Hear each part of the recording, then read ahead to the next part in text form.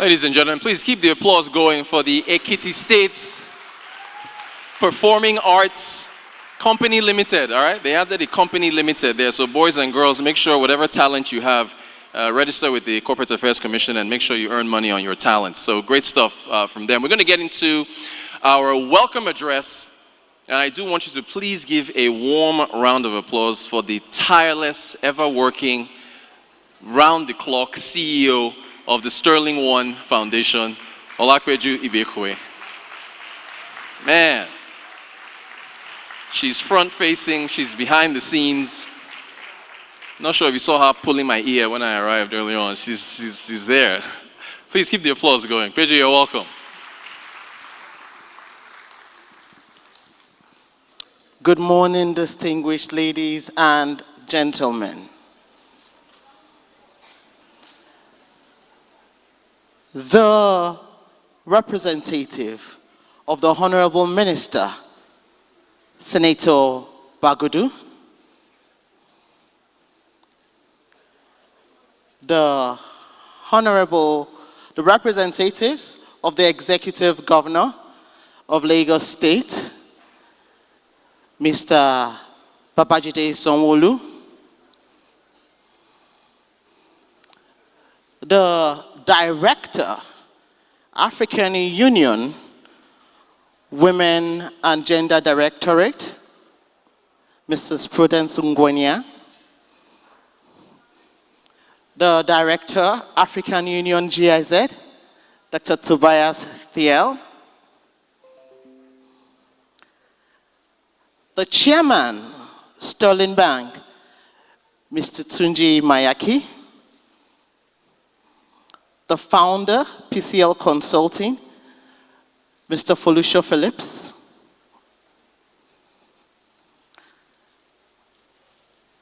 I think I'm getting the protocol a bit twisted, but then the Special Advisor to the President on International Cooperation, Dr. Dapo Oduwole,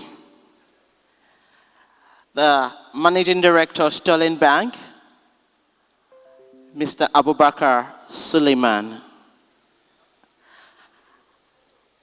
my sister and partner, Mrs. Folashade Bada Ambrose,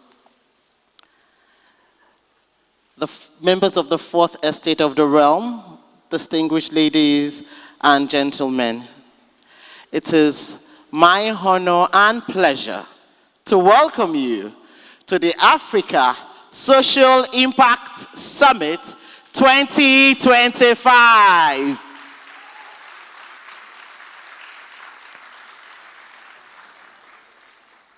This is going to be more of an appreciation note for all those that made this convening possible. So it might sound like a word of thanks, but I assure you the journey to this point has not been easy.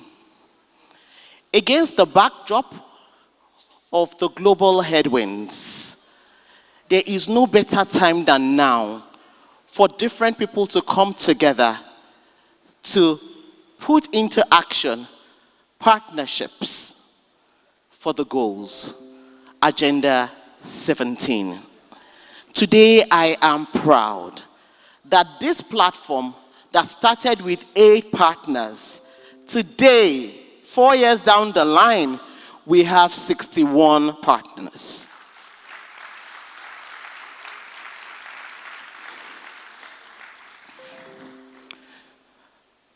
The theme of this year's convening is Scaling Action, Bold Solutions for Climate Resilience and Policy Innovation.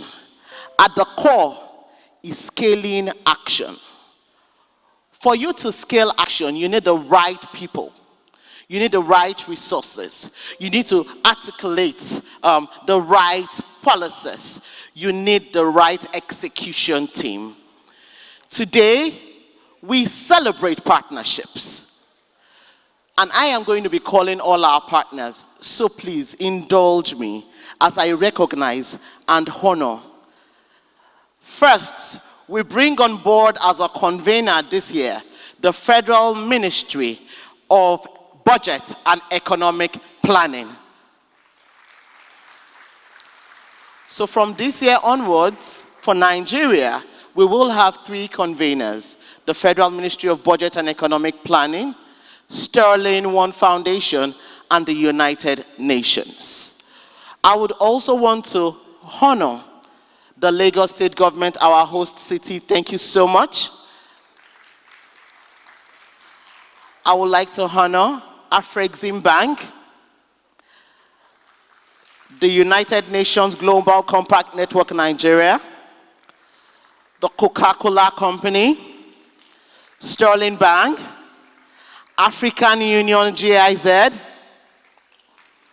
AVPA, the Nigerian Sovereign Investment Authority, UNIDO ITPO Nigeria, the British Council, Development Bank of Nigeria, IHS Stars of Strength, MTN Foundation, Plan International, SBG Insurance Brokers, UNHCR, the Green Hub Africa, ECOWAS, the National Council on Climate Change, PCL Consulting, UNFPA, Teach for Nigeria, Microsoft, UNDP, CC Hub, Spaces for Change, Quality Education Development Associates, EHA Impact Ventures, Office of the Special Advice for International Cooperation,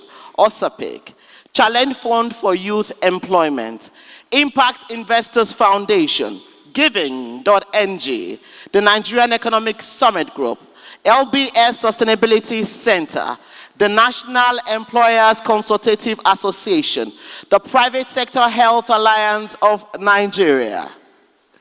We're getting tired. Please, let's clap in.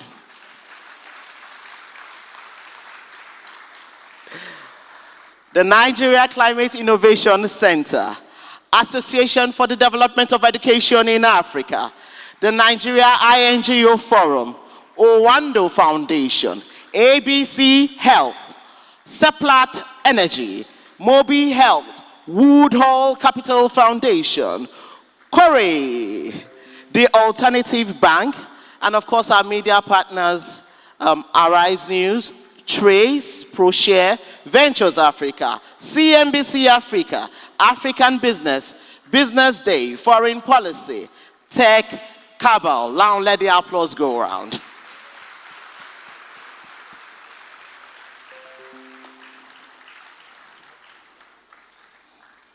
This convening is not just an event, it's an execution platform.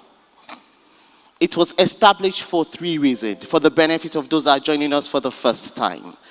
Number 1 is to galvanize multi-level, multi-sectoral partnerships for the acceleration of the SDGs and the African Union Agenda 2063.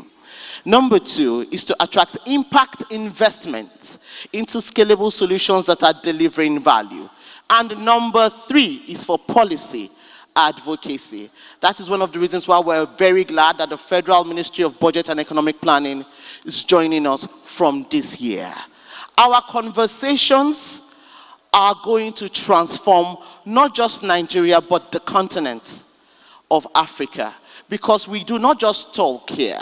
From last year's convening alone, Wema Bank signed a partnership with Katsina State Government to train 500,000 youth in the state. EHA Clinic signed a partnership with the Katsina State Government for them to be digital record system in the health system in Katsina State. Woodhull Capital signed a partnership with the Nigerian Governors Forum to raise funds for the 36 states of Nigeria. I can't hear any hand clapping.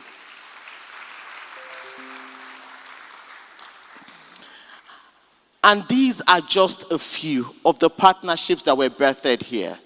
So I encourage everyone, get ready to identify your partners, for you to scale whatever it is you're doing to accelerate the SDGs. This is a social impact marketplace. This is your opportunity to scale the work you are doing to transform your society. This is the Africa Social Impact Summit 2025. I welcome you.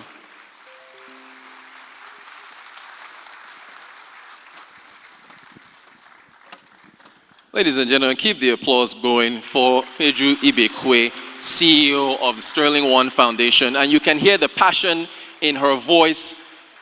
This is your opportunity. She is correct. This is the opportunity to scale the impact vision that you have in your respective regions. Ladies and gentlemen, this next gentleman is someone I have had the honor of interviewing on my show, the Global Business Report on Arise News. He's an awesome MD, CEO, great knowledge of economics, and we're about to hear from him right now in his remarks. Mr. Abubakar Suleiman, MD, CEO, Sterling Bank.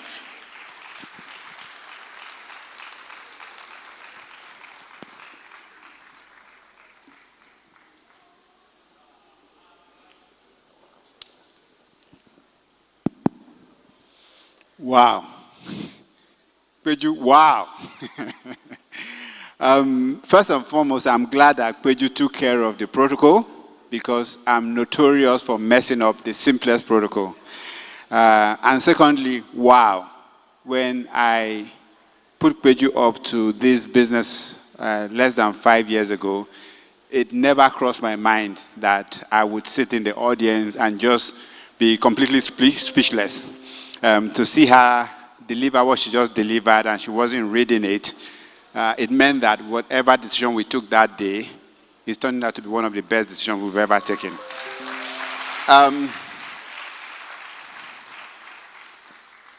I don't know how else to describe bold action, but to describe what the Sterling One Foundation has done.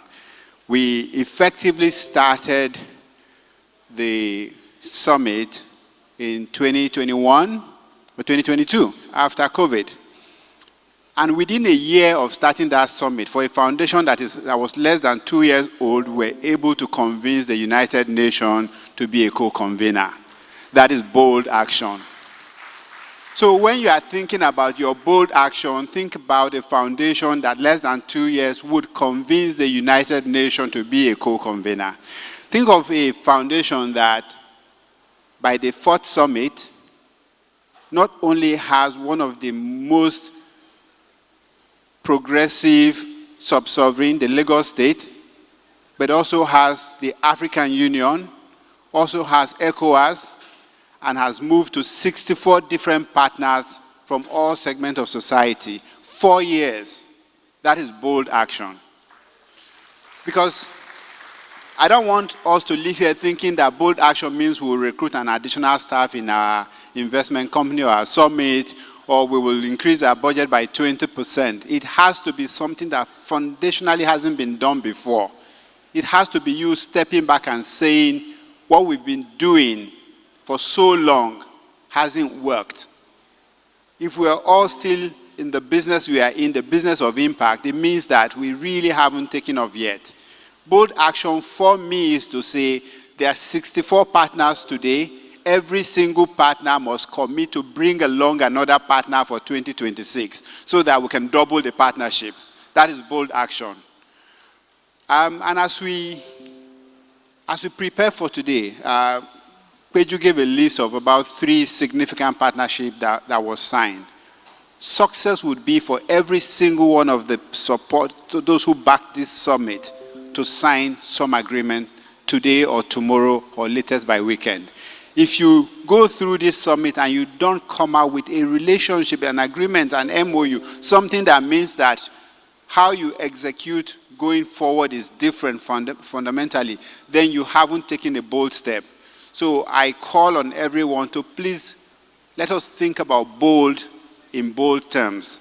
Let us think about bold in terms of doing things that are at least twice the scale of what you did last year. Because for us, we are only convening. We can't do anything. All we can do is make the space comfortable, make the room comfortable, make sure that we bring in the kinds of people that can be of value to you, and we leave it up to you to have those side meetings, have those conversations, have those follow-up, and make sure that we make a difference. Thank you very much.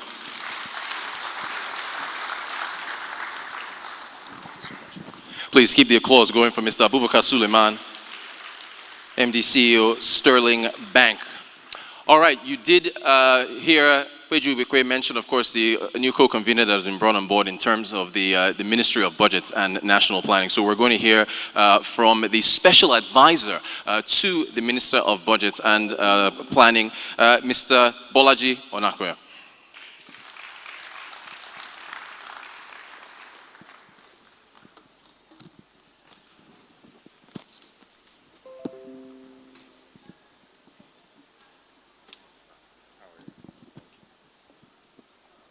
Good morning everyone. Thank you so much.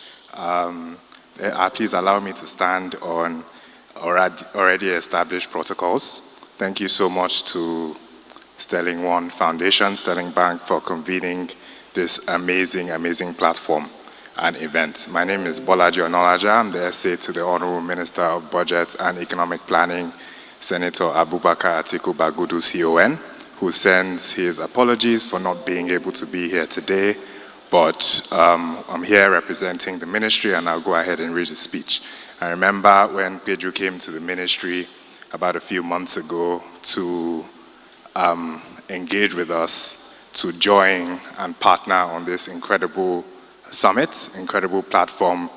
The minister was indeed excited and pleased of this partnership. He was requesting and asking, are we not doing enough in terms of engagement with the private sector and the ecosystem at large? So being able to be here today to share this and also be a part of ensuring and creating an enabling environment so that we can make sustainable change is something I know that the Honorable Minister and the ministry at large is proud to be a part of. So I'll go ahead and read the speech as it reads. It is my pleasure to be here today at the Africa Social Impact Summit under the timely and compelling theme, Scaling Action, Bold Solutions for Climate Resilience. We stand at a defining crossroad where the rising threats of climate change now meet the promise of innovation, partnership, and meaningful impact. The effects of climate change are no longer theoretical. They are real, visible, and intensifying. From floods to droughts, we are witnessing communities lose their homes, livelihoods, and access to food security. As leaders, entrepreneurs, and change makers, policy makers, whoever you may be in the room, we can no longer afford to operate as usual. I know we say those words quite often, but it's true. It's actually time to act boldly, to build systems that safeguard people and the planet. It's worthy to note and point out that the president of Nigeria, who campaigned on the Renewed Hope agenda, provides a clear national roadmap for inclusive growth, economic revitalization, and climate resilience. I think we can all agree that the sole action of the removal of subsidies on petroleum products, which was done in the beginning of the administration, is actually a testament on the agenda to promote sustainability. Promoting sustainability, ensuring that our development efforts continue to deliver a lasting impact, particularly for the vulnerable people amongst us. So the federal government has indeed made important commitments towards climate resilience, though we acknowledge that progress remains uneven across sectors. However, steps are being taken in the right direction. There is growing attention on climate-smart agriculture, renewable energy solutions, and ecosystem restoration. Most importantly, there is a renewed will to scale these efforts, translate policies into real impact, and ensure that vulnerable groups, especially youth and women, are not left behind in our national climate response. Distinguished ladies and gentlemen, one of the most critical barriers to scaling climate solutions is access to sustainable and long-term financing. Traditional funding sources alone cannot meet scale of investment required to build resilience across our communities and across the country. Recognizing this, the Federal Ministry of Budget and Economic Planning is working to foster an enabling environment for innovative financing, particularly through the growth of Nigeria's impact investment ecosystem. This includes support for mechanisms to attract private capital into these areas. Private capital is what we need to scale the solutions that we see, and the federal government and government at large need to create, this is states and federal, need to create enabling environments for that private capital to flow, right? So, while these efforts are maturing across the country, it reflects a clear intent to unlock resources that deliver not just economic returns, but measurable benefits to our people. So that's why platforms like this, like the Africa Social Impact Summit, are actually critical and vital. They bring people together, they bring ideas together, and more importantly, they bring capital together that is really needed to drive change. Scaling action requires more than policies and funding. It demands collaboration across government, private sector, development partners, and civil society, and all these stakeholders need to work together and co-create solutions that are locally rooted and scalable and inclusive. And it's when that collaboration comes from all partners within the ecosystems that you see the outcomes that you really ought to be. So, we need to forge partnerships here and turn pilot projects into national programs, small successes into transformative systems. Distinguished ladies and gentlemen, the path to climate resilience is challenging, but it is one we must walk on together. As we reflect on the ideas shared today, kindly commit to practical actions, stronger partnerships. As the CEO of Sterling Bank had said, let's commit to solutions that truly serve Nigerians. The federal government remains committed to supporting efforts that drive inclusive, sustainable and development across Nigeria and beyond. Thank you so much for allowing us to be here, and good luck to everyone. Thank you. Thank you so much. Do keep the applause going there for the Special Advisor to the Minister on Budget and Economic Planning. All right, ladies and gentlemen, we're going to get into our goodwill messages, and I want to call up first, who of course was shouted out by Peju Kwekwe at the top there from her welcome address, Prudence Ngwenya, who is the Director of Women, Gender and Youth Directives at the African Union.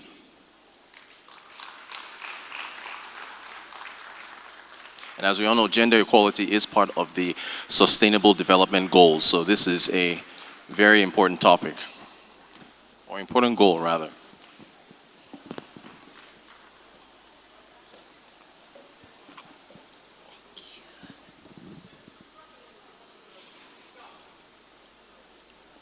Good morning, and all protocol duly observed. My name is Prudence Nongululego Ngwenya, again from the beautiful kingdom of Eswatini.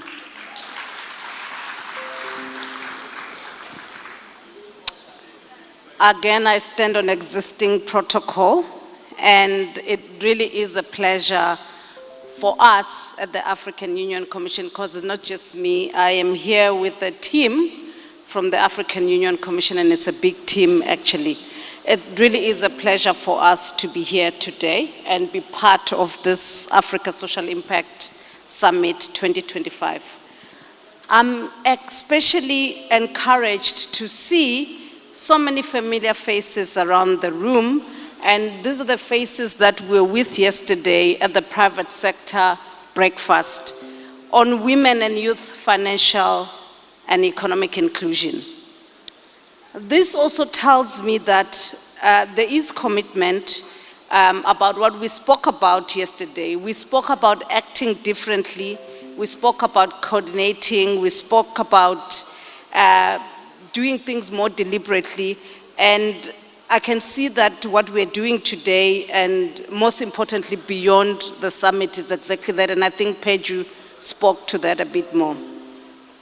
I want to say that the summit comes at a very critical time. This year, we are halfway through the decade of action for Sustainable Development Goals, but we are also halfway through the Africa Union's decade on women's financial and economic inclusion, which we are implementing through the Wi-Fi 2030 that we were speaking about yesterday. And while 2063 may seem far away, we are well into the first half of the Agenda 2063 timeline, the African Union's long-term vision and roadmap for inclusive growth, prosperity, and global positioning for the continent. There's quite a few promising models that we're seeing across the continent. I was speaking yesterday when I was presenting that one of the things that I saw, particularly in Nigeria, is what I see the vibrancy on the streets, Instagram, and all of these things that young people are doing all over, creating jobs, content creators, and things like that. So a lot of what we are seeing is many of businesses are led by women and women innovators. We're seeing a lot of young change makers, grassroots organizations coming up, and these stories show us what's possible. But we also know, and we must say clearly, that the scale and the pace of the progress remains a bit disappointing and uneven. The distance between our goals and ambitions and delivery is still far too wide. And that's why platforms like the ASIS matter. They remind us that it's not a single stakeholder. It's no matter how well-intentional we are or well-resourced we are, we cannot solve systemic challenges in isolation. Whether we are trying to build climate resilience, improve financial inclusion, or create viable pathways for youth employment and enterprise, what makes the difference is how we coordinate, how we align, and how we transition from fragmented interventions to connected and scalable systems. I have 3 things I want to leave all of us with today, and it resonates with the words alignment, scalable systems, as well as, scalability and systems. Alignment, because even when we share the same goals, we often move in parallel. Even with good intentions, we've seen what happens when private and public sectors work in silos. Governments plan one way, development partners invest in another way, private actors operate on a third track, and all of us are trying to serve the same people. Alignment is how we ensure that our collective efforts are not canceling each other, but supporting one another. My second message is scalability. Because we are not designing for hundreds, and we are designing for millions and millions to come, we already know that over 70% of the population on the continent, over 75, almost 85 is made of women and young people. Are we designing for these numbers? The third is on systems. Because short-term projects cannot deliver long-term change, we need ecosystems that are built to last with policy, infrastructure, funding, data, and accountability all working together. At the African Union Commission, particularly where I sit in the Women, Gender and Youth Directorate, we are well aware about the gaps that persist between regional and national strategies, between financing and the need, and what we announce and what we actually implement. I know this summit will surface important priorities that reflect the lived realities of our people and the ambitions we share for the continent. The African Union stands ready to support, ready to engage and partner with every stakeholder represented here to ensure that tangible outcomes for ASIS 2025 fit directly into policy, into continental frameworks and cross-sector platforms that deliver measurable progress. Progress for women, progress for young people, and progress for Africa's future. Thank you again to the organizers, Sterling One, Peju in the helm, and I wish all of us meaningful and results-oriented summit.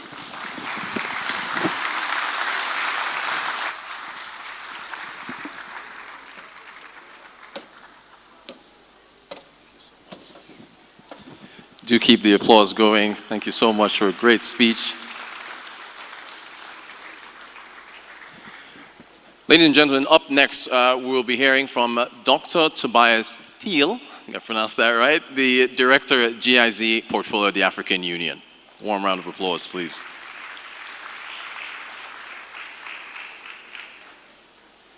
You have to love the international representation at the ASIS Summit. You're welcome, sir.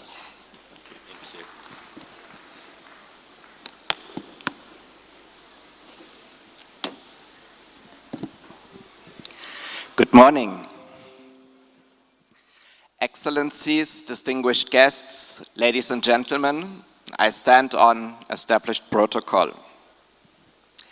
It's truly a privilege and a great pleasure to deliver this goodwill message on behalf of GIZ, the German Development Cooperation, at the opening of the Africa Social Impact Summit 2025. I can really feel the energy in the room, and it's great to be here. I would like to begin by thanking our hosts, the Sterling One Foundation, the United Nations, and the State of Lagos for the warm hospitality and in the vibrant city of Lagos. I'm truly grateful that we have the opportunity to discuss crucial policy questions for the next 2 days on Africa's sustainable future among this select and very diverse group of stakeholders, policymakers from government and international organizations, business leaders, innovators, civil society, each of which bring their own unique experiences and perspectives to the discussions. Ladies and gentlemen, we are at a crucial juncture in global development. For several years, reports have shown that many regions of the world, including the African continent, are falling behind on important targets of the Sustainable Development Goals, on climate resilience, on poverty reduction, and on gender equality, to give some examples. The UN Decade of Action calls on us to redouble our efforts on the SDGs, but we're halfway through now in 2025, not led to the desired change of trajectory. This may partially be because of the setbacks that we experienced with COVID-19, a setback which powerfully highlighted not only how fragile our progress has been, but also how urgently we need coordinated, innovative action.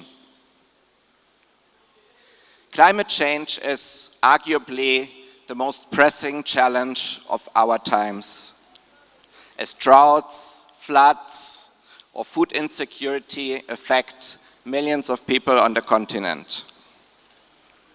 These challenges are really dire, but they are also challenges that create opportunities. Opportunities to rethink how Africa can leapfrog through climate-smart solutions and green innovation. And the ASIS 2025 can be a crucial platform for action-oriented policy dialogues about this. When we have our discussions, I believe we should also be mindful that building climate resilience is not just about tech and finance. It is, but not only. It's about people. Deep-rooted power structures and social norms continue to limit women's and girls' opportunities, particularly in climate-affected areas and sectors. And this is why we need to really harness the potential that women and youth bring and push gender equality into climate policy at every level. At GIZ, the German Development Cooperation, we are proud to work with the African Union to support inclusive climate resilience. Together, we have spearheaded a number of initiatives on climate adaptation, on disaster risk reduction, on green entrepreneurship, on youth-led innovation, and perhaps most crucially, we have spearheaded dialogues, we have promoted inclusive policy dialogues so that women, youth, marginalized groups have a seat at the table when decisions about climate action are made. At the German Development Corporation, we remain committed to this agenda, to work hand in hand with the AU, with governments, with business, with civil society. We see ourselves very much as a convener and a connector to build resilient, prosperous, and climate-smart Africa where gender equality is a reality and not just an elusive goal. So as we start the summit, let's really make good use of the opportunities that are provided to us here to forge new alliances, to mobilize resources, and to champion bold and scalable solutions that protect both people and planet. I would like to thank you all for your partnership, for your leadership, and your commitment to scaling action for climate resilience and gender equality. And I really look forward to having some enriching discussions that lead to concrete action. Thank you so much. Thank you. Thank you. Great speech. Do keep the applause going for Dr. Tobias Thiel. All right, ladies and gentlemen, we keep it rolling. We're going to hear from the chairman of Sterling Bank, Mr. Tunde Mayake. Please, a warm welcome as he approaches the stage.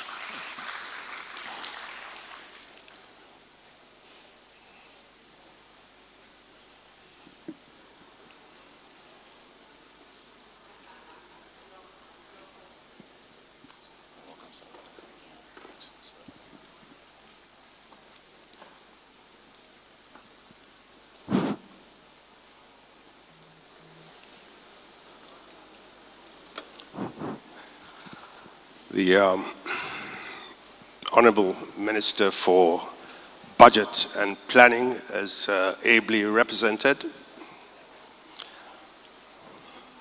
His Excellency, the Executive Governor of Lagos State, as ably represented. African Union Champion Hub Partners as present here today. All other sequences of order duly replicated. Distinguished guests, esteemed colleagues, fellow advocates for social impact, good morning. It's an honor to address this gathering at the Africa Social Impact Summit. Today, we converge with a shared purpose to reimagine and progress and design a new blueprint for sustainable growth in Africa. As we stand at this critical juncture, we are reminded of the immense potential that lies within the shores of our continent. Now, Africa is a vast home to a vast area of resources. I think we can all recognize that. Talent, innovation, imagination. Yet we also face significant challenges that threaten to undermine our entire essence and progress. It is in this context that our collective efforts become rather crucial. At Sterling Bank, as you would have heard from the MD when he spoke earlier today, we believe in harnessing the power of partnerships to drive meaningful change. Our collaboration with the United Nations, Nigeria, and the Sterling One Foundation has brought us to this pivotal moment. The Africa Social Impact Summit serves as a testament to our shared commitment to accelerating progress toward these sustainable development goals. And in doing this, we would be focusing on 3 particular areas: partnerships, innovative solutions, and investment. We recognize that no single entity can address the complexities of sustainable development alone, and that it is through partnerships that we can leverage diverse expertise and resources to tackle our numerous issues. We're also witnessing a surge in innovative solutions that can drive social impact, from healthcare, climate resilience. All these solutions hold the key to unlocking sustainable growth. Impact investment is critical to scaling these solutions and ensuring their sustainability.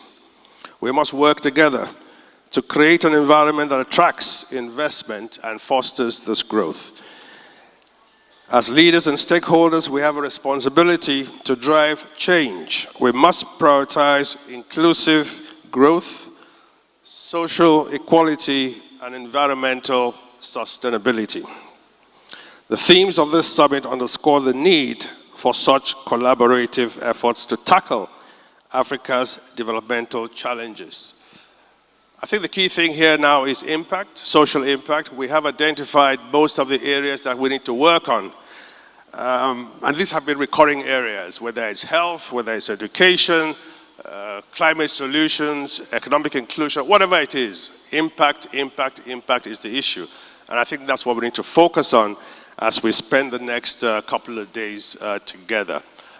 Permit me to borrow a concept, that our South African brothers will be more familiar with, and that is the Ubuntu concept. Shared responsibility, common goals, okay? What will harness our collective strengths and responsibilities together. I think deploying such a concept to what we try to do will help in no way to, foster the impact that we need to take our skill into the next level. I thank you all for your attention this morning.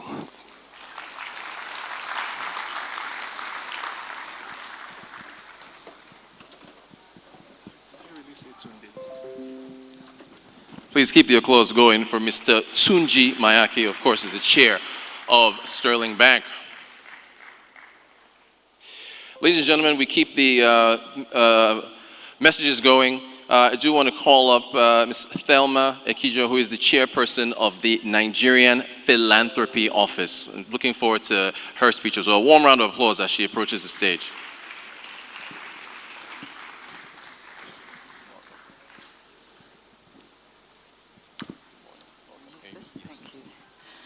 Good morning. First of all, the chair of Sterling Bank, the MD, the CEO of Sterling One Foundation, my dear Peju, and all other protocols observed.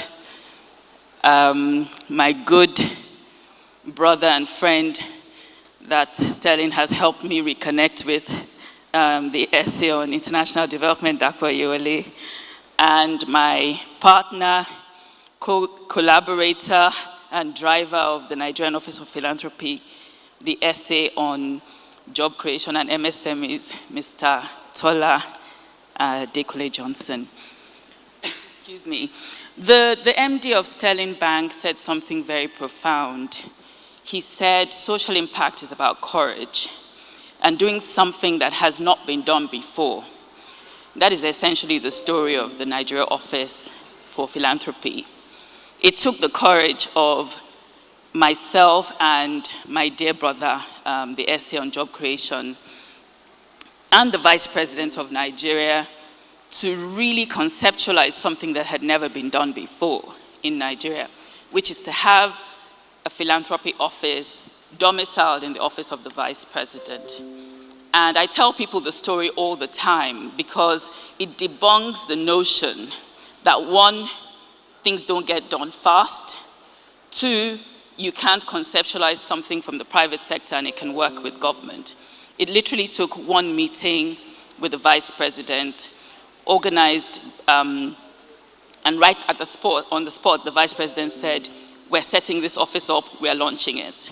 Fast forward 18 months after, I think from the attendance in this room, we can all see that social impact is pivotal to the conversation in Nigeria, especially in the global climate that we're currently in, where there's a reduction in global international development funding.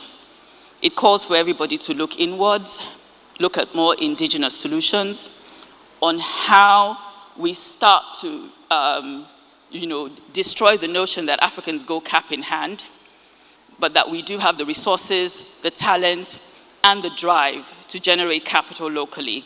And that's what MPO has been doing. But to do this, to make it work, you need a vibrant ecosystem. You need an ecosystem that can attract innovative catalytic capital and partners. You need the government to create the right environment. We need players that are both on the demand and supply side of social impact. And all of us who are players in the space have to be invested in each other's success. We have to amplify what works, and we have to challenge what does not. We need to improve how we partner. Too often in the sector, there's still too much duplication of efforts. And as a result, we're not using our resources well. We need to track our impact and report on it properly. We need to destroy the notion that Africa is purely risk and less opportunity. For us at MPO, partnerships are key to everything we do. When we started this work, it was very clear to us that the work couldn't really proceed because the right policy environment did not exist. And so through a partnership with the Impact Investors Foundation, where they led, the process has started to have the first ever legislation on philanthropy in Nigeria. We also realized that to really deepen indigenous philanthropy, we needed regional gatherings. And so in May, we held the Southwest Philanthropy Summit. Many of you here were there. As a result of that summit, Osun State is setting up a philanthropy office, and the governor has just this week sent a message that he wants to host a roundtable on philanthropy. Yes. We've also, as a result of what we did, the special advisor on job creation threw a challenge out on that day and said, whoever is ready, we're ready for you. And I've received messages from Bayelsa State and Nasarawa State that they want to hold philanthropy summits. I think they deserve a round of applause, please. So things are happening in Nigeria. A lot more needs to happen. We've also signed an MOU with the Nigeria Diaspora Commission to channel diaspora philanthropy. Nigerians give 20 billion in remittances every year. It answers one fundamental question. Do Nigerians give? The answer is yes. The problem is we don't have credible channels through which they can give. And so we're working on diaspora philanthropy. The president is hosting Diaspora Day in a couple of weeks, and there'll be a delegation of our partners coming to Nigeria. One of those partners owns a shoe factory, and for some reason they're established in Ghana. We're going to try and get them to establish in Nigeria. And through that very tangible example of diaspora and giving, money will be used to create jobs in Nigeria. I want to end by saying partnerships are not just lip service. It's hard to partner. You have to be committed to the partnerships. And as I said, you have to be invested in each other's success. So for us at MPO, it's not easy, but we've started something. Yesterday at the breakfast meeting, everybody was so excited about the work and talking about what we're doing and wanting to be part of it. We're very open to that. Our mandate is job creation. But the truth is, if we get this right, it will be an example of something that is indigenous, that was fully funded by capital in Nigeria, and it can serve as an example to broaden what we can do as a country and as a continent.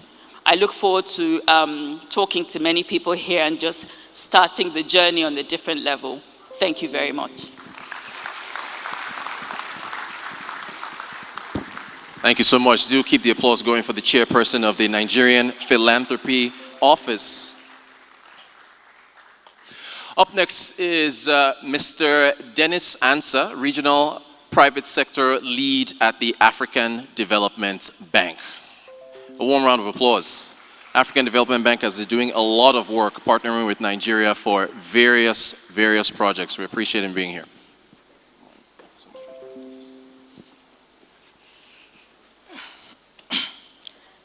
Good morning.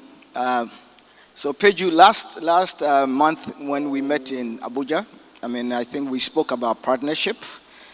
And I see why we need to continue that conversation and be a convener for the next summit, and also see our name on the board.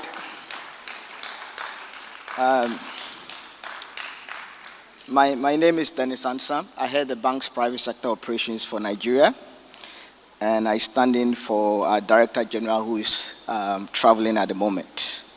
And I will also stand on existing protocols. So I'm honored to join you at the ASIS Summit for 2025, convened under the theme Scaling Action, Bold Solutions for Climate Resilience and Innovation.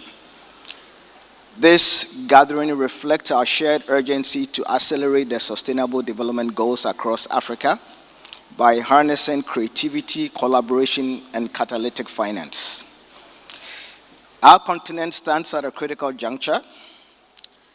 From the Sahelian droughts to coastal flooding, communities are on the front lines of climate disruption. At the same time, Africa is home to some of the world's most dynamic innovators, social entrepreneurs, and purpose-driven financiers. Today, as we unite these talents around a single mission to transform risk into opportunity and build ecosystems that endure. Over the past decade, the African Development Bank has devoted over $2.2 billion to uplifting Nigerian communities, enhancing education, reviving vocational training, empowering youth entrepreneurs, and strengthening water and sanitation services. We've pioneered digital and creative enterprise financing, mobilized private capital into special economic zones, and launched the Nigeria Youth Entrepreneurship Investment Bank to catalyze opportunities for tens of thousands of young leaders. In education alone, our support for the Nelson Mandela Institute of Science and Technology has yielded 398 master's and PhD graduates, for which 35% are women, and I've seen 60% of the alumni employed within 6 months.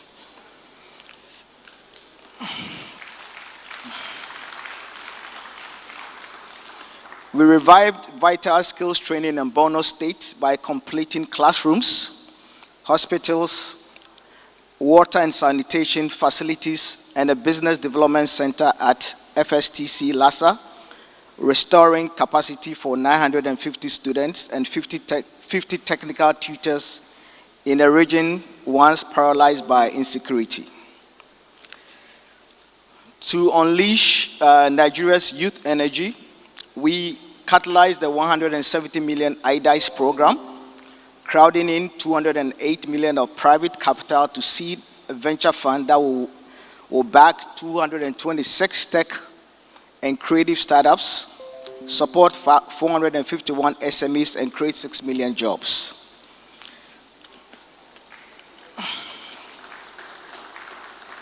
In Ekiti State, our 80 million knowledge zone has already attracted commitments from leading tech firms and is expected to generate 10.8 million in annual revenues and train 8,000 youths. Last year, in working with the federal government, we approved the Nigeria Youth Investment Bank, a platform that is expected to support 38,000 youth-led MSMEs with patient capital, and is expected to generate 161,000 direct jobs, 1.4 million indirect jobs over the next 20 years.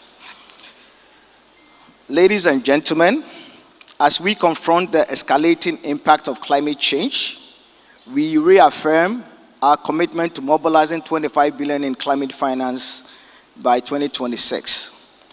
Through the Africa Adaptation Acceleration Program, the Green Investment Program for Africa, and our Green Bank Catalyst Initiative, we are equipping MSMEs, women, and youth with tools, capital, and skills to lead a just green transformation.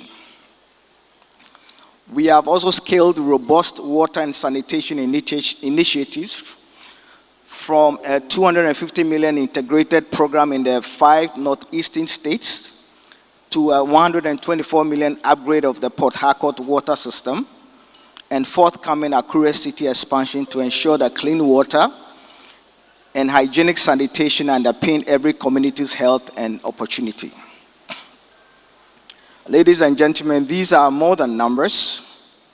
Each graduate, each job created, each job built, each drop of clean water delivered, and each green enterprise finance is a testament to Africa's ingenuity and determination. But our work is far from being done.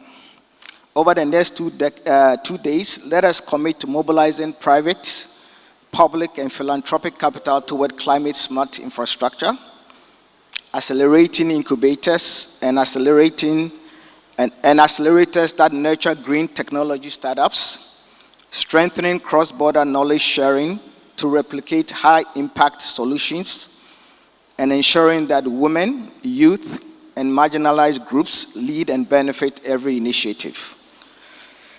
I once again congratulate the Sterling One Foundation, Lagos State Government, and all the partners up here for the visionary leadership in convening this summit, which is expected to spark partnerships that propel bold pilots into continent-wide scale and drive measurable progress towards the SDGs. Thank you.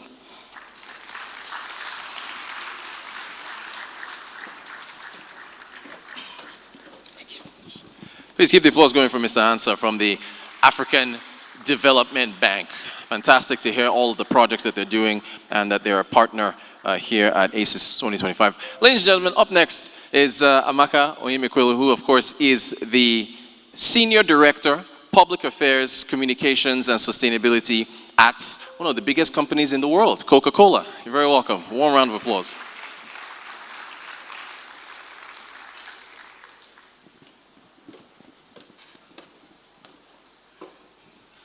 Thank you. Good morning, everyone. I would also beg to stand on already established protocols. And for me, it's quite exciting to be here in this room today. Being one of the very few partners that queued in to exist 4 years ago, we are deeply proud that we've grown from 8 partners to 64. I would like to thank Peju and thank you, Abubakar, for believing in this vision. We are quite excited to have both United Nations, ECOWAS, and African Union in the room. It's indeed an honor to stand before you today at this African Social Impact Summit 2025, organized by Sterling One Foundation in partnership with the United Nations, because it's quite critical. And the theme, I think, is very apt: scaling action, bold solutions for climate resilience and innovation. I think everybody agrees that for us to meet the SDGs and the Agenda 2063, it has to be a collective effort. Africa today faces extraordinary challenges, particularly in helping address climate change and driving sustainable development. This summit theme reflects the opportunity within those challenges. Bold, collaborative, and innovative solutions are critical to ensure that we deliver on this goal and truly leave no one behind. At the Coca-Cola Company, and as a total beverage company, we are driven by our purpose, which is to refresh the world and make a difference. We aim to grow our business in ways that drive positive change and build a more sustainable future for the planet and for everyone. And to achieve this, we are focused on prioritizing some goals that also seek to improve climate change and resilience. Of course, some of those focus is on water security for high-risk locations. How are we reducing our packaging waste footprints and also decreasing the emissions to ensure that the climate resilience is built. For example, I'll give you an example on how we are taking action. Water is a priority for the Coca-Cola business because it's not only priority for us, it's also essential to life. It's essential to the beverages that we produce. Over 95% of our ingredient is water. And the communities that we serve as well. We face increasing water insecurity in many regions across Africa.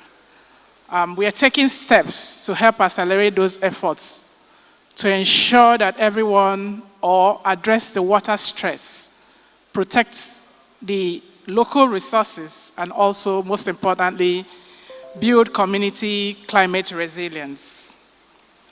We are prioritizing this in our operations to ensure that we give back to nature and to those communities. Together with our bottling partners and the Coca-Cola Foundation, we're investing in projects to improve watershed and water supply that actually affects the household use, agriculture, and across our manufacturing facilities. In Nigeria, we have so many water projects working with different partners, delivered across the various states and most importantly in underserved communities.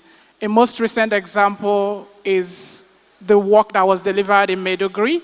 We are privileged to be one of the few companies that is still have very big operations in Maiduguri. And I challenge people in this room today, if you're working in the water space, please let's have some conversations. In addition to that and across Africa, because we are not just a Nigerian-based business, we are privileged to be present in 54 markets in Africa. So Africa is quite important for us. We've been on the continent for over almost 100 years, and it's important that every location in Africa is important for us as well. In our packaging waste, everybody understands that there's a whole issue around packaging and waste management in Nigeria. We are a big contributor, so also is our responsibility. We believe that we offer our beverages in a variety of packaging formats, glass, plastic bottles, aluminum cans, and refillable packaging, which is our returnable glass bottles in Nigeria. Each of these options can play a role in helping to reduce packaging waste and emissions. Our efforts are focused on using more recycled content in our primary packaging material, supporting collection ecosystem, both of which require enabling policies and the growth of collection infrastructure. Our profile thanks goes to Lagos State government.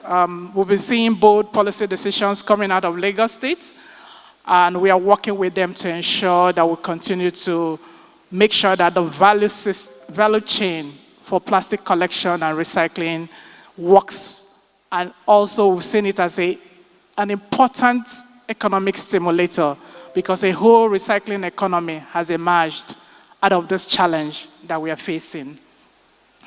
The Coca-Cola company comprises, or the Coca-Cola system comprises of the Coca-Cola company and authorized bottler in Nigeria, which is Nigerian Bottling Company. Together, we are taking bold steps.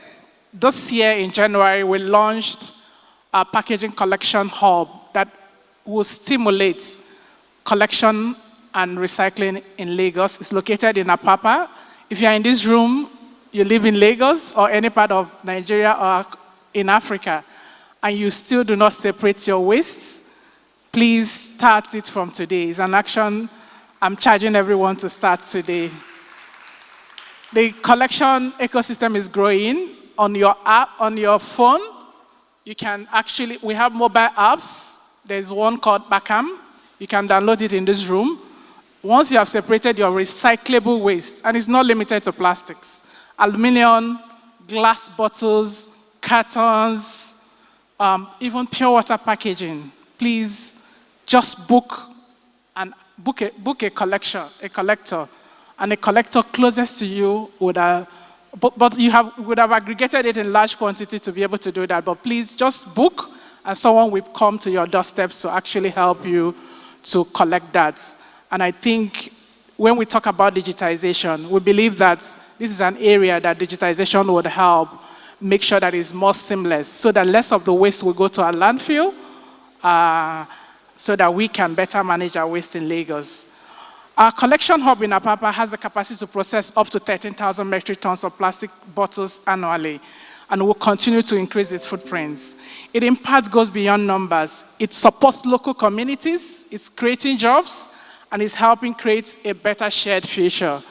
Through collaboration and local partners, the Coca-Cola system will continue to expand its design innovation, explore new collection models, and improve existing ones. Invest in local infrastructure, like the hub, and engage with communities to help a better shared future.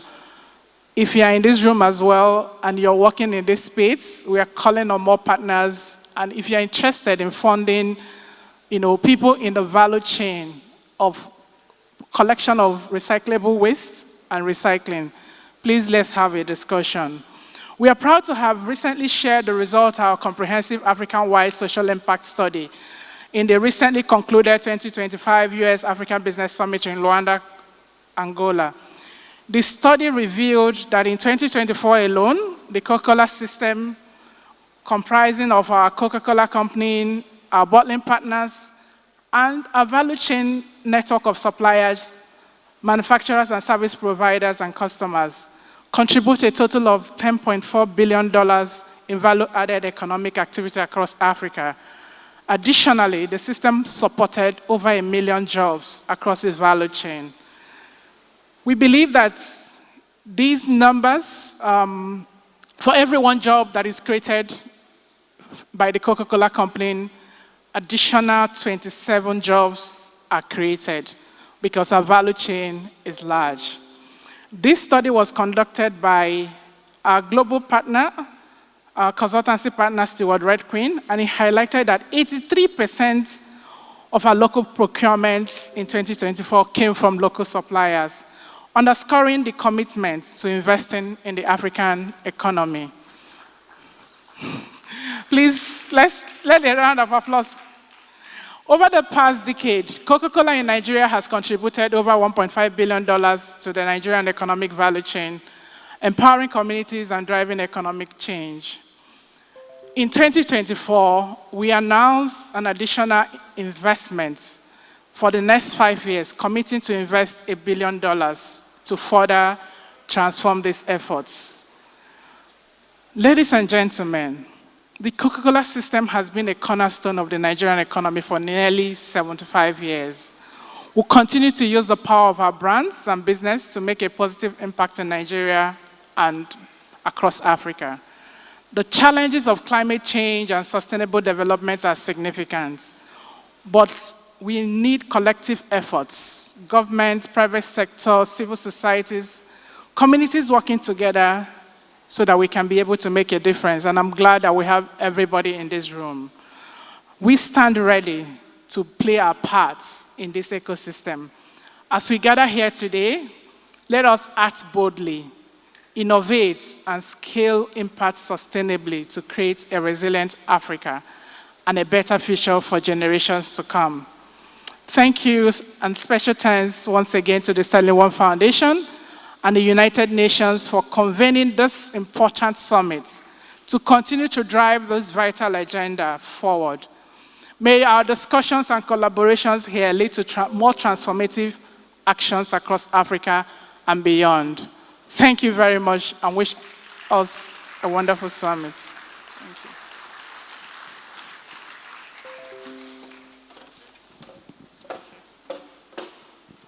Thank you so much. Amaka Onyemelukwe, Senior Director, of course, for Public Affairs Sustainability at Coca-Cola. Up next, ladies and gentlemen, let's welcome Mr. Dakbo Oyewole, who is a Special Advisor to the President on International Cooperation. Very vital position there. I'll give him a round of applause as he comes to the stage. It's all about cooperation and partnerships.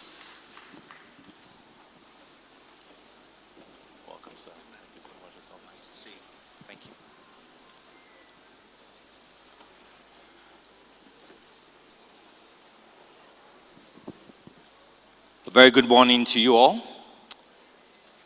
It is indeed a delight to be here today, and quite, shall I say, nostalgically so. Nostalgic because 3 decades ago, as a teenager, I used to take long walks on this same street in Victoria Island with my best friend as we dreamt about the future, what we wanted to achieve, the kind of life we wanted to have, and the world that we wanted to live in. Of course, as you can imagine, it was a different street then, and many of the impressive buildings that you see now did not exist then, and the world we live in today is vastly different from what we expected. The best part of our walk then used to be along what we call Bar Beach, as we would watch the waves of the ocean from afar. And if we wanted to get our feet wet, we would walk much further inwards into the shoreline. But about a decade after, I visited from England, where I'd relocated to, and I was very eager to go to the beach, hoping to relive those young days when we had no care in the world, no bills to pay, and simply had the freedom to walk aimlessly on the beach and the license to dream big dreams. But what shocked me immediately I returned was how much a shorter walk it was to the shoreline. It seemed as if the sea had hungrily eaten up the land, and like it would soon overflow and claim the streets where we used to walk in, and even this hotel in which we are gathered. Ladies and gentlemen, over decades of walking on this street, I saw practically the beginning of the battle between humans and nature for ownership of our land. And more, at some point, it seemed very much that nature was winning, and the streets of our childhood dreams will be drowned by the waves of climate change. Years later, as a diaspora returnee working in the international development sector, I was invited to an event in this same hotel at which the former governor of Lagos State launched what looked like an impossible feat of a project called Eko Atlantic City. Impressive as it sounded, many people felt it would never see the light of day. They clapped and went home. But yesterday when I got in from Abuja, and as I drove down on these same streets I used to walk as a child, I could not recognize it. I could not see the waves that used to beckon as we walked by. I could not even see the sand on which a lot of our childhood dreams were built. I could not even hear the waves of the ocean, which reminded us of the extraordinary power of nature. Why? Because instead of the same beach, I saw tall new buildings, new roads, and a whole new city emerging right on the same beach where my childhood dreams were built. And by this, I mean that same Eko Atlantic City. Ladies and gentlemen, as I drove past, I felt not just a sense of nostalgia, but a strong sense of possibility.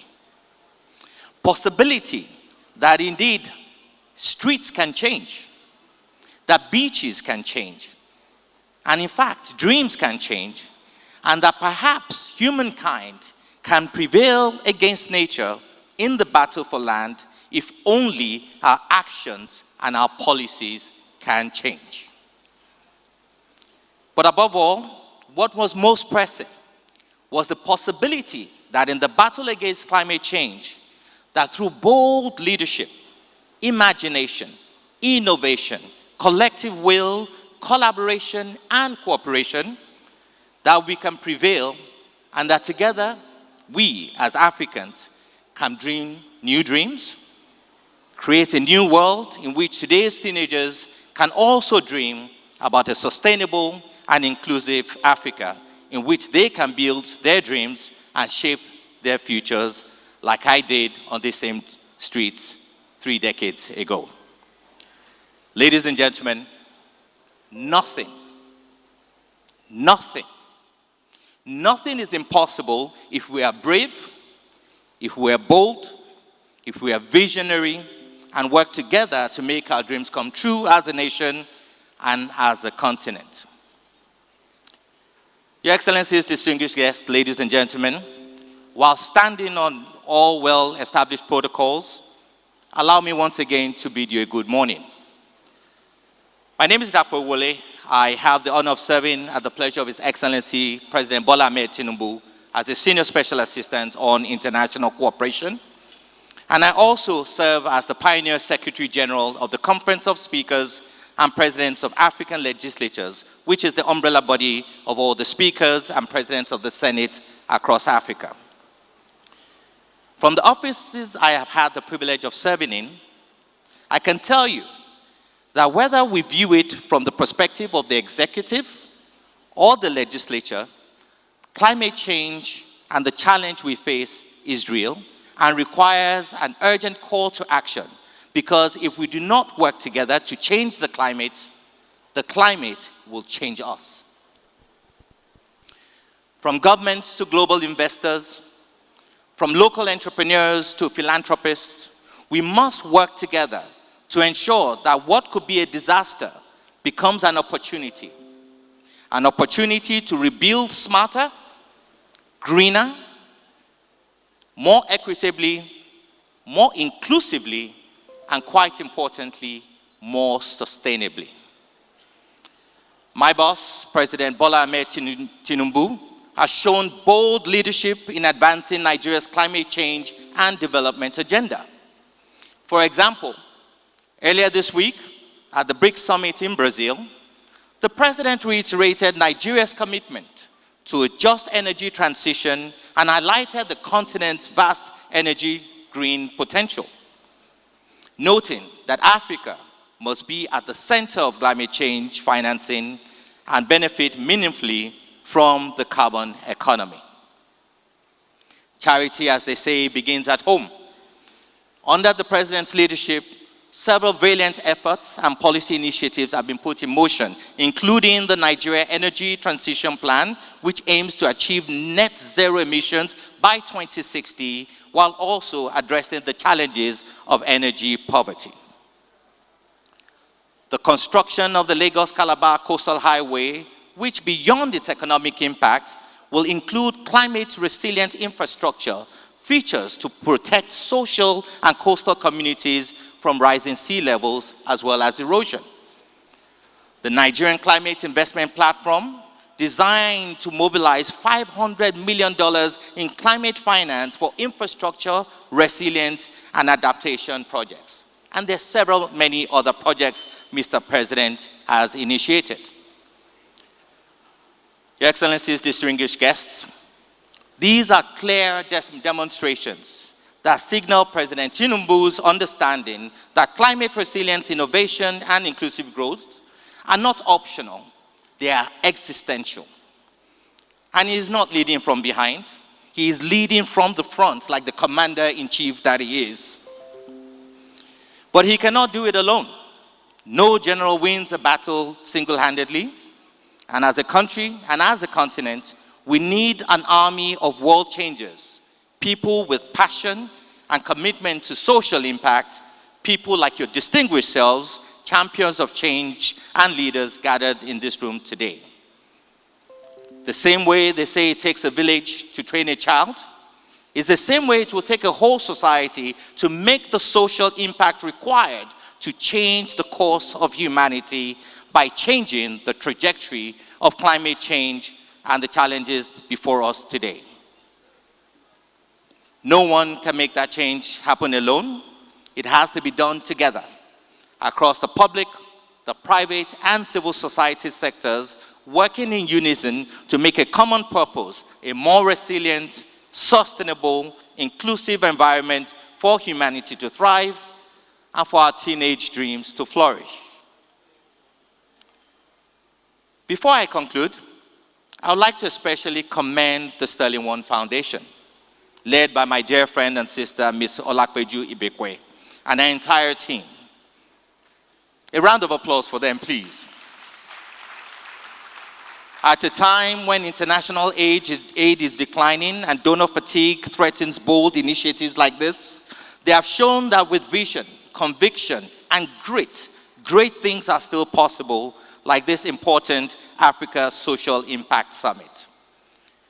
To convene a summit of this magnitude, to rally partners and investors, to create space for cross-sectoral dialogue and catalytic action is no small feat. It speaks to their diligence, their integrity, their credibility, and commitment to Africa's future. Sterling One Foundation, we salute you and we thank you.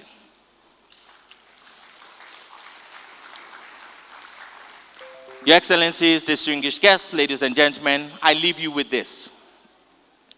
Across the continent, from the fishing villages of the Niger Delta to the many tech hubs here in Lagos and across Africa, our people are watching. They want more than statements. They want solutions, and they want them at scale. They want action, bold, meaningful, transformative action, not just more words. Africa has never been short of ambition. What we need now is accelerated action, and that is why this summit matters. It provides us a platform for meaningful and transformative action. Therefore, as we gather here at this Africa Social Impact Summit, may we not just trade ideas, but make bold commitments. Not just make pledges, but make critical decisions. Let us look at one another. Ask, what can we do together that we cannot do alone?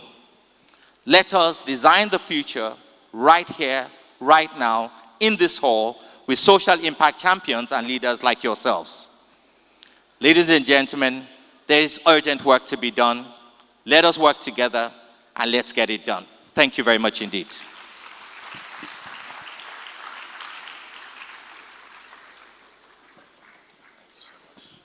Thank you, sir. It was a great speech. Please keep the applause going for Mr. Dakpo, Special Assistant to the President. Ladies and gentlemen, the United Kingdom is a strong partner for Nigeria across a variety of sectors. You check foreign portfolio investment numbers, trade numbers. So we're very happy to have here, speaking up next, Donna McGowan, who of course is the Country Director for the British Council. So please a warm round of applause as she takes the stage.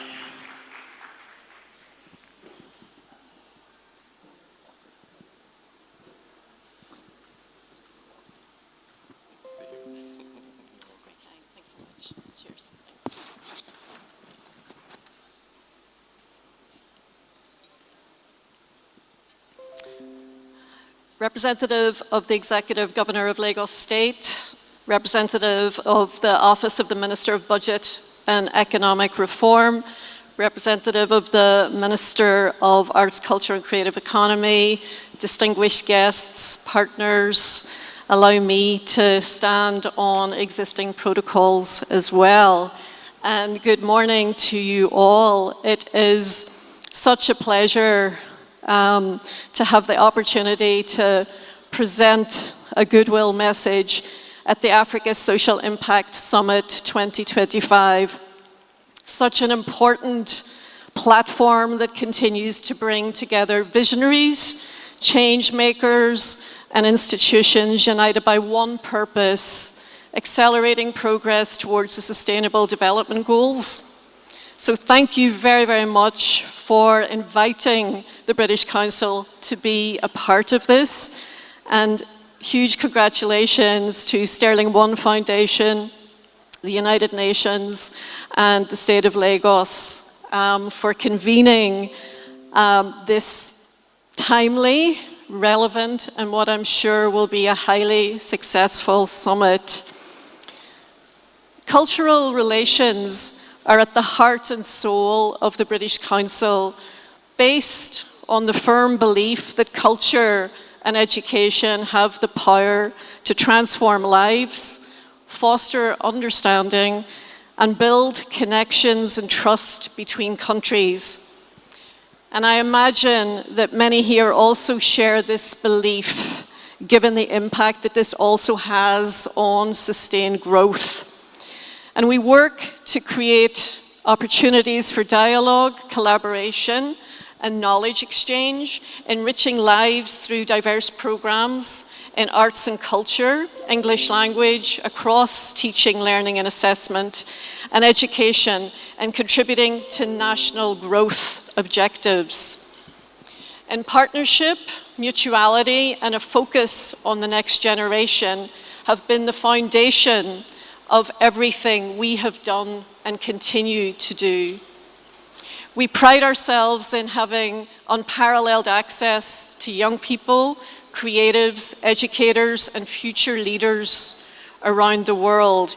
And for the past 90 years, the British Council has remained focused on helping people around the world better understand each other, and something that becomes even more in challenging times. And whilst our work in national and international partnerships in Nigeria span our three key sectors of arts and culture, education, and the English language, I'd like to add here that our work in arts and culture addresses the challenges in the creative sectors through strategic investment, policy advocacy, and regional and international collaboration. Support artists and cultural professionals in achieving their growth objectives and reaching their full potential across a variety of arts sectors and disciplines in 13 countries in the region. And of course, more is needed, and we very much look forward to developing and sustaining new partnerships in order to take this further. And the theme of the summit, Scaling Action, Bold Solutions for Climate Resilience and Policy Innovation, calls on all of us to go beyond conversation and move with urgency and imagination. And we all know that the challenges we face, from climate change to inequality, cannot be addressed in isolation. They require courage, collaboration, and co-creation across all sectors of society. In our work in Nigeria, we have seen the power of opportunity and collaboration, especially when it reaches young people. When supported, they drive new thinking, offer bold solutions, and uplift their communities. An example of this, and one of many, is the A+ Agency, which is a youth-led organization based in Port Harcourt, which is helping fashion entrepreneurs launch their fashion brands into the global market and to build and run international brands which are environmentally friendly, socially inclusive, and importantly, profitable. And this example is a reminder that bold ideas can take root when we come together, not just as institutions or sectors, but as people with a shared stake in the future.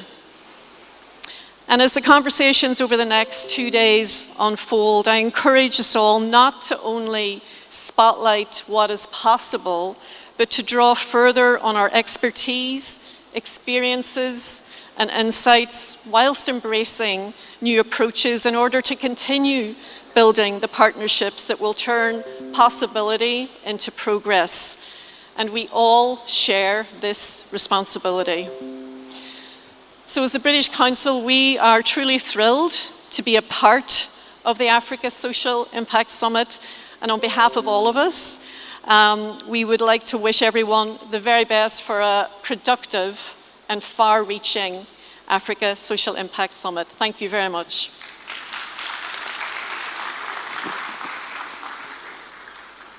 Thanks a lot. Thank you so much. Donna McGowan, Country Director there for the British Council. Thank you so much. Ladies and gentlemen, as we wrap up the goodwill messages, we saved the best for last. Plan International has been a great partner to ASIS. They've been with from day one, just starting as a speaker and then elevating their partnership and support. So we're very happy to have Mr. Charles Usie, who's the country director at Planned International Nigeria.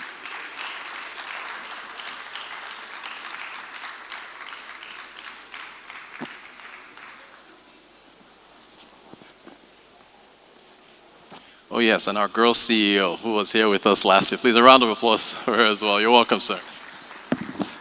Thank you.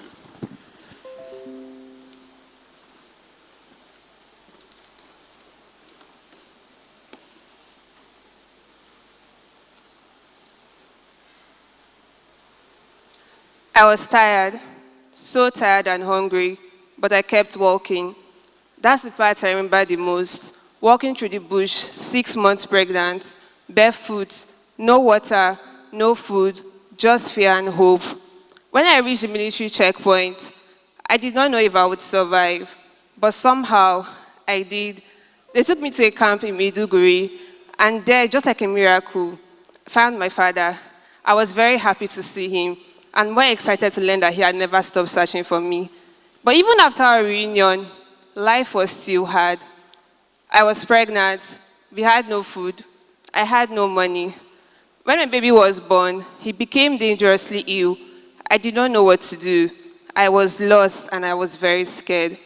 But then support found me, real support, real action, not just words and promises. I remember it all started with a tape around my baby's arm, just 9 centimeters. That was what the woman said. And afterwards, everything changed for good. My baby received therapeutic food. I began receiving monthly allowances to buy food and medicine. I joined a support group. I got counseling, and I learned how to cater for myself and my baby. I no longer feel lost. I feel whole. Today, I'm learning to sew. I want to build a future for myself and my son, a future where we not just survive, but live with dignity. This is the story of Asia, a girl that was empowered by partnerships at work. But you see, Asia is just one girl. There are millions and thousands of girls like Asia today across Nigeria and in places and communities where the world are focusing about. Like a typical example, I'm sure many of us don't know about Jerry, Mafa, or even, like a typical example, most of us don't know about Jerry community, Mafa, and even Goza. And these are communities that are underserved and very hard to reach areas in Nigeria. But then, girls in these communities, they face the same struggle, the same silence, the same risks, and the same challenges that Asia has faced. Because these crises that we face today, conflict, poverty, hunger, and climate shocks, they do not fall equally. They fall the hardest on the girl child. When floods come, she stops going to school. When money is low, she's often married off early. And when food is scarce, she eats last or not at all. Also, when systems fail, she bears the suffering in silence.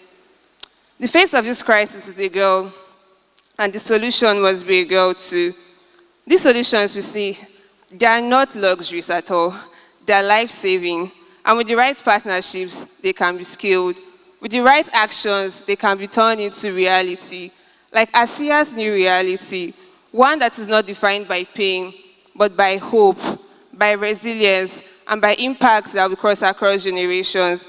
Because you see, when we save girls and when we invest in girls, we do not just scale action. We save lives, we save future, and we save leadership. Allow me to introduce myself. My name is Edwina Okuru, the Shadow Country Director of Plan International Nigeria. And standing here beside me is Mr. Charles Susi, the Country Director of Plan International Nigeria. Thank you very much, Edwina. Both of us continue to stand on the existing protocol. Plan remains a proud theme partner.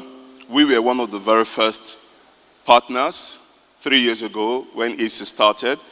We're really proud to be here in 2025, and I continue to present my commitment on behalf of Plan International to remain a partner for as long as Africa needs this summit.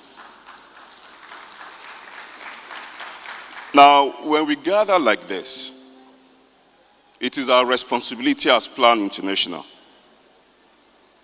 to ask, how are young people and girls involved in the conversations and decisions and deals we'll be having here in this summit? It is great to talk about billions of dollars and big projects that we have catalyzed in Nigeria. Very amazing. It's really nice to hear all of that. However, the critical question that comes up, from my experience as country director in Nigeria for over 13 years, is young people sitting here will ask, how does this benefit me? How does it benefit young people? How are girls and children benefiting from these conversations and the deals and the investments? What does this mean actually for young people? And I can see the hall filled with a lot of young people here. I suspect that this is the question on their minds today. Now, every day, every second, girls are left behind. The gender gap is widening. The World Economic Forum 2 years ago told us it would take 130 years to achieve gender equality. For Plan International, this is totally unacceptable. And we are catalyzing action, bold actions, to ensure we beat this clock and reduce this number of years.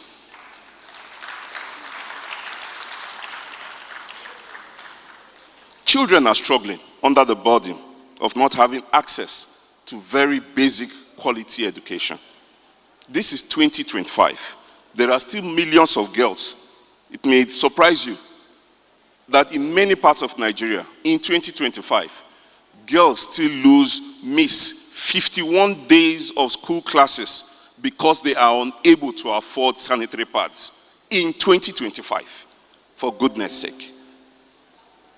We still have children who are unable to go to school in Nigeria in 2025 because flooding has cut them off from the accessible road to their schools. In 2025, in Nigeria, we still have children who are unable to go to school because of insecurity.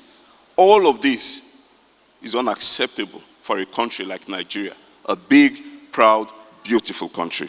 So, what are we going to do? That's why we're here for this summit. Our role, alongside young girls here in Nigeria, will be to join this conversation and ensure that whatever we decide, whatever we discuss, we actually take into account the wide impacts for children and girls in Nigeria. So, what are we going to do? Last year, a couple of young girls met me and said, Charles, you guys are doing amazing work everywhere in some of the remotest parts of Nigeria. Not too long ago, I came back from Gwoza. For those of you who know Gwoza, it is actually sharing boundaries with Sambisa Forest. I have a team of young people there providing life-saving food and nutrition services to 116,000 people on a monthly basis. Now, the question is, some young people ask me, so what are you doing in Lagos? And I said, well, let me think with my team and we'll come back. We're here in 2025. I have good news for you. We're here in Lagos and we're having wide conversations with the Lagos state government to actually deliver 2 key solutions for girls and children in Lagos state. And it is as a result of the conversations from ASIS that we are back bold with actions to begin to consider setting up a girls' hub in Lagos and a community library at some point. This is a conversation we're actually having right now with the Lagos State government and with some partners. So the question is, what else are we going to do this year in ASIS 2025? Well, this is what we're going to do. We are providing ourselves here as conveners for young people and for girls' solutions in Nigeria. So we are going to be looking at various products and options that we will use to catalyze actions for girls. So what have we done? This is one of my commitments. As a chief executive of Plan International, I have made a commitment that for as long as I continue to serve as the chief executive and country director for Plan International in Nigeria, I will have a young girl accompany me in my role. And that is why I have a shadow country director occupied by a young girl standing here, Edwina. Edwina is serving with me for 1 year. This is the third shadow country director I have had since I started this initiative 3 years ago. They serve for 1 year and they graduate, and I get another one. I will continue doing this as my commitment for girls in Nigeria. Question is, what is your commitment? What will you do for young people and for girls? So as we gather here in the next few days, please take action. Think, act. Ask young people what they want. There are so many young people in this hall. As we start having these technical sessions, please keep it at the back of your mind that there are many young people here who are hungry for opportunities, hungry for solutions. Please keep that at the back of your mind so that should determine the kind of conversations you will have, the tone, and even the content of what you will say, so that you can connect with young people. Because at the end of the day, what does it mean if we leave millions of young people, and especially girls, behind? So, together, I'm encouraging all of us to please take bold actions for children and girls today. I particularly want to celebrate Sterling One Foundation and all the other theme partners for making this happen. I think this is the best thing we're giving to Nigeria, we're doing for ourselves. I celebrate Sterling Bank and Chief Executive. Thank you so much for your leadership, for making this happen year after year. On behalf of young people, on behalf of girls, we say thank you to Sterling Bank and to Sterling One Foundation. And then we say, please, keep your ears open, keep your handshakes available for young people as we have this conversation together over the next 2 days. Thank you very much for the time.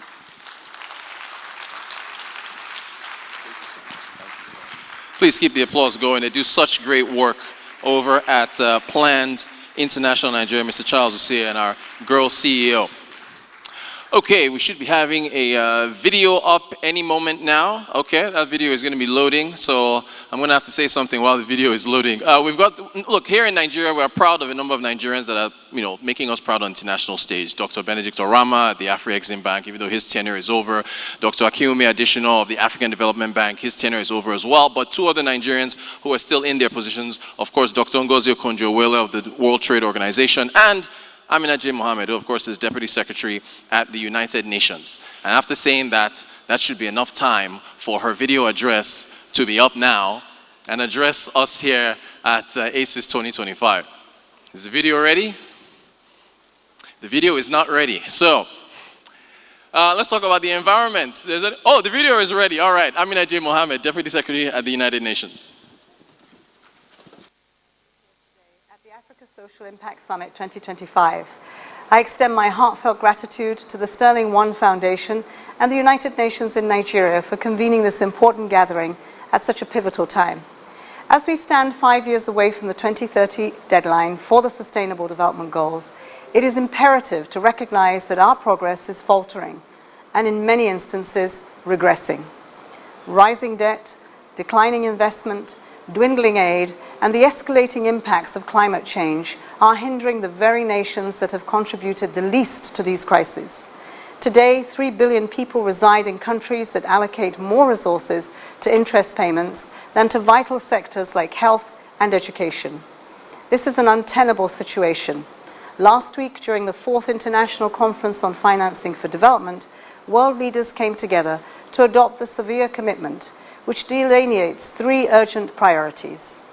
First, catalyzing large-scale investment for sustainable development.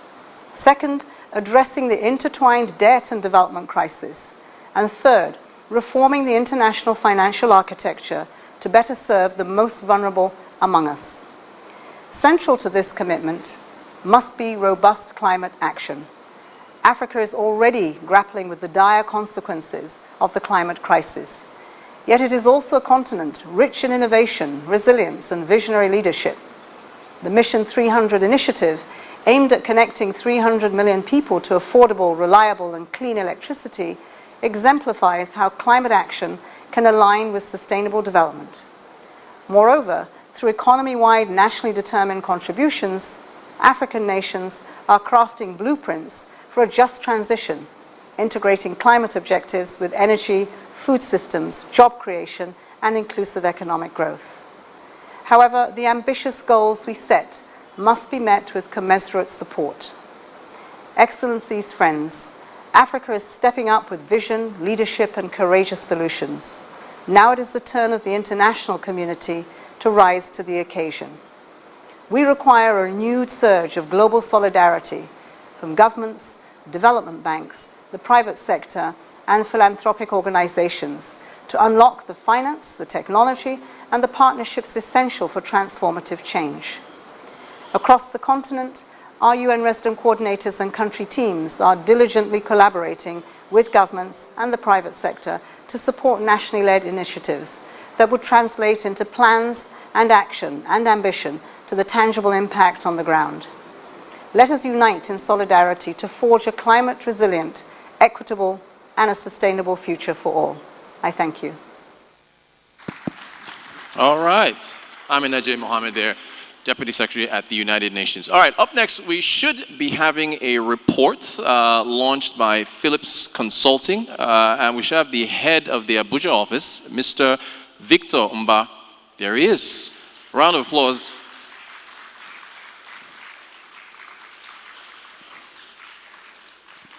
I love consulting companies and their reports. They're so in-depth and granular, lots of graphs, bar charts. You're very welcome, sir.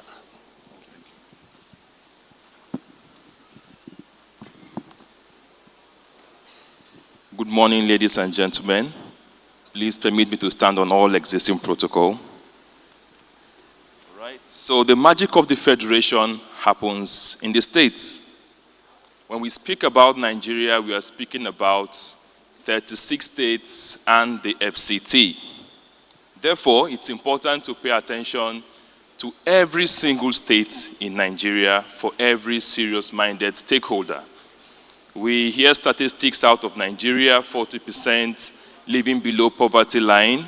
The country director for Plan spoke about certain girls in certain areas spending 51 days out of school because of lack of access to sanitary pads. Those are statistics, national statistics, but when we look at each particular state, those statistics differ. So it is important to assess each state on the merit of that state. When we look at the states, we see three major things happening across the states that affect every state. The first is that FAC has significantly increased over the last 2 or 3 years. In fact, it has doubled. For some states, less, and for others, more. We've also seen attempts by the government to devolve power from the center. We see local government autonomy. We see things around electricity sovereignty and also regional bodies set up for each region. The Southwest Development Commission, the Southeast Development Commission, and also for the 4 other regions in the country. All of these opportunities, all of these events provides both threats and opportunities for each of the states in different ways. This background provides the context for the PCL State Performance Index, or what we call the PSPI. Interestingly, the title of this session is titled Measuring What Matters. Gentlemen, we cannot manage what we do not measure. So it's important that we pay attention to measurement of all of the things that are important to us. And the PSPI is an attempt by Philips Consulting to provide some kinds of measurement to all of the socio-economic indicators that are important to us in each state of the Federation. To arrive at this index, we have 3 buckets of indicators. The first are what we call facts. Those are performance data. And these data were gotten from credible sources such as the financial statement of the states, the budget of the states, and data from research done by the Nigerian Governors Forum. The second set of data are potential data, which speaks to the size of each state, population of each state, number of mineral resources. And why we got this data is because we don't want the assessment to give any state undue advantage over other states. Then finally, we capture the opinion of people, or what we call perception data.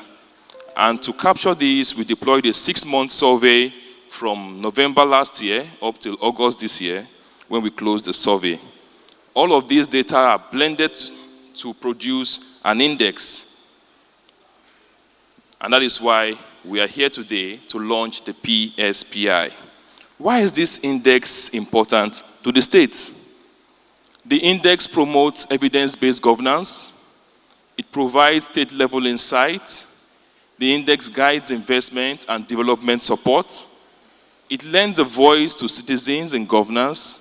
It sparks healthy competition and collaboration between states. It helps to promote public accountability. And it provides some level of baseline study to be able to track progress over time. So what is new in 2025? Just to mention, this is the 3rd edition of this report. The first was in 2018, then last year, and now we have the 3rd edition. The first thing we did is that we recalibrated the weightings of the large buckets of indicators. For last year, we assigned a 50-50 weighting to both the facts and the opinion, or the secondary data and primary data, or the performance data and perception data, 50-50. But when we engage with stakeholders, state government, other stakeholders in the space, we are told that no, while opinions, perception is important, facts are sacred. And so what we did for this year is that we skewed it a little bit. We assigned a 70% weighting to performance and a 30% weighting to perception. Another difference this year is that we used AI to improve the insights as it relates to every state. We've also built an online portal such that you must not download the report. It is available online for viewers. We also increased the number of survey respondents from over 6,000 to about 10,000 for this year. But it is important to mention that for our survey, we deployed about 200,000 surveys using SMS, emails, and other social media platforms, and in some cases, physical surveys. Unfortunately, we got only about 10,000 respondents. And this is an area where we call on all of us, stakeholders, to support PCL in actually pushing out these surveys, because it's our desire to have as many survey respondents as possible. Also important is that the FCT was excluded from this particular assessment. The reason is because their financial statement for the year under review wasn't available at the time. So talking about the indicators, we have 37 indicators that we measured this year. 16 of those indicators are performance data, and we arrived at this data by combining different data. So none is a standalone, they are all ratios. Then the 16 other indicators are what we call the perception data, which we got through surveys. Let's look at the highlight from our report. If you look at the screen, you see, I don't know if you can see from where you're seated, the number 1 state in terms of honesty of public servants is Jigawa State. Gombe State came out tops in terms of ease of doing business. Abia State, capital expenditure per capita. Lagos State, IGR per capita. Lagos State, IGR to total revenue. Ogun State, IGR to FAC. Gombe State quality of public hospitals, Nasarawa State public hospitals to population, Adamawa State public teachers to population, Delta State total revenue to budget, and several other statistics that we got from the assessment for this year. The report is available for you to download, and also, if you need a physical copy, we can have a conversation. How relevant is this to stakeholders? Yesterday, I got a quote from one of the presenters that said Lagos State have moved from presentation to projects. And I would say it is important to also move from project to impact. And that speaks to the title, Africa Social Impact Summit. We are here because we want to create impact. The PSPI also provides a baseline for socioeconomic performance measurement. The PSPI provides the information needed to facilitate interstate collaboration, learning, and model replication. What that means is that when you look at the indicators, you see states that are doing quite well and those who are struggling. So the struggling states can, take a lesson from the states doing well. I know the Governors Forum, they are doing a lot in this aspect, but there is still a lot that needs to be done. This PSPI also provides some basic information required to direct or redirect investment efforts. And also the PSPI provides an opportunity to outsource your R&D. So what are those indicators that are important to you, stakeholders? What are you measuring? Let us know. We would include those indicators in the PSPI for 2026. Speak to us. We would include every indicator that you want in the next edition of the report that will be available for the public consumption. Terms and conditions apply. Okay, so let's look at the top 5 performing states. Okay, so when we look at this, we first of all ranked the secondary data outcomes and then the perception data outcome. And the 5th and the 4th, there's some level of alignment between what they are actually doing in terms of the facts and public perception. In number 5, we have, next please, number 5 we have Niger, and number 4 we have Adamawa State. Then when you look at the 1st to the 3rd, we see some level of disparity between the facts and the opinion, what they are actually doing and how people feel. And that provides an opportunity to either improve in terms of communication or, carry people along in our project from the inception stage up to when the project is closed, and even the measurement of the benefits or impact. Number 3, we have Kaduna. Number 2, we have Ogun. And who can guess number 1? Yes, number 1, we have Lagos State. Congratulations to Lagos State. We all made it happen. To learn more about what Lagos State have done well and how they intend to close the gaps in some areas where they are struggling, we will host a fireside chat with an official of Lagos State, and we invite all of us to be present in that event. It will be announced in due course. The PSPI aligns with the theme of this summit, or the title of this summit. Using the PSPI, we can measure social impact. And talking about impact, the whole essence of government is not project. The whole essence of government is making our lives better today than it was when? Yesterday. As PCL, we are committed to that journey. We will continue to assist states in that journey, and we continue to make improvement in the PSPI. So at this point, I want to invite our Executive Chairman, Mr. Folusho Phillips, to come up the stage to officially unveil the PCL State Performance Index Report.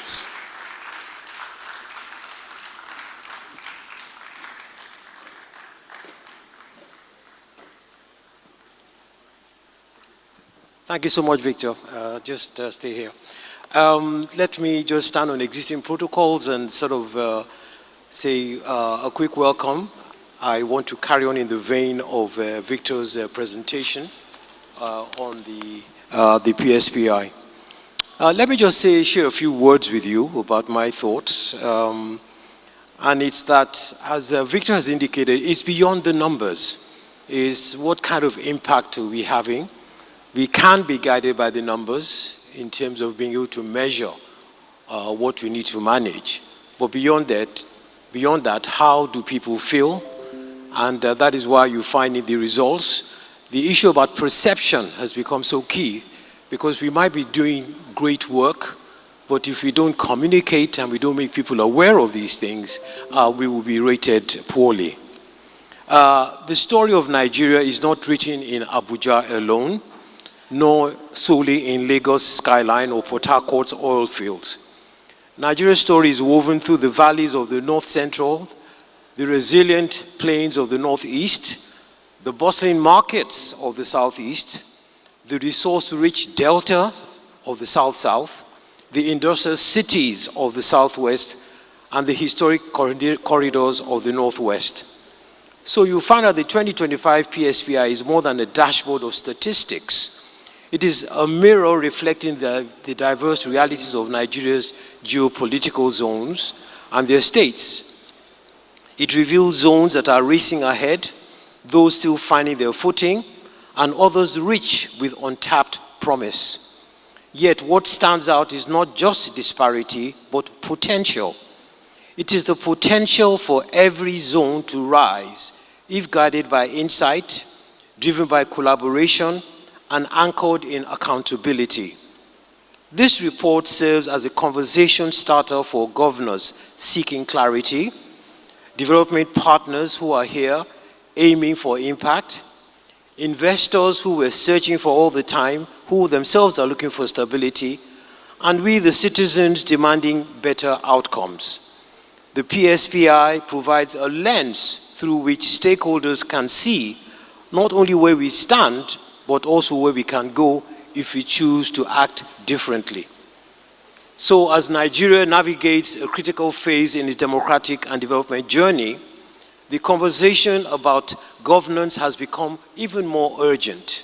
It's become very, very data-driven and, as Lagos says, citizen-focused.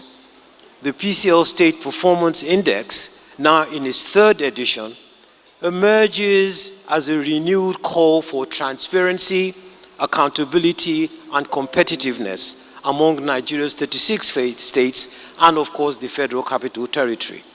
So in this, our 2025 edition, the PSPI goes beyond evaluation. It challenges state governments to exceed expectations and encourages the use of data as both a mirror and a compass. It empowers citizens with the knowledge to demand better, while equipping investors, regulators, and development partners with meaningful insights. What sets this particular edition apart is not just the improved methodology, which Victor and his team has worked very hard on, but also the compelling insights revealed by the data. States once seen as lagging are now emerging as leaders, recording notable improvements across key indicators. Meanwhile, some previously high-performing states have experienced a decline, showing that progress is neither fixed nor guaranteed. This shifting landscape highlights the PSPI's continued relevance as a practical tool for driving accountability, supporting reform, and encouraging meaningful dialogue across the Federation. So the future of Nigeria is regional. Progress will depend on how well each zone leverages its strengths and addresses its weaknesses and collaborates beyond borders. The PSPI, make it your toolkit. It is not just for observing, but for engaging. It is not just for critiquing, but for co-creating solutions. The question now is not what does the data say, but what will we do with it? The journey from insight to impact really begins now. So on that note, I'd like to once again formally launch this document, the State Performance Index 2025. It's online, and I think even the code that was shown would allow you to have easy access to it. You can download it easily, and it is something that you can work with.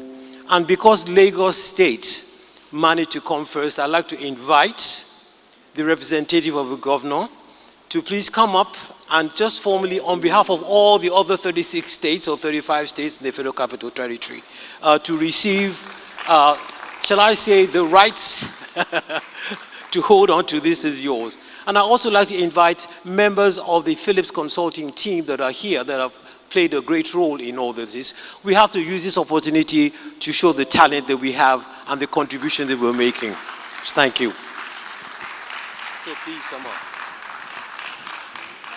Thank you very much. Yes, I think, so please, yes, the PCL team, and these are our executives and partners who have been involved in so many other things for us, and we are very proud to have this document. I'd like to hold it, okay, Victor and everybody else, and I would also like to invite, if I'm allowed, Peju, I'd like you to join us because you've been so instrumental in all this. And she pushed us and really supported us in all this. I'm calling only you because you are the star of the day. Whilst we thank the chairman and we thank the managing director, but this is your show. So could you have, just grab a document? Could you hold that? Yeah. Peju, can you come here? Come to my side here. Let me be sandwiched. So I'll say very proudly that on behalf of Philips Consulting, and indeed this event, we present you with this document which we hope will help us to measure and create a very cooperative and competitive environment for all our states. The magic of Nigeria really happens in the states, and I thank you all very much. Congratulations, everybody. Thank you. Thank you so much for this. Thank you. Thank you very much on behalf of Mr. Governor. On behalf of Mr. Governor, thank you very much. Thank you. Thank you. Thank you so much. Thank you.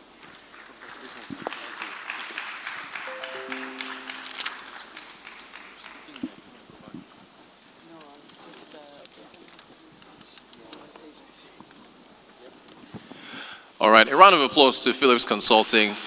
I don't know how many people are in asset management or financial services here. It is not easy putting these reports together. It's a lot of data, a lot of reviews, and we thank them so much for that report. And it's good to know which states are performing and who, of course, needs to work harder. And yeah, of course, Lagos State is going to be number one. It's the commercial capital of Nigeria. So well done to Lagos State. In fact, we're going to be hearing up next from the governor of the executive governor of Lagos State, Babajide Sanwo-Olu. Of course, they held the Lagos State Investment Summit 2.0 yesterday. There was a lot of talk about deals, and so she was just on stage. She's back here representing the governor, the Honorable Commissioner of the Ministry of Commerce, Cooperatives and Investment, Mrs. Folashade Ambrose Medemem, who, of course, is doing so much work to put Lagos State forward. Congrats. Probably going to hold that number one position for a while. Thank you very much.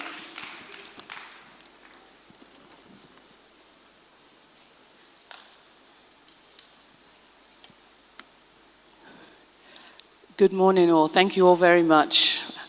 Thank you. I'd like to acknowledge the Honorable Minister of Budget and Economic Planning, Senator Abubakar Atiku Bagudu, ably represented by the Special Advisor on Budget and Economic Planning, Mr.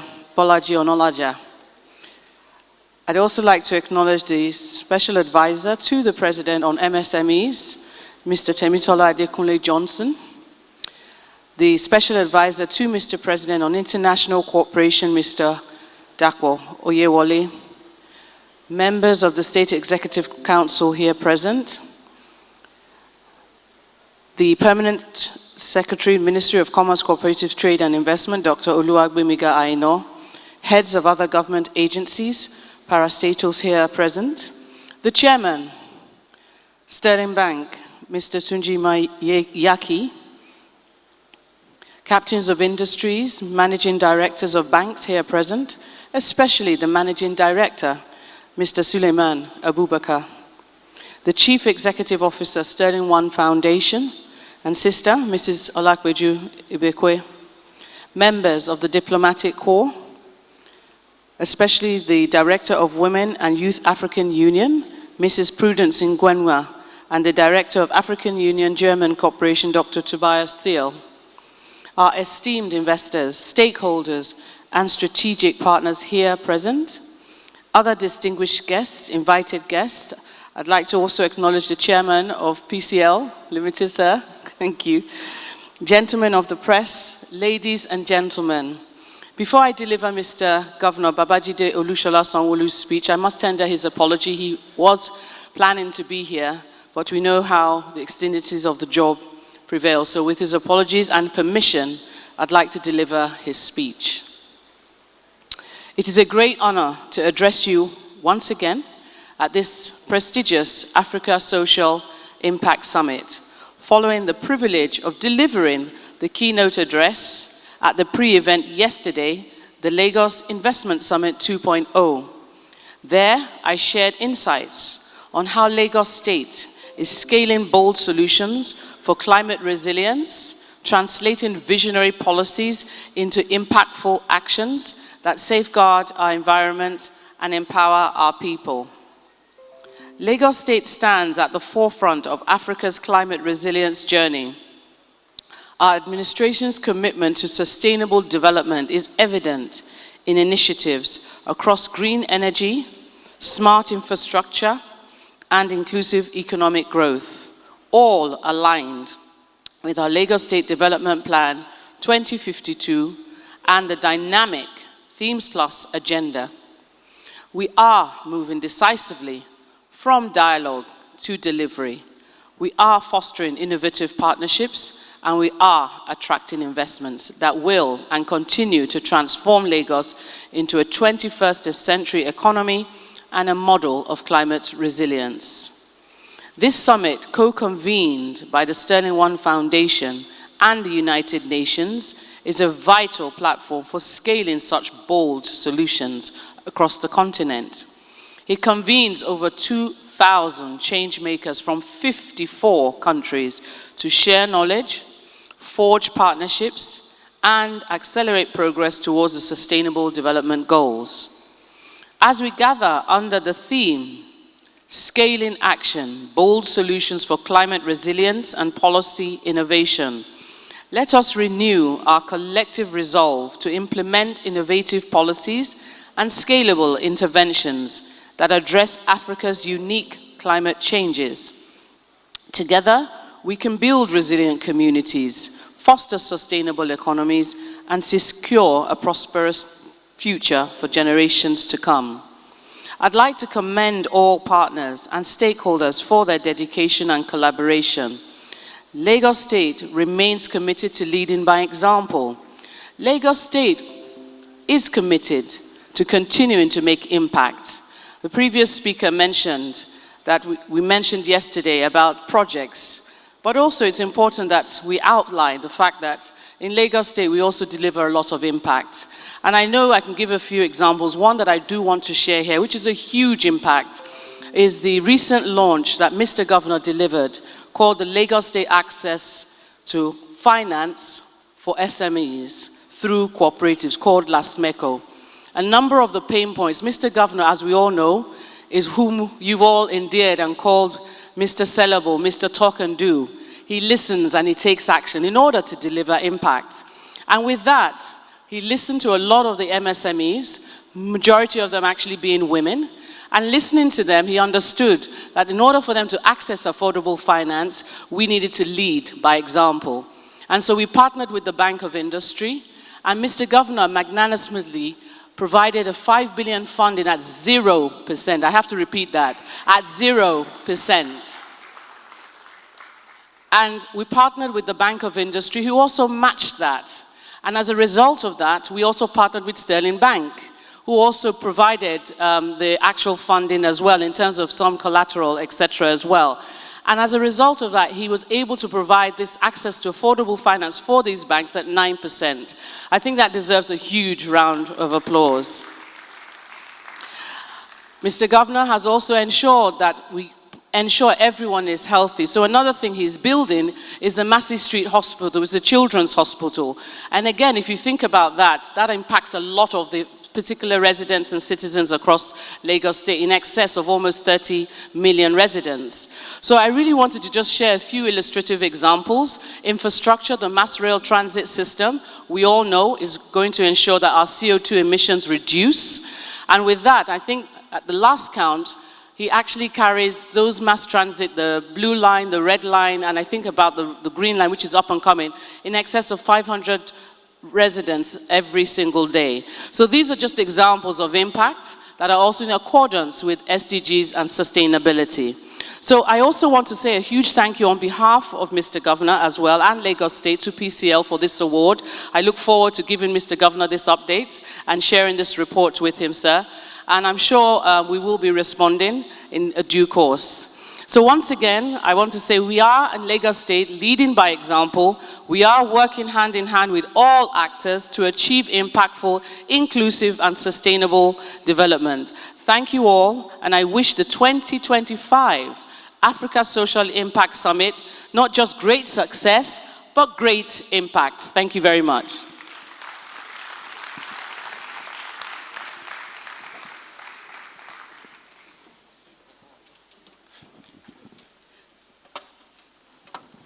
Please keep the applause going for Mrs. Folashade Ambrose Medebem, who of course is the Commissioner for the Ministry of Cooperatives, Commerce and Investment, representing the Executive Governor of Lagos State, Babajide Sanwo-Olu.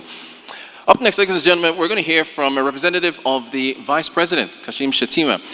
Please welcome Mr. Temitola Adekunle Johnson, who is a Special Advisor to the President on Job Creation and MSMEs. We need jobs. The young people need jobs. So this is a great position here. We're going to hear from him right now. One round of applause, please, as he comes up.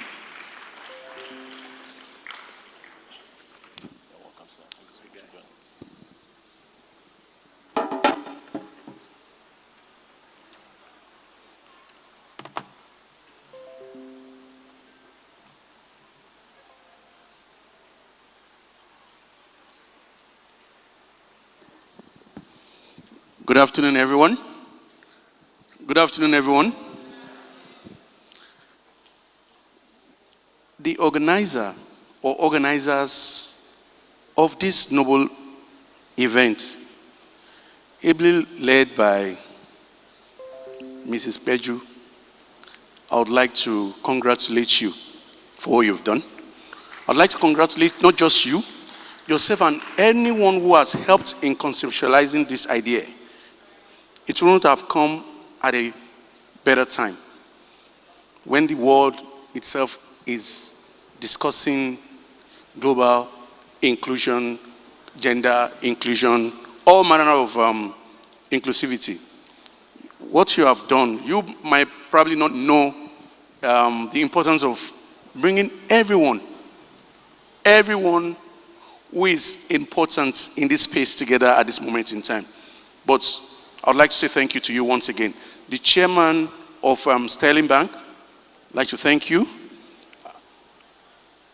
The representative of His Excellency, the Governor of Lagos State, the hardworking Commissioner for Commerce. I think this is like the fourth time we are meeting in 7 days at different events, you know. So when your boss keeps giving you such assignments, it says something about you. Round of applause for her, please.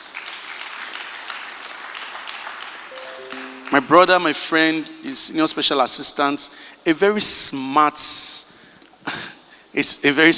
colleague in the villa, senior special assistant to the president on international partnerships, Stadapo. Nice to meet you. Thank you. The special advisor to the Minister of Budgets, my brother and friend, thank you, and it's nice to see you here once again. All partners in the house. Now, ladies and gentlemen, before I go into the remark of His Excellency, the Vice President, may I have like 2 minutes to sort of have a few pointers. Why are we discussing what we are discussing? Why are we discussing what you may call it now, bold solutions for climate resilience and policy innovation? It's not just timely. Ladies and gentlemen, as of today, Nigerians' population is 237 million. 237 million. Africans' population is 1.54 billion. The world population is 8.2 billion.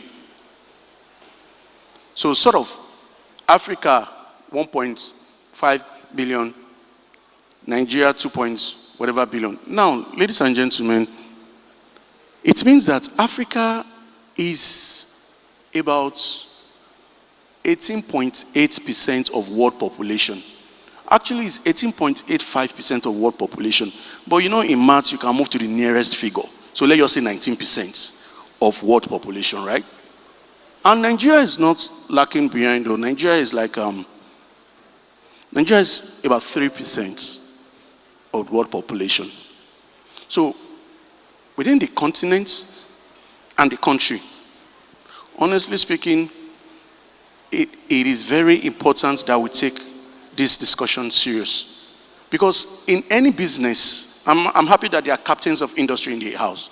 In any business, if you own 1% of that business, when they have a meeting, you come with a big table, a big chair, and sit on the table. So if you have 18% or 19% of the world population, Africa needs to take Africa serious. The problems facing Africa, I'm sorry, because I'm special advisor on small businesses, and prior to coming into government, I was running my own business. I'll move in a little bit into small businesses. Kindly permit me. The problems facing African businesses, especially the micro, small, and medium enterprises, the solution is right here in Africa. And when people keep saying that it's not possible to have a single-digit facility, I tell them that it is possible. The Lagos State Commissioner just left here. We in the presidency have been pushing for something called a de-risking fund that will allow every state set aside a particular fund from their IGR, and we'll match them with our partners. We've got 23 partners that can match them. So that if you bring $1 billion as a state, our partner will match with $1 billion. You are now able to give your small businesses in your state single-digit loan, sustainable single-digit loan. We thought it was impossible, but Lagos State just did 10 billion.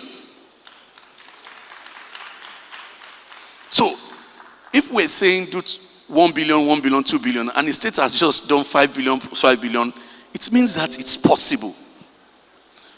And before going into His Excellency's remark, we need to, the issue of gender is very important. You know, I've never subscribed to women being a weaker gender. It's not true. It's not true. Because as strong as I am, I know I cannot carry any human being for more than, even my daughter. My daughter is 8 years old. I don't think I can carry her for 30 minutes stretch. But a woman carries somebody for 9 months, and you say that person is a weaker gender. I think that's a joke. The joke is on us. It's not true. Ladies and gentlemen, we're having a discussion with a bank MD, a first-rated bank MD, and he said when they give out loans, that their concerns when they are giving out loans is more on we the men. That the women's ability to repay their loans is almost at 80%. Almost at 80%. So I say all this that I've said to say to you that if you're in any position where you can, whilst I was sitting down here, the country representative that came out with my brother over there, I would like to, behind the scene, pledge some support from federal government.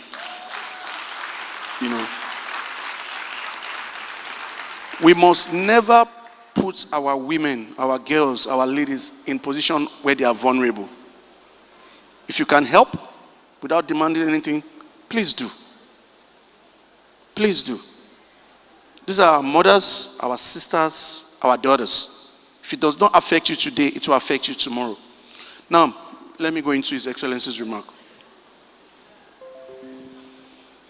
The Deputy Secretary General of the United Nations, the Executive Governor of Lagos State, the Resident Coordinator of the United Nations in Nigeria, esteemed development partners and leaders from across the continent and beyond, trailblazers from our vibrant civil society, and the innovators who are shaping the future of Africa.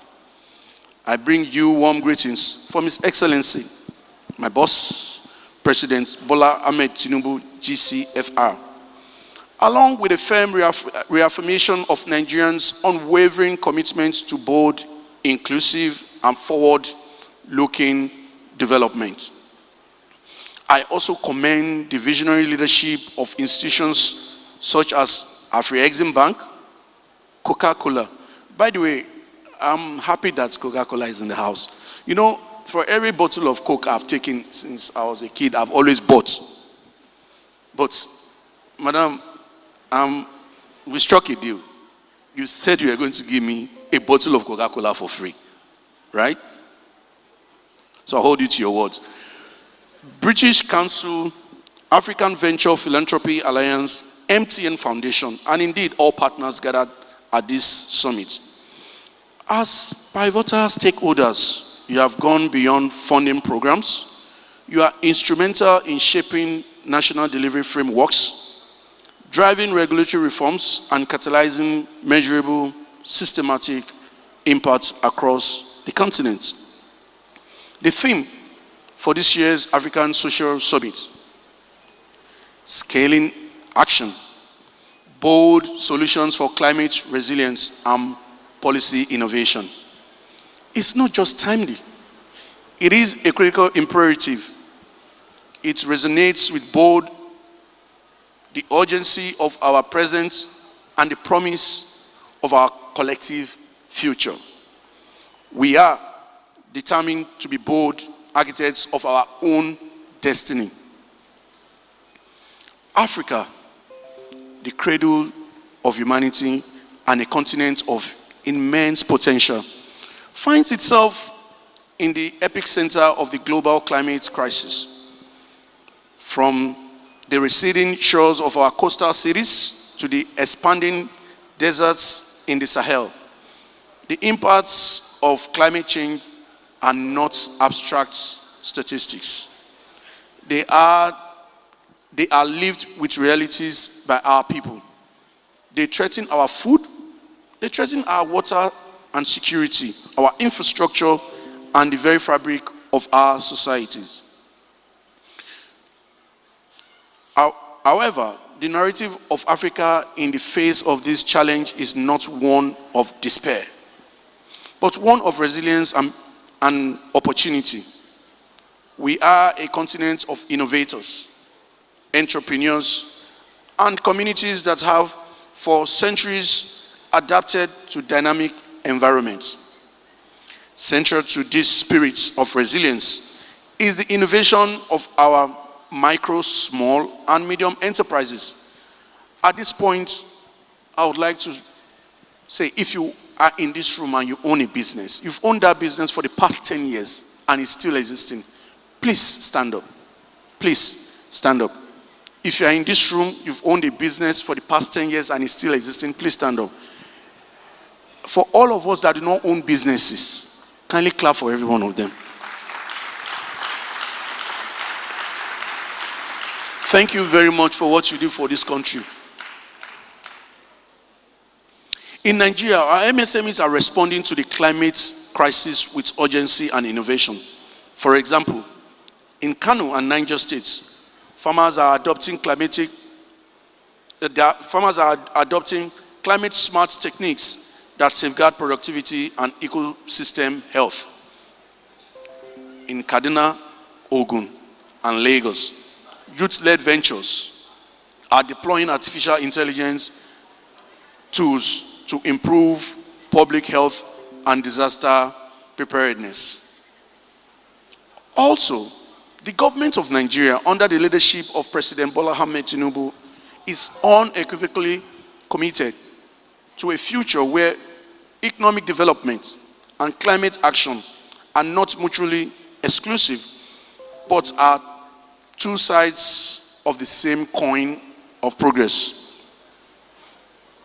This summit provides a unique platform for collaboration and a catalyst for the policy innovations that will unlock the immense potential of our continent. Let the conversations that take place here over the next few days be bold. Let the solutions that emerge be transformative. And let the partnerships we forge be enduring. Let us leave this summit not with a sense of the problems we face, but with a renewed sense of the incredible opportunities that lie before us. Before I conclude, often when you go for events, you see it's the master of ceremony that is usually caught praising people. I've seen this, I've seen that. They are usually caught praising people. Never, I think hardly do you go for events and you see maybe someone who is special guest of honor praising the MC. But today, I would like to say, Rotus Odiri, I had been looking forward to meeting you. And I'm really glad I met you today. You are fantastic at what you do. Extremely fantastic. Most times when you come out with all your statistics, I have my laptop checking you out. You know your stuff. Well done. Together, we can build an Africa that is not only resilient to the impacts of climate change, but also stands as a global leader in sustainable development and innovation. Lastly, before I say the last one, let me see if Mrs. Thelma is still in the house. She's gone. That's my partner in the Philanthropy office. She sold the idea to us. I found it very innovative. I think barely 2 months after my appointment, she sort of sold the idea, and I just felt, where have you done this? She gave me an evidence to where they've done it before, and we went to the presidency, went to the VP, he got the president to sort of approve, and we just moved. You see, there are so many ways we can achieve whatever it is that we want to achieve. Government alone cannot do it. Not here in Nigeria, not in America, not in China, not anywhere in the world do you find government alone achieving anything. You must unhold the private sector. On behalf of His Excellency President Bola Ahmed Tinubu, I once again welcome you to the 2025 Social Impact Summit. I wish you all a very productive, inspiring destination. Thank you.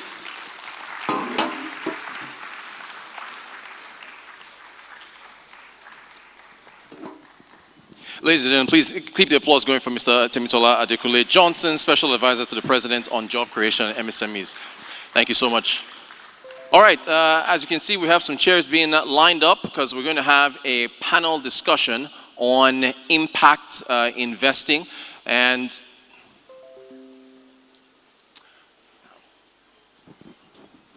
okay, we're going to have some photographs before we get to the panel discussion. So let's have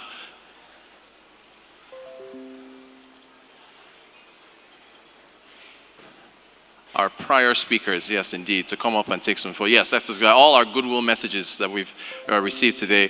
We can have them come up and take photographs because they've had some great messages with great information for us today. Let's give them a round of applause as they come to the stage, led by our able commissioner representing the governor. You're very welcome again. Thank you so much.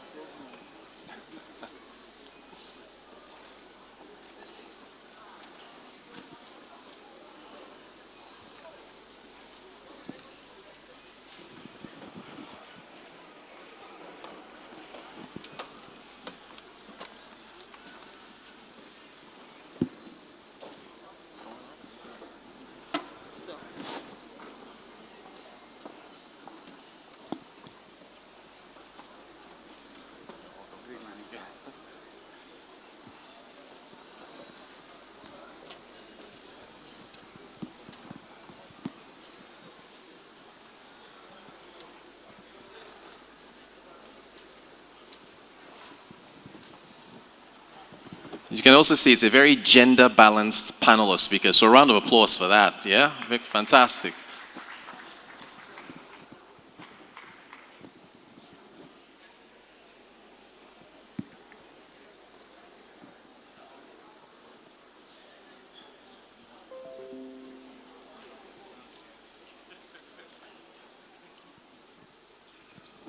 All right, the chairman of Sterling Bank is making his way.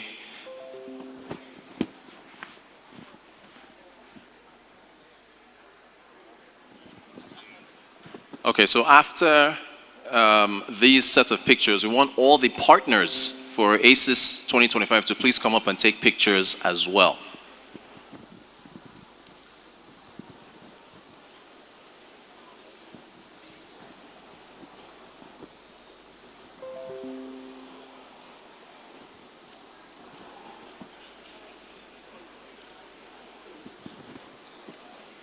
All right, our partners, if our partners can please come on up to also take photographs as well.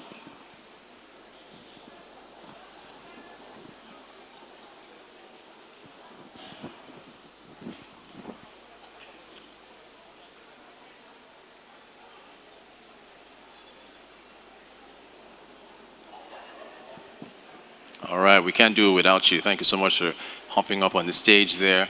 Don't worry, the cameras got a wide lens, so they'll take you all.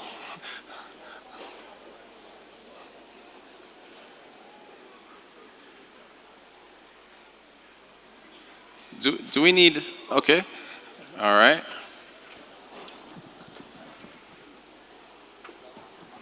Can you guys guess how many countries are represented on this stage right now? Who can guess?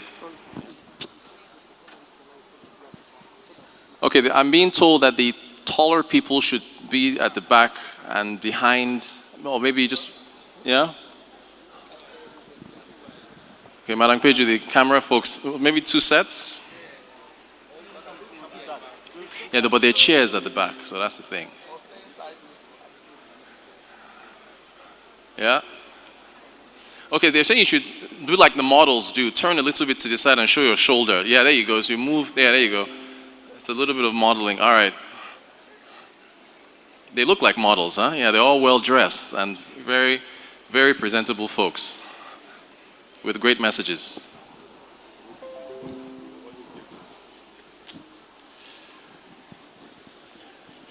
All right, a round of applause. Our partners, goodwill message providers, everyone else, thank you so much for the messages. Thank you, thank you, thank you.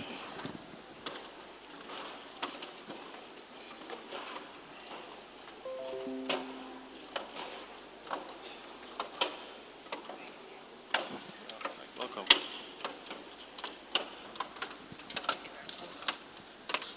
Thank you.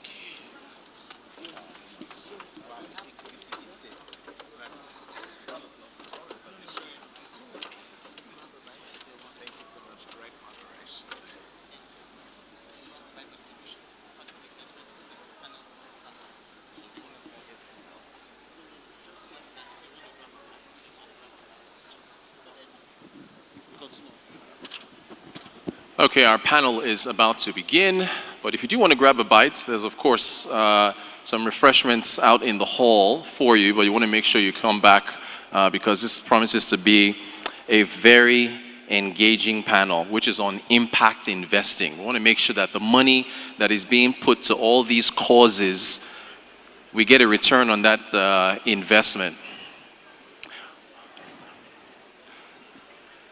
All right, it promises to be a great conversation. And let me start by inviting our panelists plus our moderator to the stage. Okay, there's still, okay, maybe I'll announce her last because she's still taking pictures there, our commissioner. Mr. Adam Thompson, CEO of the EHA Group. All right, his folks are clapping, so he's here.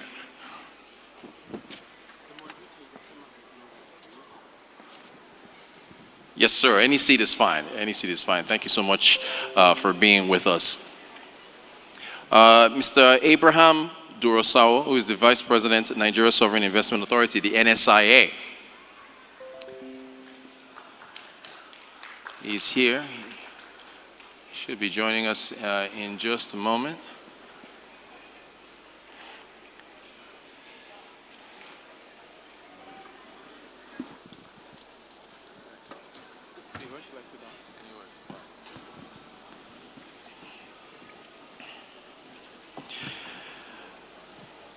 Also, Jonas Ayeri, who is a senior investment officer at the IFC, the International Finance Corporation.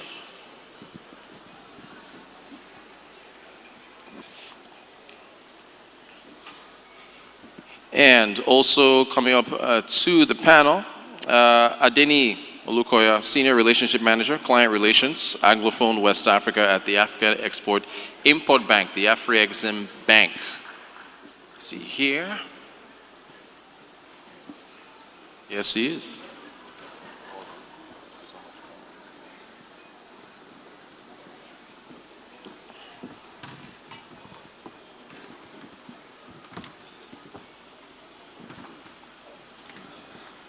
Okay, I understand our able commissioner is part of our panel, I believe, but she's still with a number of guests. So let's get to our, hopefully she joins us in a moment. Let's get to our moderator who is going to be taking over this panel, Etemo Glover, who's the CEO at Impact Investors Foundation. Round of applause, please.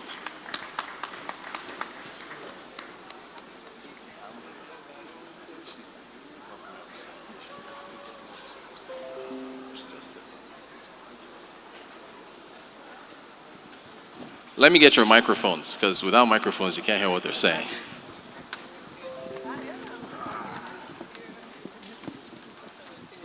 Okay, your microphones are already there. Fantastic. So if you just want to switch them on, there you go.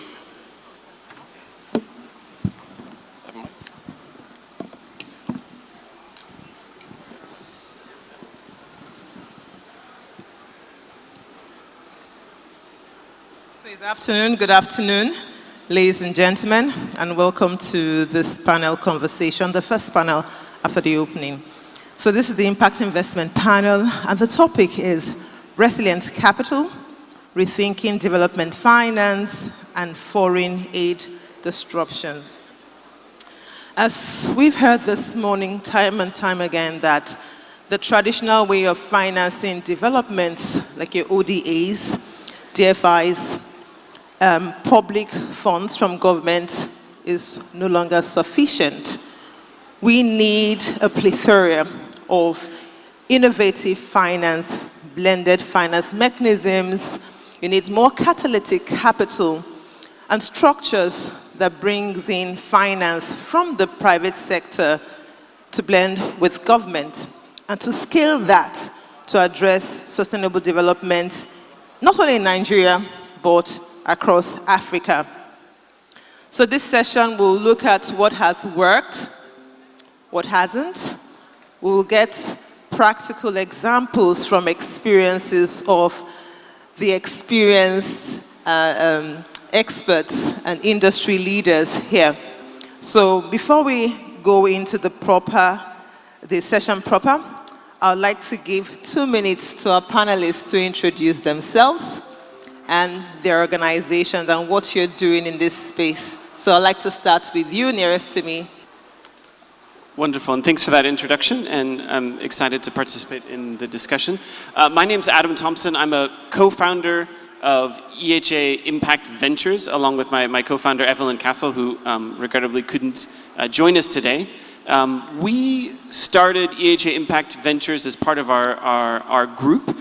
We originally co-founded an NGO focused on public health. Then we started a private sector healthcare company. And we realized a lot of those things were incredibly difficult, especially starting a business. And that led us to think about what are all the gaps and challenges that we experienced. And with all of our resources and our network, if those things were very difficult for us, like how could we make it easier for that next generation of innovators, especially in the healthcare and nutrition space. So we created EHA Impact Ventures with a small fund to invest and support early stage women-led businesses focused mostly in the health and nutrition space. We try to do things differently. We're structured around experimenting We're luckily, we're a nonprofit fund, so we can be a little bit flexible in terms of what we expect for returns, and focus more on the innovation and then the support that we can give to our companies. Thanks. Thank you. We'll unpack a lot of how you're doing things differently. A round of applause, please. Another. Thank you. Thank you. My name is Abraham. I work for the Nigeria Sovereign Investment Authority. What we essentially do is that we manage the savings of the Federal Republic of Nigeria and invest it in several asset classes, in direct projects and fund of funds and financial instruments across the world. We manage about $4.5 billion, and essentially what we do is to use that financing to catalyze capital and investment into the country across several areas. We're invested in healthcare, in agriculture, in manufacturing, in power, and one of the things we do is also create institutions that can help to mobilize capital. One of it being InfraCredit, NMRC, Development Bank of Nigeria, Family Homes Fund, and a host of others that are set up to mobilize capital into different sectors of the economy. I sit within that bucket as Vice President, and I'm very glad to be here to share today. Thank you very much, Abraham. Please. Thank you very much. Good afternoon, everyone. My name is Adeni Olukoya. I'm a Senior Relationship Manager at the African Export-Import Bank. Afrexim Bank is a multilateral developmental financial institution which was set up by African countries under the auspices of the African Union to support and promote trade on the continent. And we do this by supporting it through 4 pillars, key pillars, the first of which is the promotion of intra-African trade and support of the African Continental Free Trade Arrangement.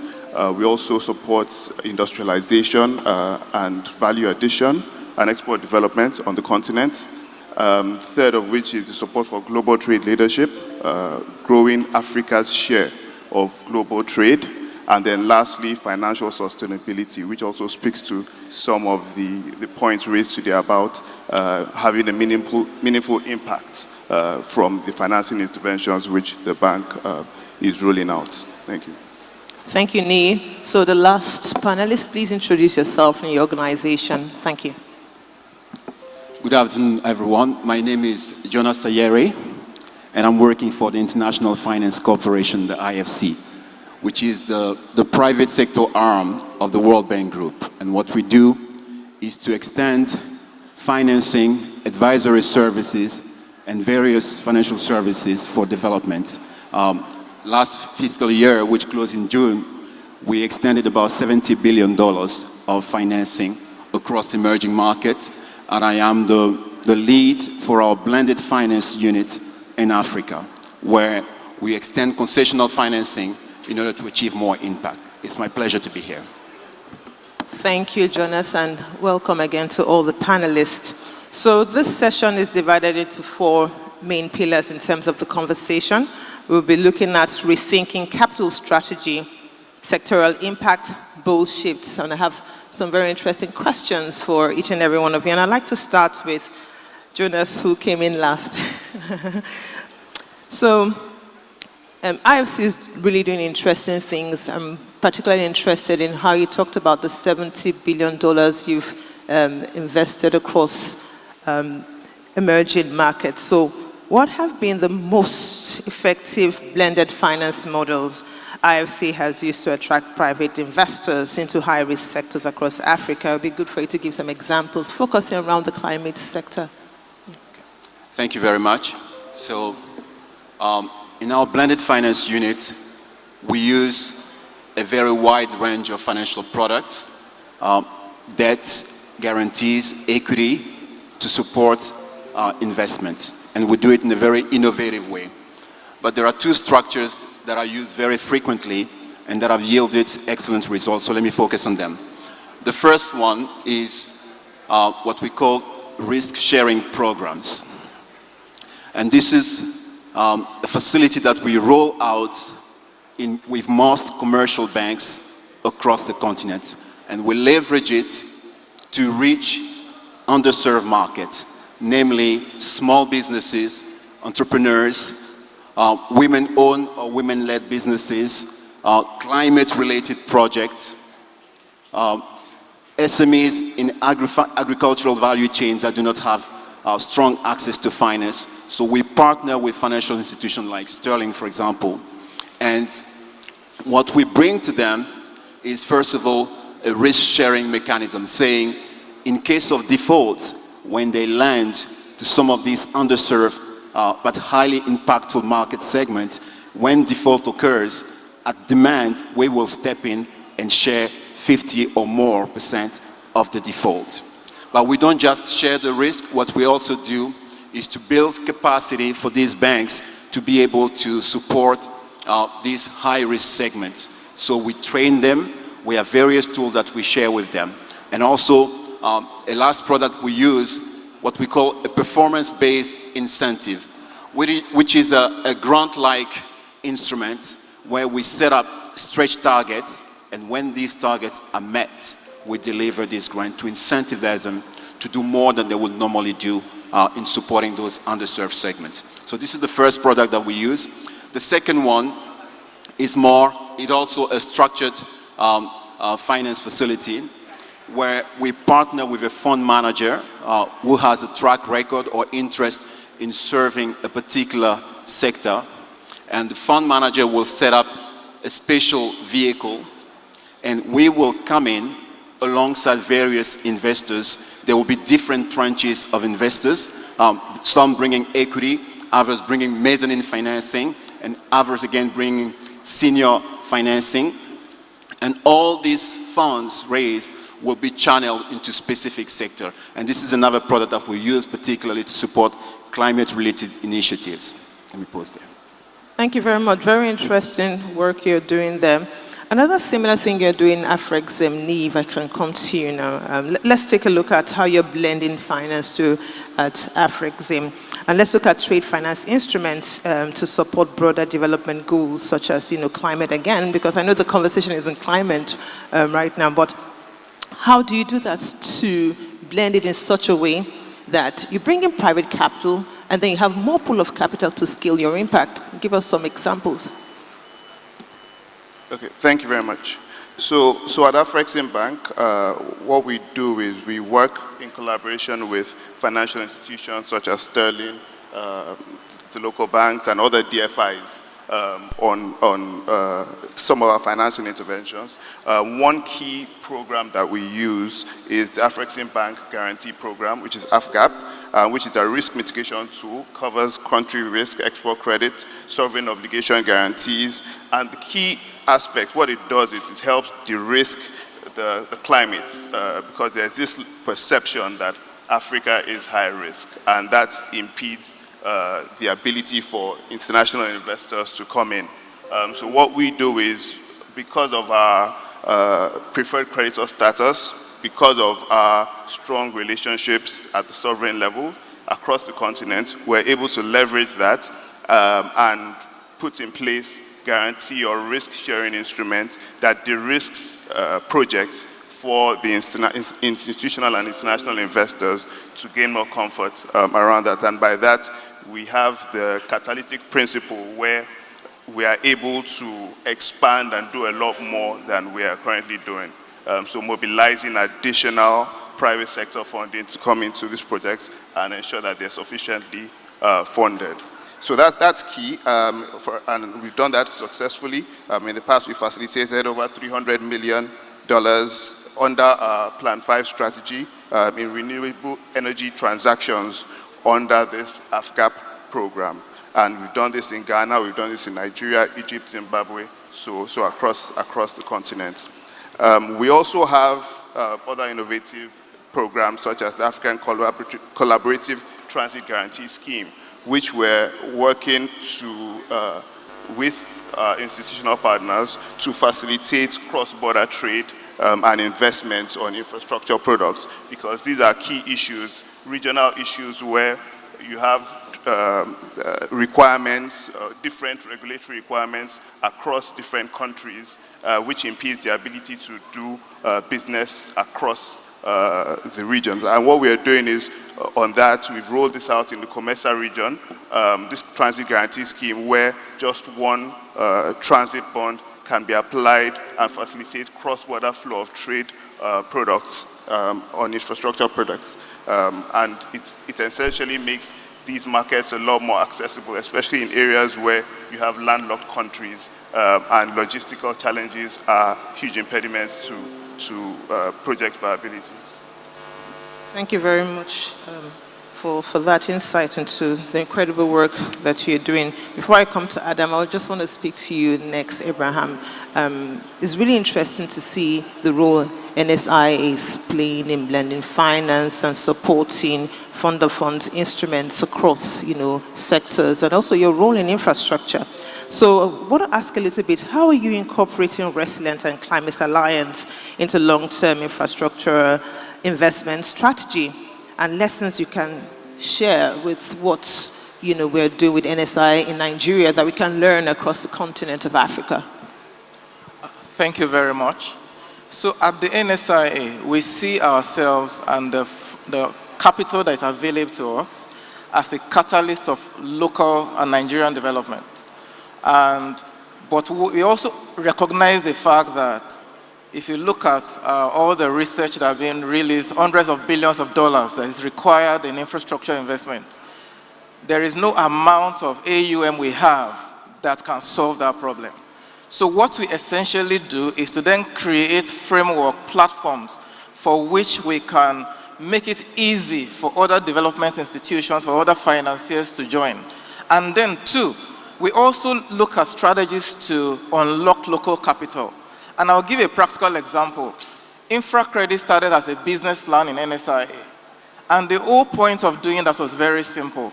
How can we move the capital, over 23 trillion now, under management in the pension industry, into infrastructure? What do they need that will make them comfortable to invest? And that was the whole thesis behind setting up InfraCredit that now has mobilized over 300 billion into all sorts of infrastructure across Nigeria. In addition to that, we've actually, within the NSI, started to contemplate another facility that can focus on climate disasters.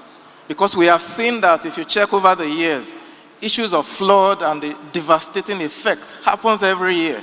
And we then began to ask ourselves the question, if it happens all the time, then somebody needs to start to think about solutions. So what can we do to start to attract financing into solutions that can deal with climate disasters?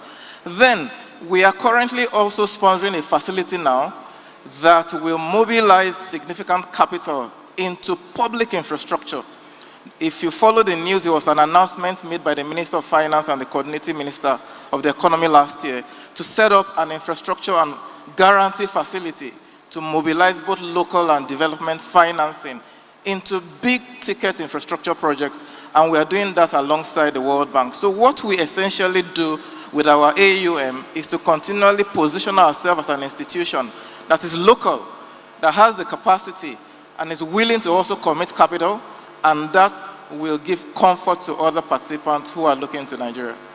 Thank you so much. I just want to applaud you guys because what we've seen you do with InfraCredit is amazing. And maybe the question is, how do we, use such models, to provide capital for the sectors? We've seen the role of guarantees that brought in, about 423 million naira from pension funds as 2023, which is amazing. How can we do this in healthcare? And how do we support maybe businesses like yours now? And I know the challenge you have in health infrastructure. And how are you blending finance? And what kind of finance do you think will be catalyzed to help you scale your solutions, particularly to underserved markets? I know you work in the northern part of Nigeria. So what kind of catalytic capital are you seeing? What has worked? And what would you like to see? Great, and thanks for that. And yeah, there's lots of really exciting things going on like across the entire sector, and it's really great to kind of be on the panel with, I think, the groups that are working with a lot more zeros at the end of their investments than we do. We try to work on the other sector where we focus on the finance, but we're also looking to figure out how to be impact focused first. And that's really how we structure our funds. We see our opportunity, some of our funds basically use to invest so we can keep founders and their ideas going while they build the business model. We kind of have this operating thesis that the health system, the business models, the technologies, the tools that we need to build the health system that caters for all of Nigeria, like those don't exist yet. In our idea, so we're not investing in existing proven business models. We're investing in innovation and ideas that we assume some of them are going to fail and some of them aren't going to work. And so we try and build finance models. So we do a lot of, for example, revenue-based financing models. So we can kind of attach the repayments to the success of the business. We do a lot of what we call convertible grants. Basically, they're investments that don't work out. We convert them to grants and say, well, at least we learned something. Let's move on to the next thing. And then the other thing that we're really pushing and looking at now is like how we support the entire company and not just the founders. There's a lot of kind of investment capital that is focused on how do we support investors, the founders. We love our founders, but we're trying to also look at ideas about how do we use some of our capital to encourage more employee ownership, so that the wealth creation that is instigated by these investments can cascade throughout the organizations that we invest in, and not just at the owners or the investors at the top. Thank you very much. I just want to stay with you a little bit because you mentioned some really exciting things that, sounds like music to my ear. I know about them. But the question is, how do you get investors to trust you to invest in your financial vehicles? You talked about result-based financing. You convert your investment to debt in case it fails. So what kind of investors are you attracting, and how are you blending capital in such a way that you still get some level of returns? I know you mentioned impact first, but at the end of the day, investors you see are still very commercial in terms of their returns expectations. So how are you going to identify the kind of investor, and how do you speak to investors to say, you know what, impact is important as well as returns? Exactly, and I think this has been a really interesting challenge and journey over the last, I think, 2 or 3 years, where what we've learned is it's not the model for our investors, and that's not a problem, right? I think every investor has an area that they're focused on and that unique in, and what we're trying to do is find more investors that are interested in the impacts of their money, not just the returns. We're even working on a new fund now where we're looking at capping those returns, and we're speaking to some investors who are okay, capping returns because they're, to effectively subsidize the impact. And the other thing is just a lot of partnerships. Like we put our money up. So when we were raising money for our clinics business, we put up the guarantees. Like we put some cash behind the guarantees, and then we worked with some of the banks to then provide the capital. And so we said, we're willing to take the risk, but we want this capital to move. We want this business to happen. We've done similar things with some of our current smaller investments with partners that we found across the globe who are willing to come in and match, even if it's small amounts of money, $10,000, $20,000, where they'll support an innovation or support the research or support a new product development process with some risk capital that they're willing to basically lose because it's a write-off to them, but it's enough to kind of spur a new product and a new business line for some of our investees. Thank you very much for saying that. I know a lot of work goes into this, lots of identification of partners, blending finance in such a way that it's not so expensive, and at the end of the day, it's impact you're focusing on. So I want to come to you, Jonas, again, just talking about lessons, you've learned at IFCs in deploying blended finance instruments, of course, with concessionary capital as well as capital from the private sectors that are, more commercial. So please tell us the lessons you've learned about deploying these kinds of capital, particularly first loss capital to de-risk investments in countries like Nigeria. And What is success to you? Would you say you're succeeding, or can you do better? Thank you for the question. Indeed, IFC has been playing a leading role in the blended finance space. Over the last 10 years, IFC has deployed over 6 billion concessional financing to support various projects. And this experience is now feeding into our new strategy. And I would like to focus on two key pieces of our strategy today, which are informed by the lessons we've drawn throughout these years.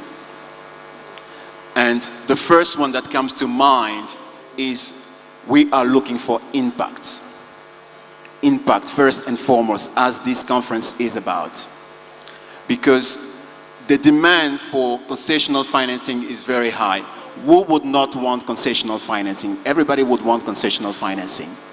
If you want just to focus on the funding gap, you may not get the most impactful project. There are various studies that will tell you how much funding gap there is for small businesses, for infrastructure, for gender financing in Nigeria and across the world. So if you receive 2 projects of $10 million each and you have limited resources, you need to go for the most impactful one. And at IFC, we have learned to focus on the very impactful project versus any other project. There are projects that do not need concessional financing, and we want players in the private sector or else to continue supporting those. But we are very selective in making sure that we support high risk but also high impact projects. And this is lesson number 1, because the availability of concessional financing is limited. The second lesson, which I would like to stress upon, is what my colleague from NSIA was talking about, which is private capital mobilization. We want every single dollar used in concessional financing to have a multiplier effect, because we realize that the magnitude of the challenges that we are dealing with is significant, and if we give $1 of concessional financing for $1 of project, it doesn't work. So in every single concessional financing we consider, we want it to be a catalytic role in that particular financing. So private capital mobilization is key. One of the most sought after financial instrument in our blended finance unit is local currency financing, as you can imagine. So who are the best players to be able to release this local currency financing? It may not be DFIs. We have a balance sheet in US dollar or in euros. It may not be international investors. The local currency is being mobilized most predominantly in country. The pension fund managers, the asset managers, the insurance companies, the NSIA of this world, they have the local currency sitting here. So our role is try to partner with them to unlock these resources to finance large-scale industrial projects, to support the needs of small businesses and infrastructure need in country. And I believe this is an area where Nigeria can play a leading role. What we see with NSIA and InfraCredit is really excellent, and we want it to be replicated in other countries. So these are 2 lessons that we draw, which we build upon as we roll out our blended finance engagement. So before I move to you, and I really want to come to this case study on blended finance on InfraCredit, but let me just stay with you. You mentioned something which is very important, that you look at impact first. You know, you don't run away from high risk opportunities. You take it on bringing in the additionality. My question is, how do you define impact? That's a very good question. We have developed at IFC a framework for measuring impact. And of course, we measure impact ex ante, which means before the project is executed. We have a number of colleagues that have helped put it together, and we have a score. So we are able to say, of course it is not perfect, but we are able to say before execution, the impact of this particular project is good, excellent, or satisfactory. And we do not want to use concessional financing for projects with a satisfactory impact. For you to be eligible for concessional financing, you must have a minimum of score, which is good or above. Again, the framework is not perfect. It is a combination of the impact of the underlying project itself for the immediate stakeholders of the project, so at the project level. It takes also into account market level impact. What is the impact of a particular project on the industry in which it operates? And we also introduce in that framework the likelihood of success, because there could be parameters that are outside the project that could make it a failure. So we measure impact at the project level, at the industry level, and we try to qualify it with the likelihood of success. Again, it is a tool that has been developed internally to measure ex ante impact. We also measure impact post-investment. So that's what we have. Thank you very much. So still on impact and the kinds of changes that we see blended finance structures should be delivering. At the end of the day, you're talking about additionality, changing lives of people.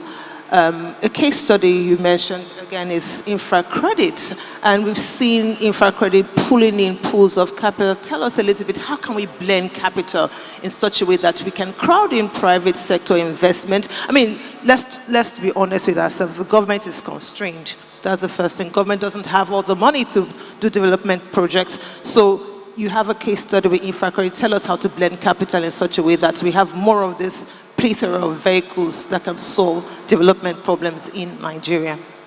Thank you very much. Speaking about infracredit, and there are other actually platforms that we have set up. Sometimes this year we set up a $500 million fund alongside Africa 50, Sustainable Energy for All, and also International Solar Alliance. Essentially, we are mobilizing capital into renewable energy sources, and it is driving the net zero agenda. Now, talking about blended finance, if you approach a project expecting a 25, 30%, 35% cost of capital today, for a project that is trying to start, you're already setting it up for failure.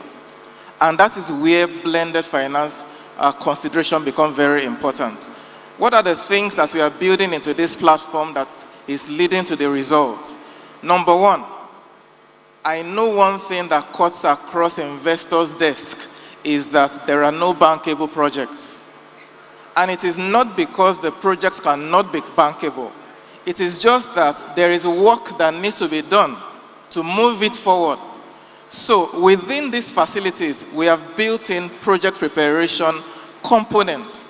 And just to add to what he said, we even have a project preparation facility with Afrexim and also with the World Bank, with the IFC on our renewable energy platform.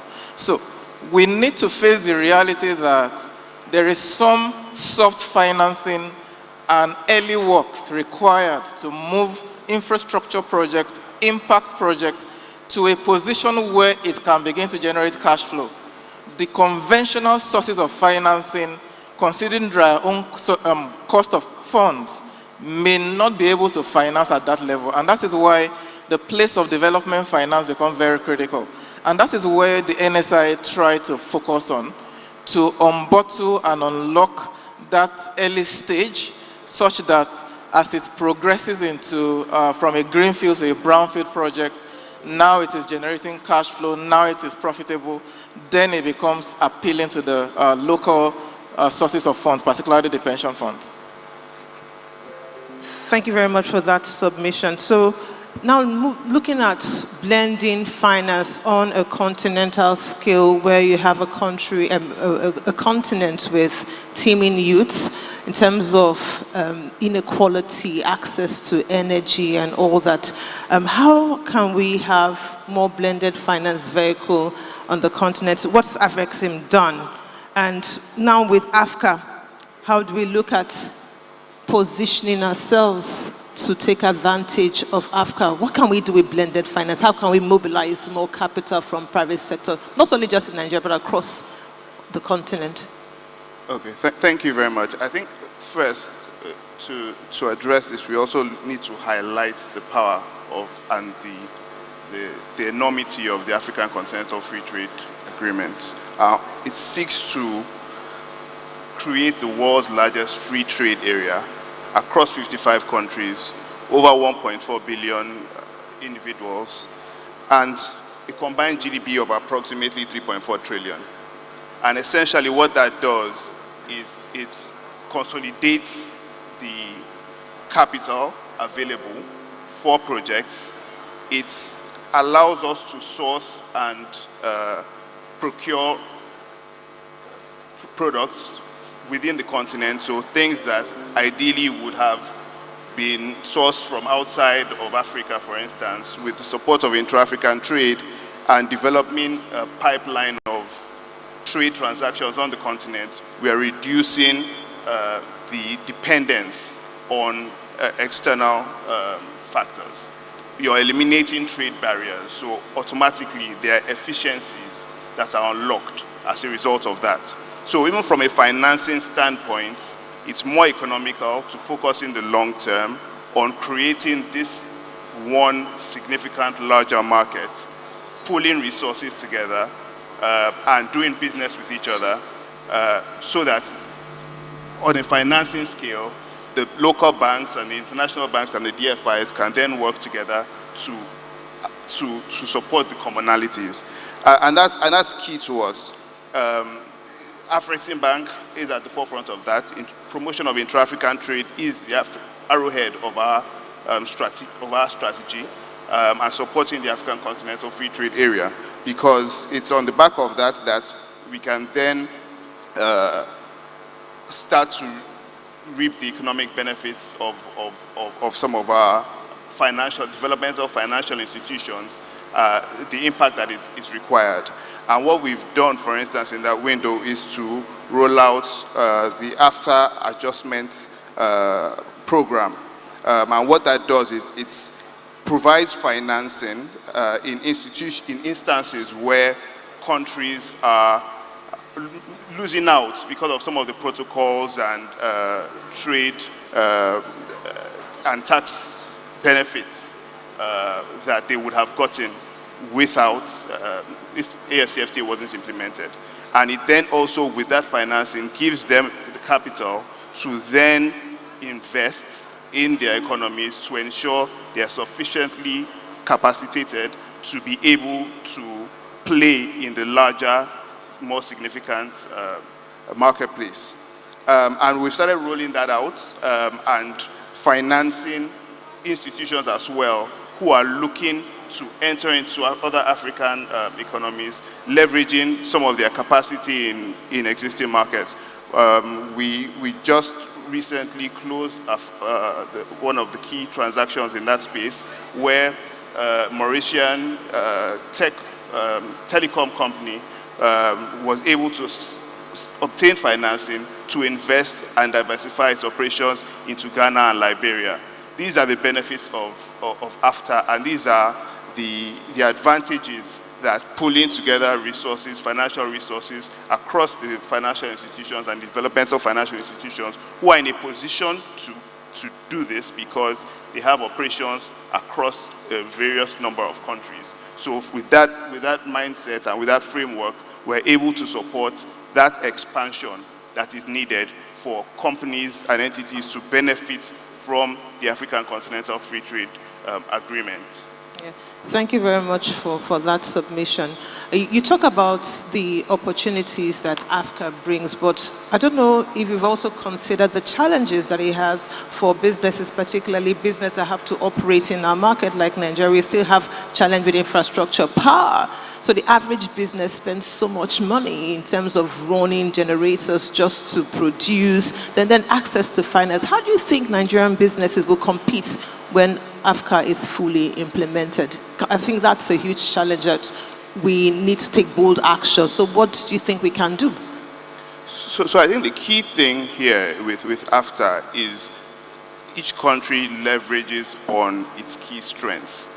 Yes, there may be areas where you might not be able to play relative to your neighboring countries, but if you focus on your key strengths and key areas of the economy, and that is what AfTA is supposed to balance, to ensure that countries can leverage on their strengths. So a country like Nigeria that has significant strengths will gain on a net basis, taking into consideration some of the key, the significance of the Nigerian market, for instance.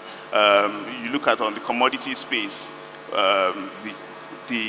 those are the key pillars that the Nigerian government can leverage and benefit from the African Continental Free Trade Agreement. Currently, a lot of these products are already being imported from outside of Africa. So what AfTA is seeking to do is to redirect that flow of extra African trade within Africa.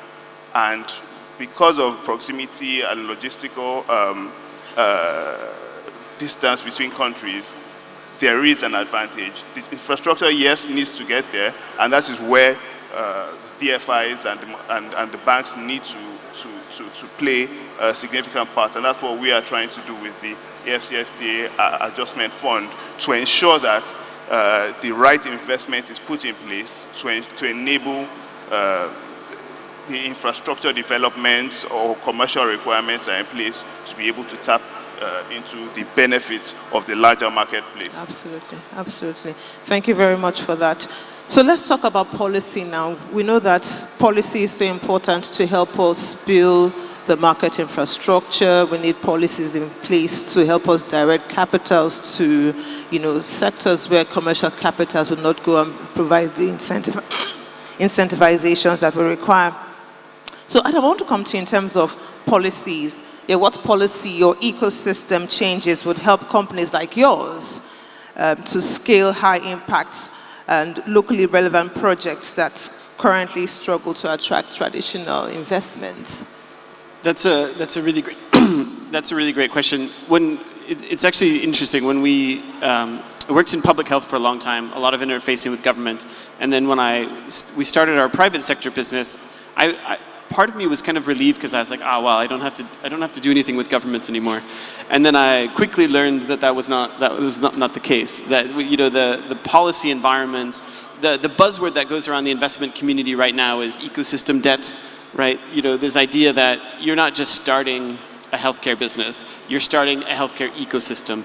When we built EHA clinics, we had to design it from the ground up. We had to figure out how are we going to do training. There's no systematic quality control standards, so we had to build our own, which means we had to invest in all that stuff that a typical investor wouldn't touch because it doesn't immediately generate income. It probably won't pay for itself for another 3-4 years, but it's all the ecosystem building that we had to do, otherwise the business isn't going to succeed. And we see this over and over again of that ecosystem debt. So I think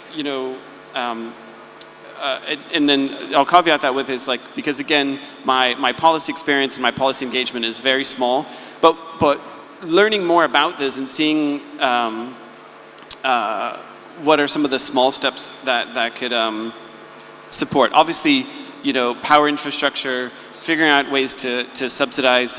When I was in the US and actually recently in South Africa, if you were a business, you could get some kind of subsidized levies if you were installing solar panels, so that you could get tax credits, you could get all these kinds of things.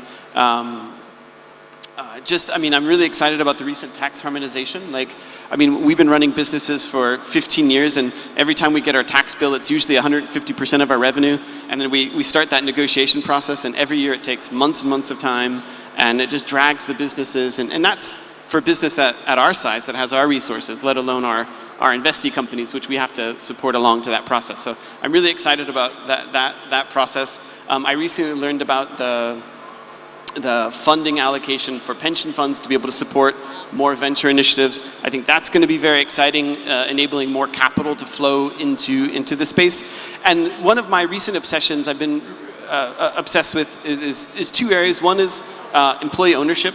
So again, there's been a big movement in the US with this whole wave of people retiring to kind of investors coming in and basically buying the companies on behalf of or giving an employee group an investment to take over the company or take over a portion of the company to build this kind of long-term wealth creation. So that's been a really interesting thing. And there's been certain policy environments in different states and municipalities that have supported that and incentivized that initiative. So that's something that we're going to look into and see more. And then the other process is just is exits. Everyone that's in talking about investing is talking about exits. And like, you know, I've probably spent 3 weeks trying to research how to like publicly list on a stock exchange in Africa, and I still feel like my head's spinning. But I feel like there needs to be some other process that says, okay, let's get these companies, even medium-sized companies, how do we get them publicly traded? They're successful, they're profit-making, and how can we get them into a public trading so we can see that there's, we can broaden the investment base, we can create broader generational kind of wealth creation in the environment, and not just about VCs and private equities that invest and then take the rewards outside, but how do we keep those rewards in the country?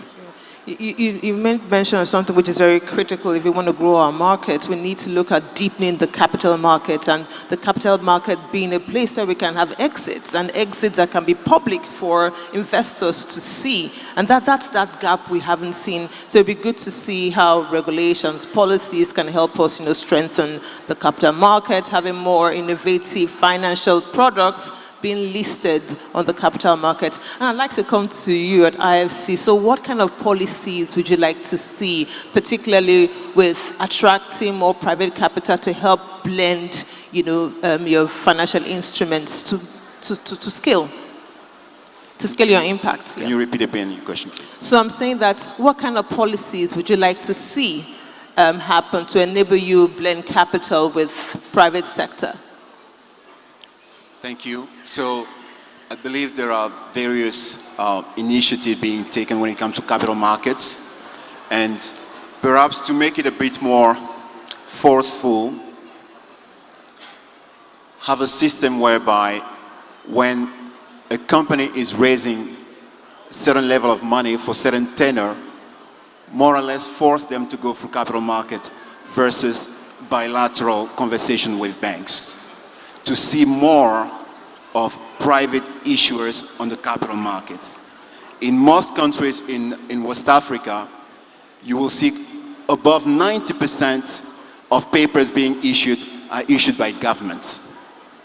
And we need more corporates, financial institutions, or other real sector players to go to the market and issue these bonds. This normal bond, these green bonds, setting the stage for a more depth of capital market. And at IFC, we have a full initiative supporting capital market development in partnership with various partners. So we are very bullish about capital market development. We believe that is the way to connect long-term capital to long-term asset, industrial asset, infrastructure assets. SME financing perhaps can be done through banks and microfinance institutions. But when it comes to large-scale projects that need to be amortized over a longer tenor, we definitely need more in-depth capital markets to do that. And in terms of policy work, I believe setting some thresholds and perhaps improve dialogue with and simplify the capital market requirements, because sometimes some of the players may not fully understand it, or may find it cumbersome versus talking to your banker. So simplify and raise awareness about the conditions for companies to go to the capital market versus engaging always and only with the bankers. Thank you very much. Simplifying information so that the capital markets can understand. And I know we need to have TAs, technical assistance, to help us train regulators, capital markets. We've seen an example of what you've done with InfraCredit and even Africa 50. Lots of capacity building work, went into that. Maybe my question now to you is, now let's look at the risk, return, impact spectrum. So how do you balance risk returns with impacts, of course, and in sectors that are focused on like healthcare, education, that are not for profit? How would you see policy helping us unlocking capital and ensuring that our returns are priced accordingly? Thank you. I think to start from the question around policy, we are a product of policy, so we value the place of policy. Speaking to balancing the return profile of several projects. Firstly, the sovereign wealth fund fundamental function is largely impact. So that permeates everything we do within the NSIA beyond the commercial return. And for us, it's not just per project. Because we are owned by the entire nation, we even make sure that the project footprint is nationwide and across sectors. You know, if you have experience on several projects like healthcare you have mentioned, most likely you will not want to do a healthcare project. You know, because there are so many nuances and the returns are not the kind of numbers that you like to see. And I'll give an example. We invest a lot in the cancer value chain. At the diagnostic center in Luth, the Lagos Teaching Hospital, it's a product of NSIA. We have one in Kano Teaching Hospital as well, and also in Abia Teaching Hospital. And we are rolling out 24 new centers nationwide. The reason why we're doing that is not for commercial returns. We have looked at the medical tourism and how that is affecting effects. You know, imagine those years where you had to go abroad for diagnostics of cancer and all of that. You buy tickets, you take accommodation, you buy effects and all of that. What if we energize a local ecosystem? And that was the reason why we look at cancer. And that is why now we are looking at almost 28 cancer centers nationwide. So for us, there's a lot of consideration on the impact. And because if you look at it, the man that is healthy today can generate a lot more economic productivity. So for us, there's a direct link between healthcare and the overall national economic output. So that is how we view it, and we maintain a long-term approach to our investments. Thank you very much for that. So please, before we go into final words from all our panelists, please, if you have any questions, please raise your hands, and so we can bring the audience to be a part of the conversation. Any questions from anyone? Any questions? So we're talking about both. Sorry? There's a question. Oh, okay. One hand. Is that a lady? Any guy who wants to balance out? All right. So can somebody take a microphone to the audience to be a part of the conversation, and then we'll just get the final thoughts from our speakers. So please, can you stand? And the microphone will come to you. So please introduce yourself, your organization, and straight to the question. Should she come out? Oh, thank you. So I'd like you to start wrapping your final thoughts around the theme, which is bold actions. So I want us to think big, something different from what we're currently doing. So while we take that question, just gather your thoughts around those. Thank you. Thank Hello, you. Everyone, and good afternoon. My name is Naimat Saliman from MTN Nigeria. All right, to the panel, very well done. Thank you. So I just have one follow-up question to the DBN. So you've rightly highlighted the need to simplify the capital markets entry Sorry, we are not requirements. hearing you. Can you hear me? Can you take the microphone away from your mouth and try Can to... you hear me? I can hear myself loudly. Can you hear me? Okay. All right. Is it better?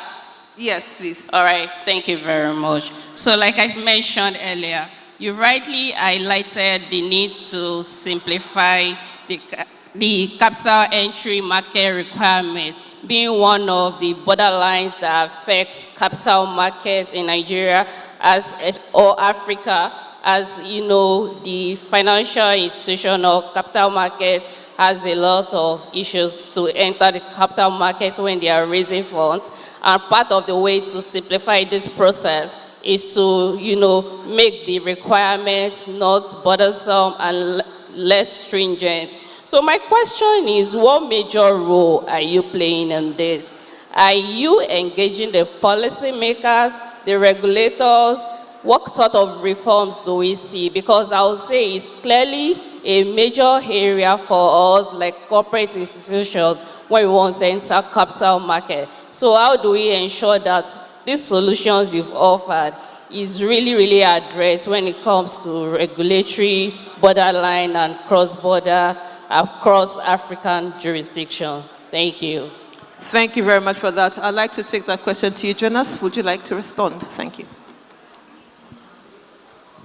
Thank you very much for your question.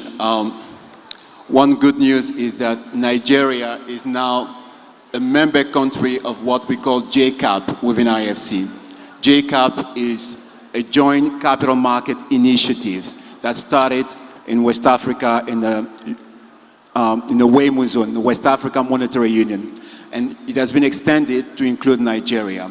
And what JCAP does is to have an ongoing dialogue with policymakers, capital market leaders, in thinking about these entry criteria, reporting requirements, understanding rights and obligations for investors, because if you want this capital market to attract capital, you need these investors to be comfortable with the framework. So rights and obligations of investors, clarity in reporting requirements, and also introducing some particular financial instrument into those sectors. So we work both on the policy side to support all these domestic or regional capital market authorities in having a framework that is more aligned and conducive to their respective market. And we take it a step further after supporting them with advisory and capacity building. We invest ourselves in some of the instruments that we advocate to have a demonstration effect of what we discuss with them. So that's what JCAP does, and JCAP has extended its work to include Nigeria. So that dialogue is ongoing, and I'm very optimistic about the fruits, which will yield a bit more simplification so that large or medium-sized Nigerian companies will be able also to go to the market and raise funding, because that is good for them instead of putting their brand outside and be able to raise larger scale of funding than what they currently do with their only banker. Thank you, IFC, for that. Please, a round of applause for that. I always say something that the future is so bright for Africa that when you look at it, you need to wear sunglasses because it can blind you. But first, we need to do the first things first. How can we scale development finance and innovative financial instruments to provide the necessary infrastructural gap and addressing sustainable development with local capital? So what one thing do you think we need to do differently? So I'd like to start with you, Adam. Great, going first. So I think there's, I think my main focus really, and why I love the ASIS event so much, is just really around partnerships. I think, you know, there's an ecosystem of players that are all investing in the success of Nigeria. And, you know, it's through these partnerships. You know, we're not going to be able to scale companies alone, but I'm pretty sure we can get most of our companies to meet the type of investment criteria that can then get picked up by NSA, IFC, and after Exim Bank. And that's our vision, is like, how do we create that cadre of investable, impactful businesses that will change the landscape? And how do we build the ecosystem, you know, whether it's in Nigeria or regionally or Pan-African, that supports that ecosystem? You know, a lot of us are very sad with the pull-out of groups like USAID and the dramatic decline in assistance. But there's this weird silver lining that's attached to it, in that it's kind of removed this kind of cloud where it's now said, okay, well, we have to look in, we have to look for partnerships. We don't have a choice. We can't just wait for USAID to pitch up and cover some risk or cover some other thing or incentivize someone else to come in. Like, it's allowing us to have kind of more unclouded, honest conversations about how do we do this here and how do we do this locally. Thank you very much. So we need partnerships to scale. So, thank you. Well, what we will do differently, and I think for us it's more of how much more are we going to do. And I think firstly, I would like to thank the Sterling Foundation for gathering us like this, because one of the things that we like to do is to share what we are doing. Maybe it might inspire someone to take action, right? So what I would expect is that all of this will lead us to take more action. And I will just give you an example of what we did 2 weeks ago. 2 weeks ago, we gathered all the sovereign wealth funds on the African continent to Abuja. And within that gathering, we launched a fund that all of them are going to be investing in, and we are all collectively going to be enabling development across the continent. The target fund size for that fund is about $5 billion. And what we intend to do is to use all our capital as a seed and then go to the sovereign funds outside of the continent to say, join us and be our partner as we develop the African continent. That is what we did 2 weeks ago, and we launched the platform. And you will begin to see, and essentially, the first focus of that fund is on renewable sector. And that shows NSI's interest in the conversation in this room today, because we look consistently at net zero. And I would say that even within our own institution, every project we do, the first room you will enter is an ESG analysis and evaluation. If it doesn't pass, it is not going to progress. So these are the kind of things we are doing. We are going to take more challenge out of this conversation to do more, and we are encouraging everyone across the room to do what they can do within their own institution. thank you so much. That's the definition of bold actions. $5 billion fund of fund with sovereign wealth funds. Well done, well done. Okay, thank you. I think in terms of parting words, on what I would say is we need to look at what the transition to a more climate resilient world is for Africa. And not to look at it with the same lens that the world is looking at it, but introspectively look at where we are, where we need to be, and how we're going to get there.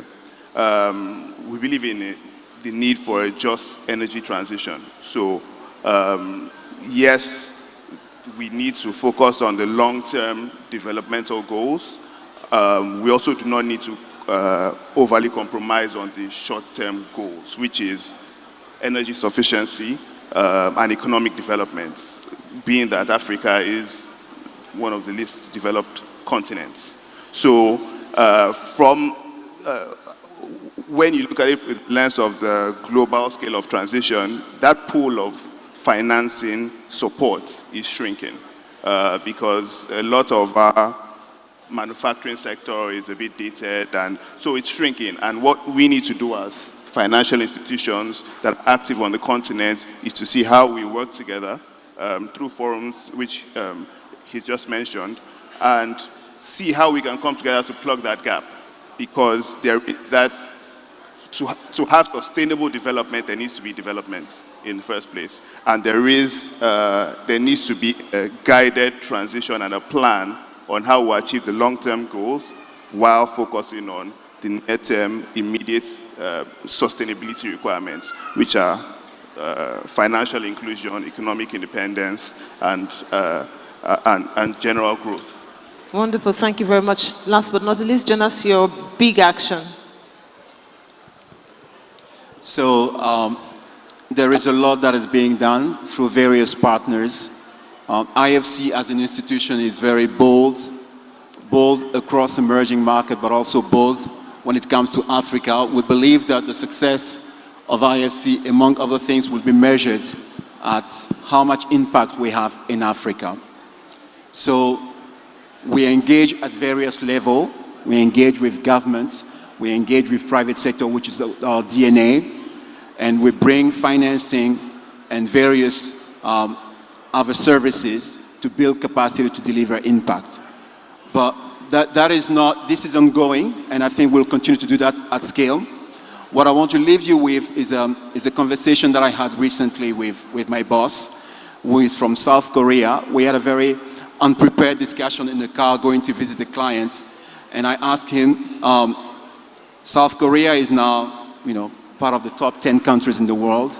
How did you guys do it? And it was a very simple and unprepared discussion, which he didn't plan. Something that he has witnessed as a teenager. He said, when I was young, our country was devastated by war. And the people of the country, they had a great sense of ownership, collective ownership, a great sense of pride, and they were hungry to rebuild their country. And this is what led to what we have today. And I want to leave you and myself with that sense of ownership, that sense of pride, that hunger to see the face of the continent, the face of Nigeria transform. We heard about donor fatigue. It may not change. It will continue the fatigue.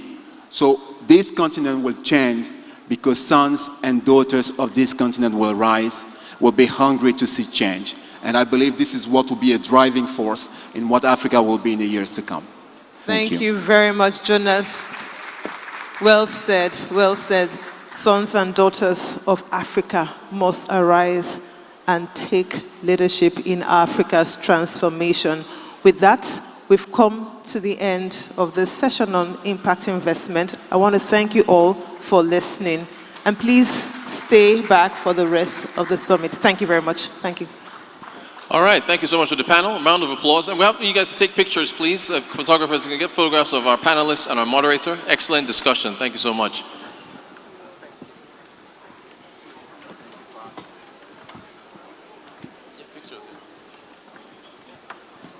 Yeah, our moderators should be in the middle. Yeah, there you go.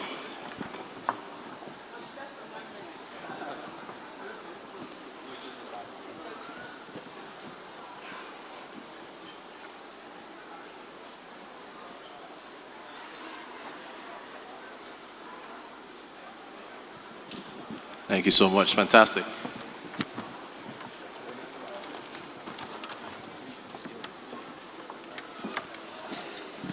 All right, ladies and gentlemen, we've talked a lot about how it's about deals and partnerships. So Adam Thompson is actually going to be remaining here while he announces a deal. That's what it's about, right? So a round of applause. We actually have deals taking place. So Adam Thompson is going to take us through that right now.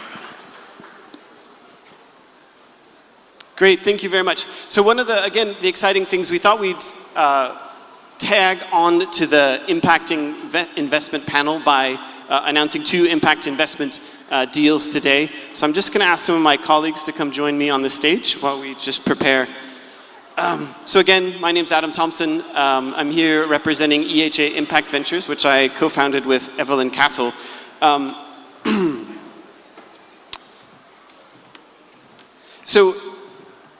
Oh, I see. There we go. So at EHA Impact Ventures, we're not just writing checks. The checks that we write are relatively modest, but what we're trying to do is find people that are like really making game-changing ideas and entrepreneurs that are really passionate about their impact, but also creating successful business models. So first up, I wanted to call. Get the clicker. So first up, our first investment is to Roberta at Moppet Food. So I wanted to call Roberta up. She could come join us here. Can we have a round of applause for Roberta? Great. So just some background on this investment. So we've done most of our investments directly in healthcare. And one of the things with healthcare and lots of things, there's lots of things that are related that have an impact on healthcare. There was a recent study that was out that showed that something like 70 or 80% of childhood mortality was either attributable or exacerbated by nutrition or malnutrition. And so when we met Roberta launched Moppet Foods to fix the problem she faced herself as a mother. Baby food was filled with additives and nothing was truly local, so she built her own, culturally relevant, fortified meals that children love and parents trust. EHA Impact Ventures, along with our partner Mother Food International, invested $80,000 using a revenue-based convertible promissory note, an innovative model that links repayment to revenue rather than rigid timelines. And if Moppet Food grows fast, Roberta can convert part of her loan into equity on terms that protect her ownership and vision. The model gives her breathing room to grow while signaling a long-term partnership and not short-term pressure. So join us to launch this new chapter. Oh.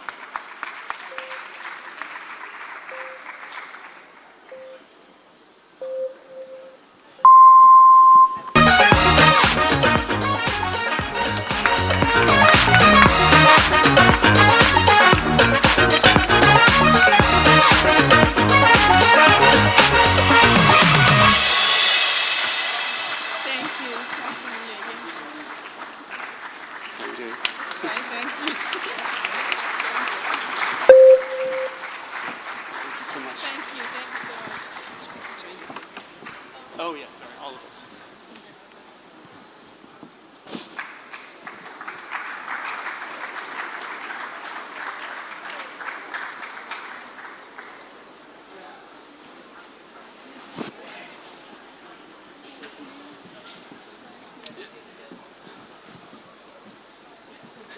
Great, and then we'll move on. So the other thing that we do at EH Impact Ventures is we also make our decisions relatively quickly. I think, within about 30 seconds of meeting Roberta, we knew we were going to make our investment.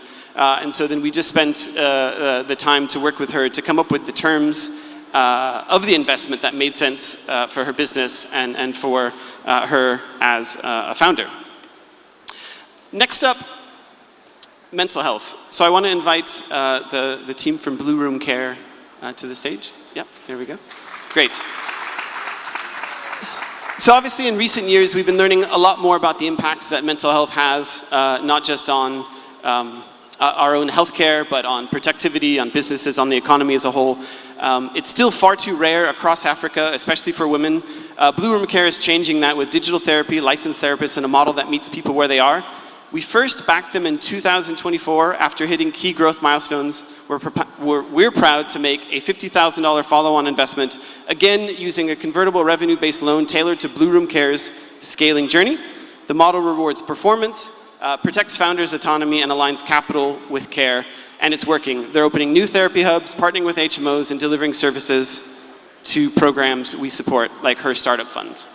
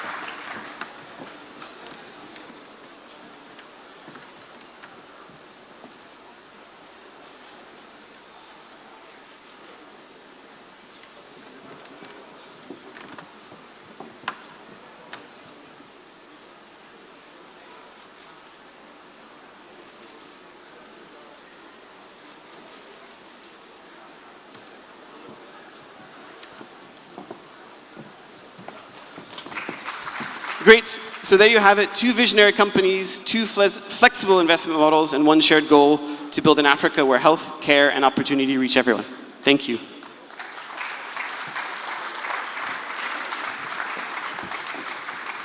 Thank you so much. Please, a round of applause. That's putting money behind causes here.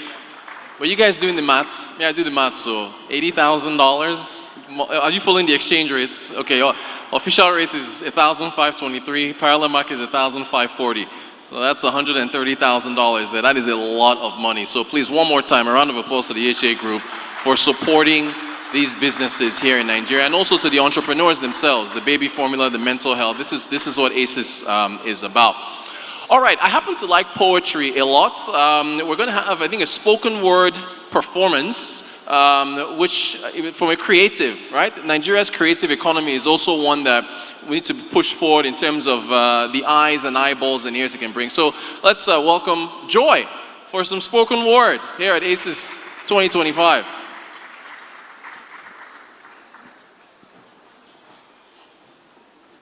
So no notes, this is off the top of your head. Fantastic. Round of applause as she comes to the stage. Great stuff. Thank you. In Africa, the rain comes late, but the floods come early. Drought has emptied the Horn. Floods have drowned the West, and heat has ravaged the South. 8 out of 10 most climate vulnerable countries are in Africa. And yet, Africa contributes less than 4% of the global greenhouse gases. Less than 4%. The continent that is least to blame bleeds the most. So if the earth is speaking, I'm afraid, Africa is already shouting. Good day, ladies and gentlemen, and permit me to stand on existing protocol. My name is Joy Lasida Terry, and I am here to give us a charge to protect our home, preserve our biodiversity, and caution our exploits. The title of my poem today is If the Earth Was Speaking, and here goes. If the earth is speaking, I fear she doesn't speak in whispers anymore. She shouts from the banks of shattered coastlines, screams from the fumes of smog-choked cities, and sobs through the silence of extinct wings. She says, I gave you Eden, but you built landfills. I gave you rhythm, but you mined the drumbeat out of me.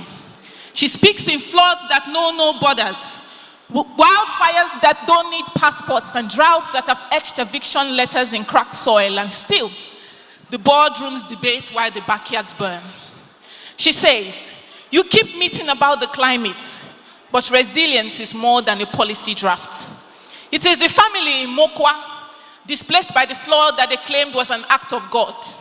It is the child in Dakar, who learned to swim before he could learn to read just in case the sea came home early. It is the grandmother in Malawi, going back to plant cassava after the storm took her last crop. Mother Earth is tired of resilience that only lives in slogans and solutions that end in summit panels.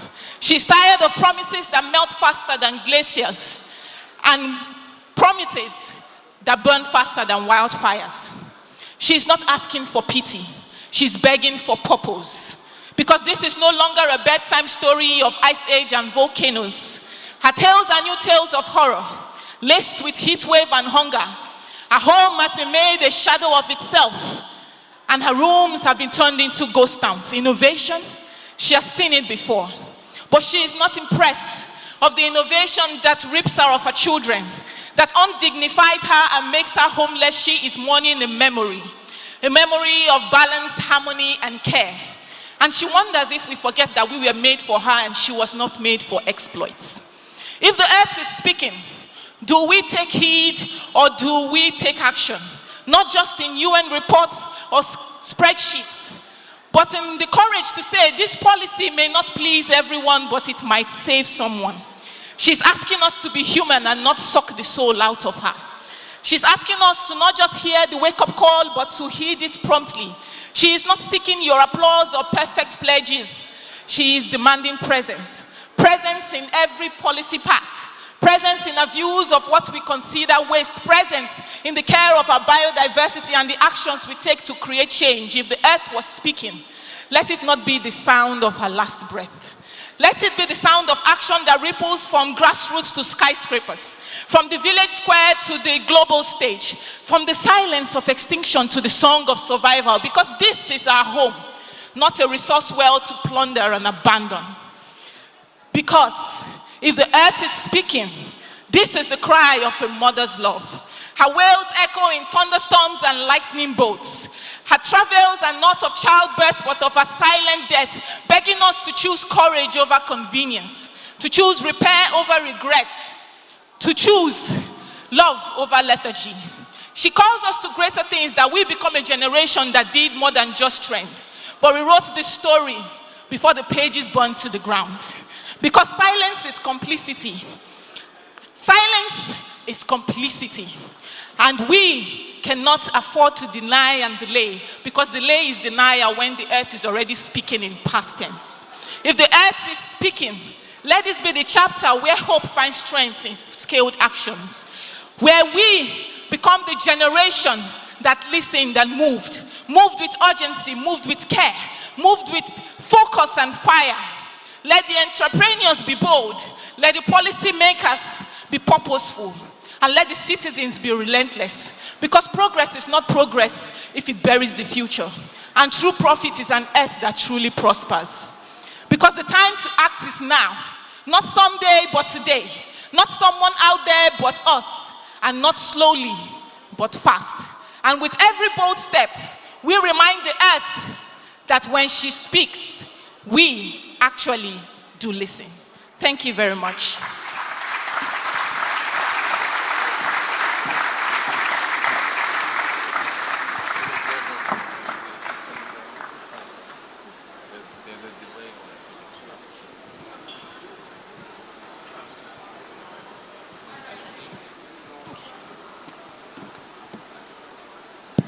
A round of applause again for Joy.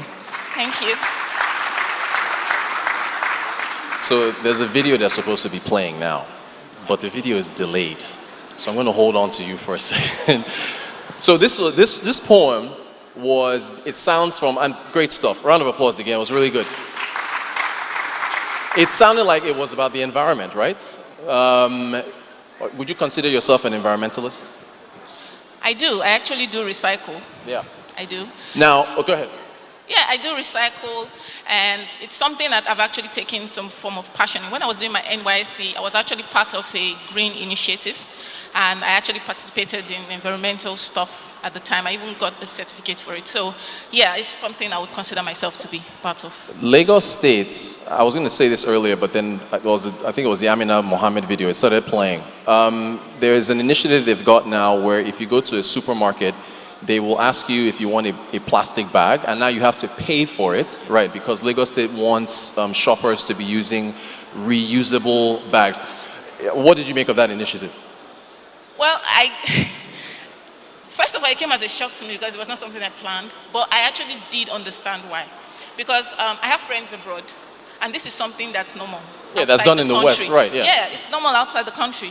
So the first time I experienced it, at first it was like a shocker because it was not something I was expecting. I went to the supermarket as usual, and they were like, oh, you're going to pay for bag. And I'm like, okay. So, but it's something that I kind of appreciate because, yes, it encourages people. By the time you realize that you have to pay for another bag and another bag and another bag, it's just going to be a part of you to want to recycle the ones you've already used. Yeah, so I think it's a good initiative, actually. So here's the thing, as part of the environment, right, we've got citizens, unfortunately, who litter, right, whether it's pure water bags or, and chewing gum and so on. I was in Kigali on vacation, I had a tour guide with me, and I went to buy chewing gum. I didn't even put it in my mouth. He's like, hey, please don't throw that on the floor. Like, it was like, if you throw it on the floor, I'm going to be fined on the spot.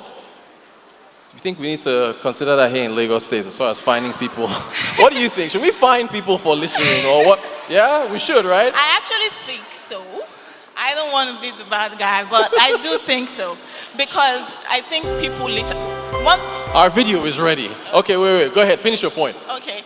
One thing I personally don't like is when I'm maybe on the road and I see someone in a car, a very nice car, wind down and throw something outside. Yeah.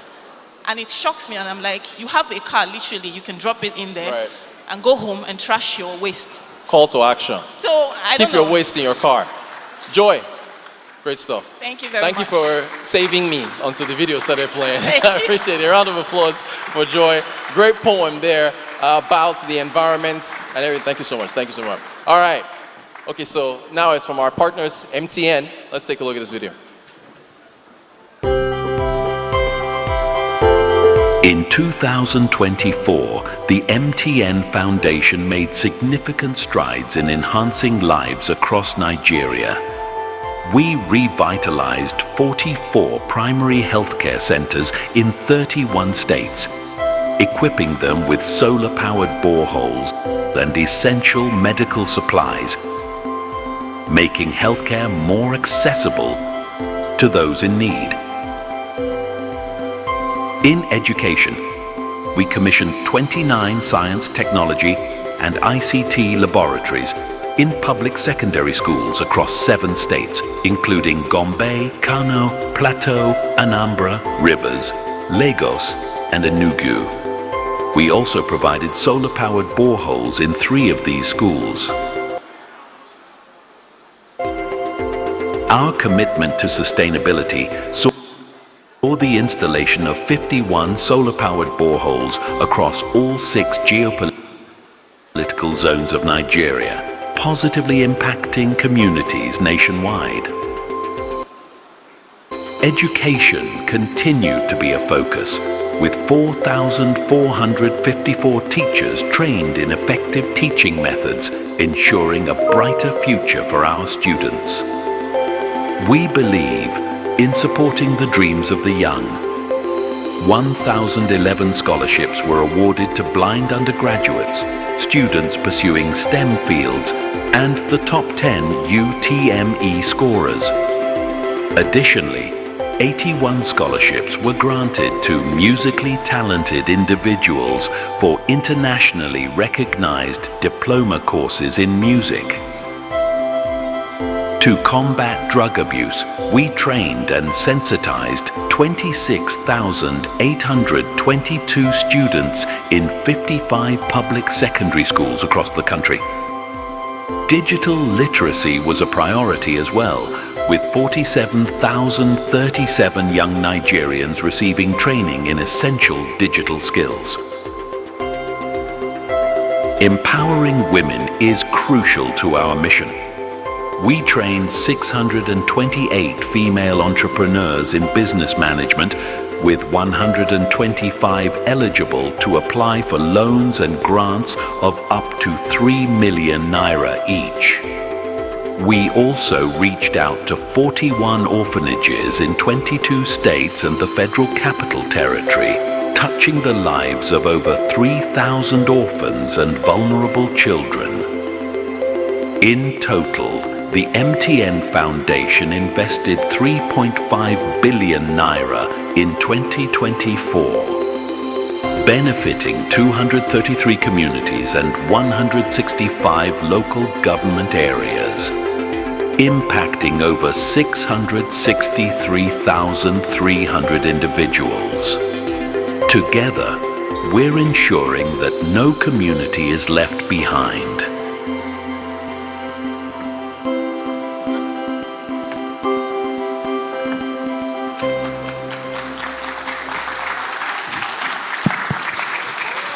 All right, shout out to MTN for this.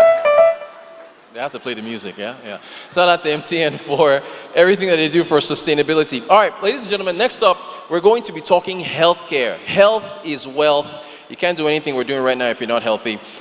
Please, a warm welcome to Dr. Morris Atoki, who's the CEO of ABC Health. She's going to introduce our keynote speaker. And as you can see, the chairs are coming up. We have an expanded panel that is going to be talking about healthcare here at ASIS 2025. So a warm round of applause as she takes the stage.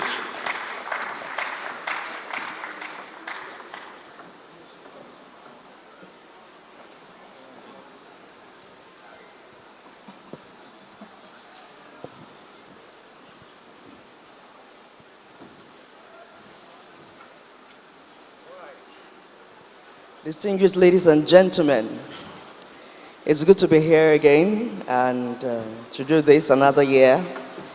I wanted to do a short exercise first and foremost. And thank you to our Master of Ceremony for that brief introduction. I wanted to look at the next person to you and say congratulations. Yeah, because we're the ones that are still alive. Yeah, a lot of people didn't make it this far. Not as a matter of choice, but things went wrong. Distinguished ladies and gentlemen, excellencies, colleagues, esteemed partners, panelists, and the reason why we're here, Sterling One Foundation, the organizers, welcome to this pivotal session hosted by the African Business Coalition for Health, ABC Health. Here at the African Social Impact Summit 2025. Please let's jam our hands together. It gives me great pleasure and a lot of honor to open this discussion titled Reframing Priorities and Optimizing Opportunities in Africa's Healthcare Sector, Harnessing Artificial Intelligence and Technological Advancements. At ABC Health, our core mandate has always been to strengthen Africa's health systems through strategic collaboration with the private sector. We believe that health is not only a social imperative, but an economic one, and that scalable impact will only come from the intersection of technology, innovation, policy reform, and sustainable financing. If I may really appreciate MTN Foundation for being the one who will come year and year to sponsor this health panel, please join me in applauding MTN Foundation.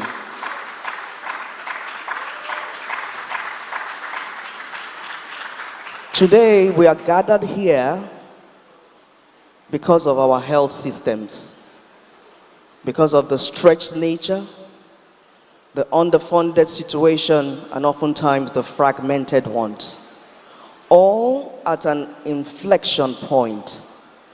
And the question is no longer if technology will play a role in transforming healthcare on the African continent, but how best can we, within our sectors and industries and individuals, align our priorities and unblock the full potential of emerging tools like AI, big data, machine learning, digital health platforms, and predictive analytics to address long-standing challenges.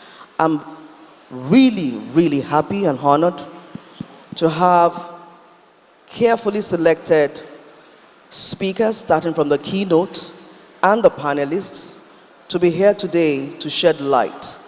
One of the things we make as a point of duty in ABC Health is to ensure that health remains at the front burner where social imperatives are being discussed and where social economic topics are also being discussed.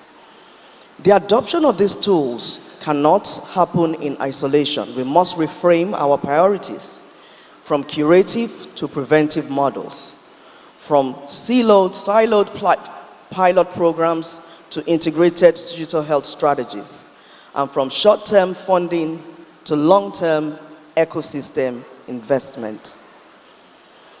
And in reframing our priorities, we must also optimize opportunities. The continent is undoubtedly rich with tech talent, innovative startups, and public-private collaboration that can drive scale. But only if we're intentional about supporting one another with an enabling regulation, infrastructure, interoperability, and digital literacy. I am incredibly excited about the diversity of our leaders that are here today, the thought leaders on the panel, and of course our keynotes and our distinguished opening addressee. From public health strategists to digital health pioneers, to investors, regulators, and innovators, all with the intention of bringing practical, context-specific insights on what it truly means to build a digitally enabled, artificial intelligence-powered healthcare future for Africa. Please let's clap for Africa at this juncture. And let's be hopeful. Before we proceed, and before we hear the keynote speaker, I'd like to introduce a phenomenal leader and a voice of vision and influence in the development and impact space. No other person but Dr. Amina Baloni. And I would also read a profile before she makes her way to the podium. Dr. Baloni started her educational career at Kaduna Capital School, Queen's College, Lagos, and Makefield School in the United Kingdom. She graduated MBBS in 1991 from Ahmadu Bello University, Zaria, and obtained a fellowship from the West African College of Physicians in internal medicine in 2004. Dr. Baloni holds a master's in public health from the University of Liverpool and has had over 25 years of practice, first as a clinician and then as a public health professional. Her core competencies in communication, drive for results, and working with people developed during her years working in development helped her to achieve results working with government across various states to improve the health and well-being of children and women through capacity building and transferring technical skills such as planning,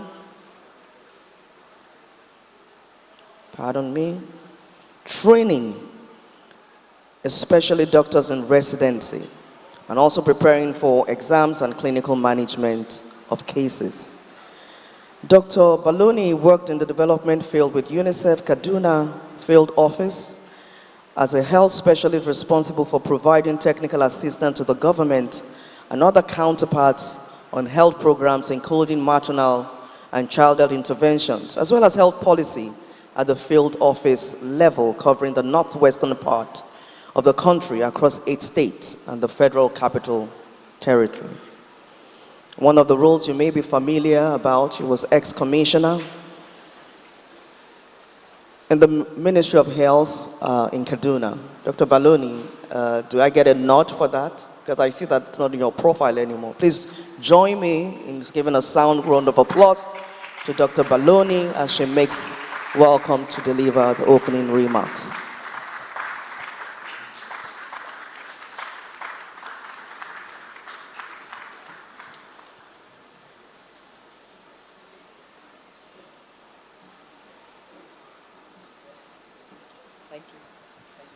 Thank you, Dr. Morris, for your kind words. I almost didn't recognize myself, actually.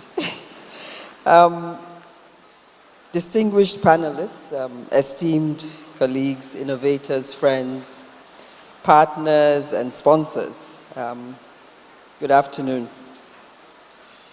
I am honored to be speaking to you just before we get this panel, who I'm sure will have a robust discussion around the theme of what we're here to do today. It is a privilege to be part of this and looking at how we can optimize the opportunities in the health sector reform with a bold focus on harnessing artificial intelligence and technological advancements. This is a time where we have a myriad of challenges. We all know our health systems in Nigeria and in Africa as a whole are fragmented, they're underfunded. They're not providing the optimal care that our people require.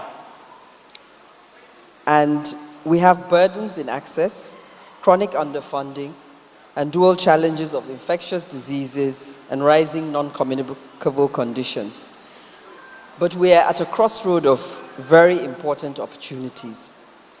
Technology, especially AI, is rapidly defining the possibilities of global healthcare. How do we in Africa and in Nigeria as a whole look at what our priorities are, centered on innovation, inclusion, and long-term sustainability? How do we invest in local capacity so that this is not something that is transplanted from other global areas, but is something that we Africans are doing for Africa, for Africans? How do we ensure that there's ethical, equitable, and context-driven implementation of technology so that no one is left behind? We all know that we have, most of the Africans population are actually in the rural areas. This is where we have poor access. This is where we have most times no electricity, no infrastructure, no roads. So access to healthcare is really very, very difficult. But we can see that there's some progress. We are seeing AI platforms that are helping predict outbreaks. Mobile apps can be used in our communities, and homegrown companies are driving innovation for better decision making.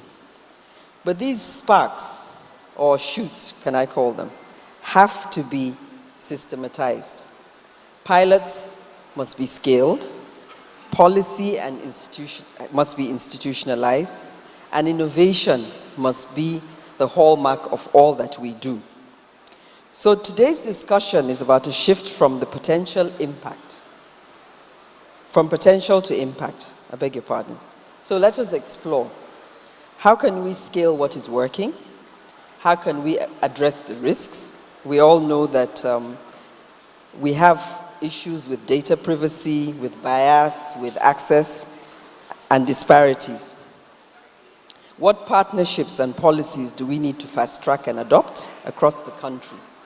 And permit me to just give an example of what we did in Kaduna some years back. We had quite a large number of diasporan health workers who had a lot of ideas on how they could help. And one of the things was in telemedicine. And of course, coming off of COVID, we know, there was a lot of challenge and there was a lot of opportunities. And we had a donation from a foundation to our teaching hospitals, which were used. So we had the experts in the UK who did some teleconsultation, guiding our own doctors that were there. And then it extended to the secondary facilities and then to the primary facilities in some cases. So that greatly improved what we were doing. These initiatives, are being done in small scales, in different places, in different towns, I'm sure in Africa and across Nigeria. So we need to look at how do we use these collaborative efforts? How do we become bold and solution-focused? Because we have to reframe our priorities, not by implanting what has been done in other places, but by elevating what matters most to us in equity, in access, and in leadership that is homegrown in Africa and in Nigeria in shaping the future of our health. Thank you very much for the opportunity, and I look forward to what would be, I'm sure, an insightful and inspiring discussion that gives us solutions to what we think we should do to help our people access better health. Thank you. I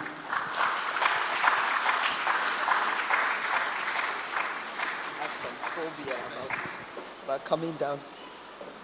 Thank you. Always coming down is a problem. Thank you very much. Thank you.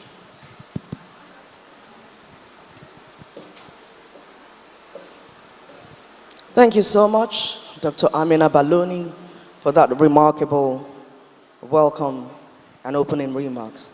I'd like to call on our keynote speaker for today. We hounded him down practically, and we're very delighted that he's here.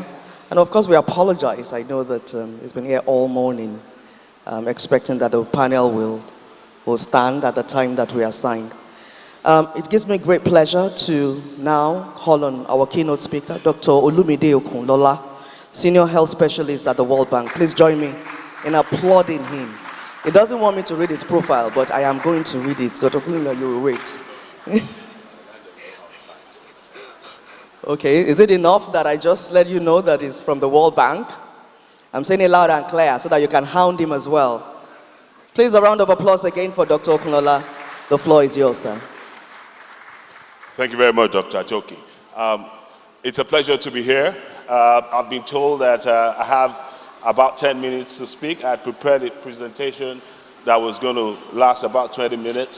So this is going to be a pretty quick presentation. I don't know if that presentation is coming out. Essentially, this is the summary of my presentation. AI for Nigeria and other countries in sub-Saharan Africa is not a fad, it's not an hype. It is something that is of compulsion. Second, it is not automatic. It's based on deliberate, intentional policies. And last point is, what should our governments do in order to harness this opportunity? Next slide, please. Next. First point. Nigeria, like other countries in sub-Saharan Africa, very delayed in its structural economic transformation. So countries go through 3 waves: agriculture, industrial, and then services. If you want to be competitive, you want to be where services are. While services has expanded in countries like Nigeria and other African countries, it is low-paying jobs. As you can see from the bottom chart, you have services at a higher level. A hotel porter will not earn anything close to what a super skilled ICT person is earning in services. So for a country to be competitive, you want to be in services, but not just low-paying services, high-paying services. But Nigeria is still stuck in low-productive agriculture. Next slide.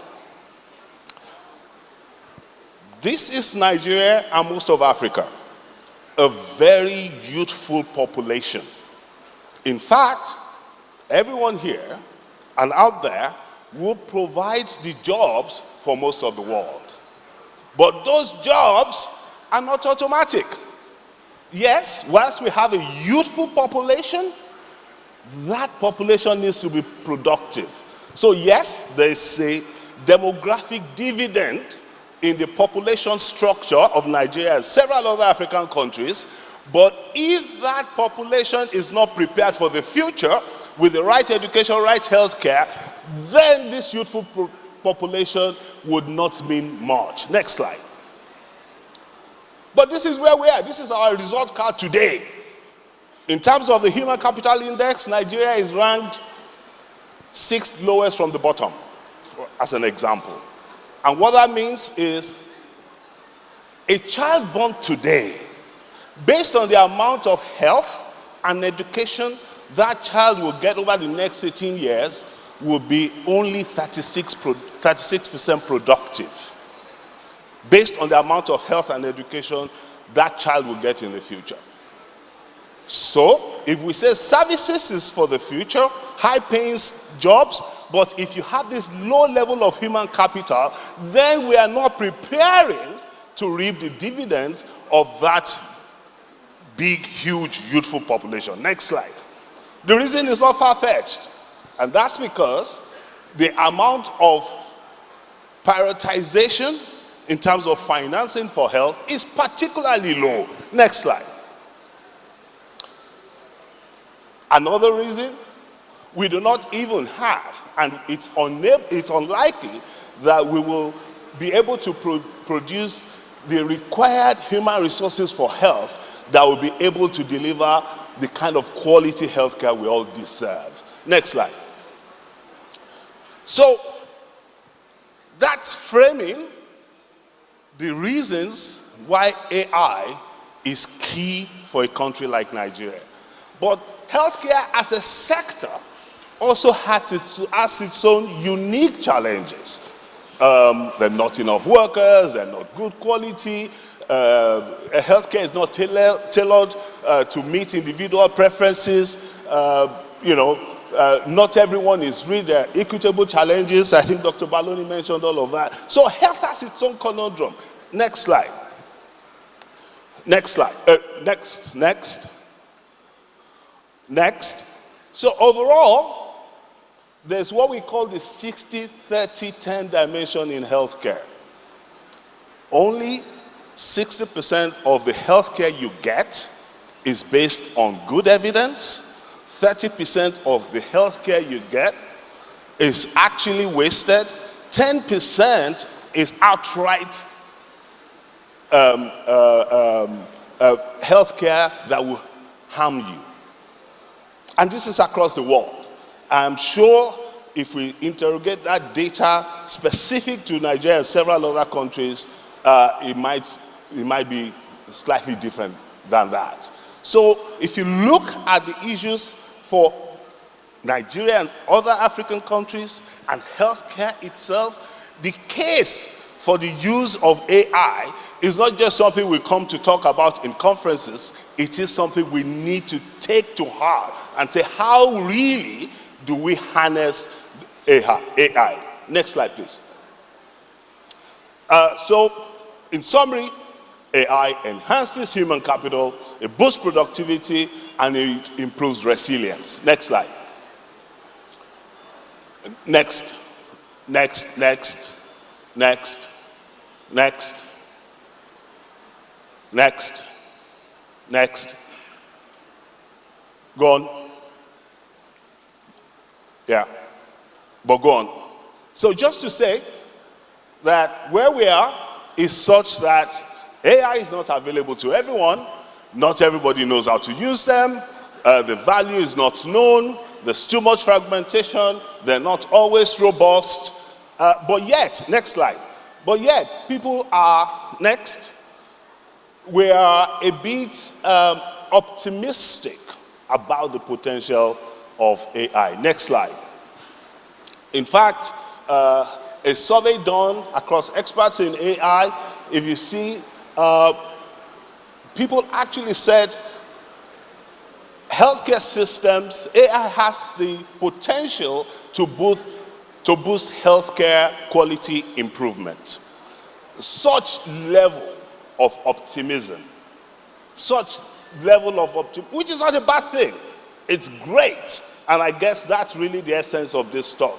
How do we then, next slide, how do we then harness this optimism to become reality? Next slide.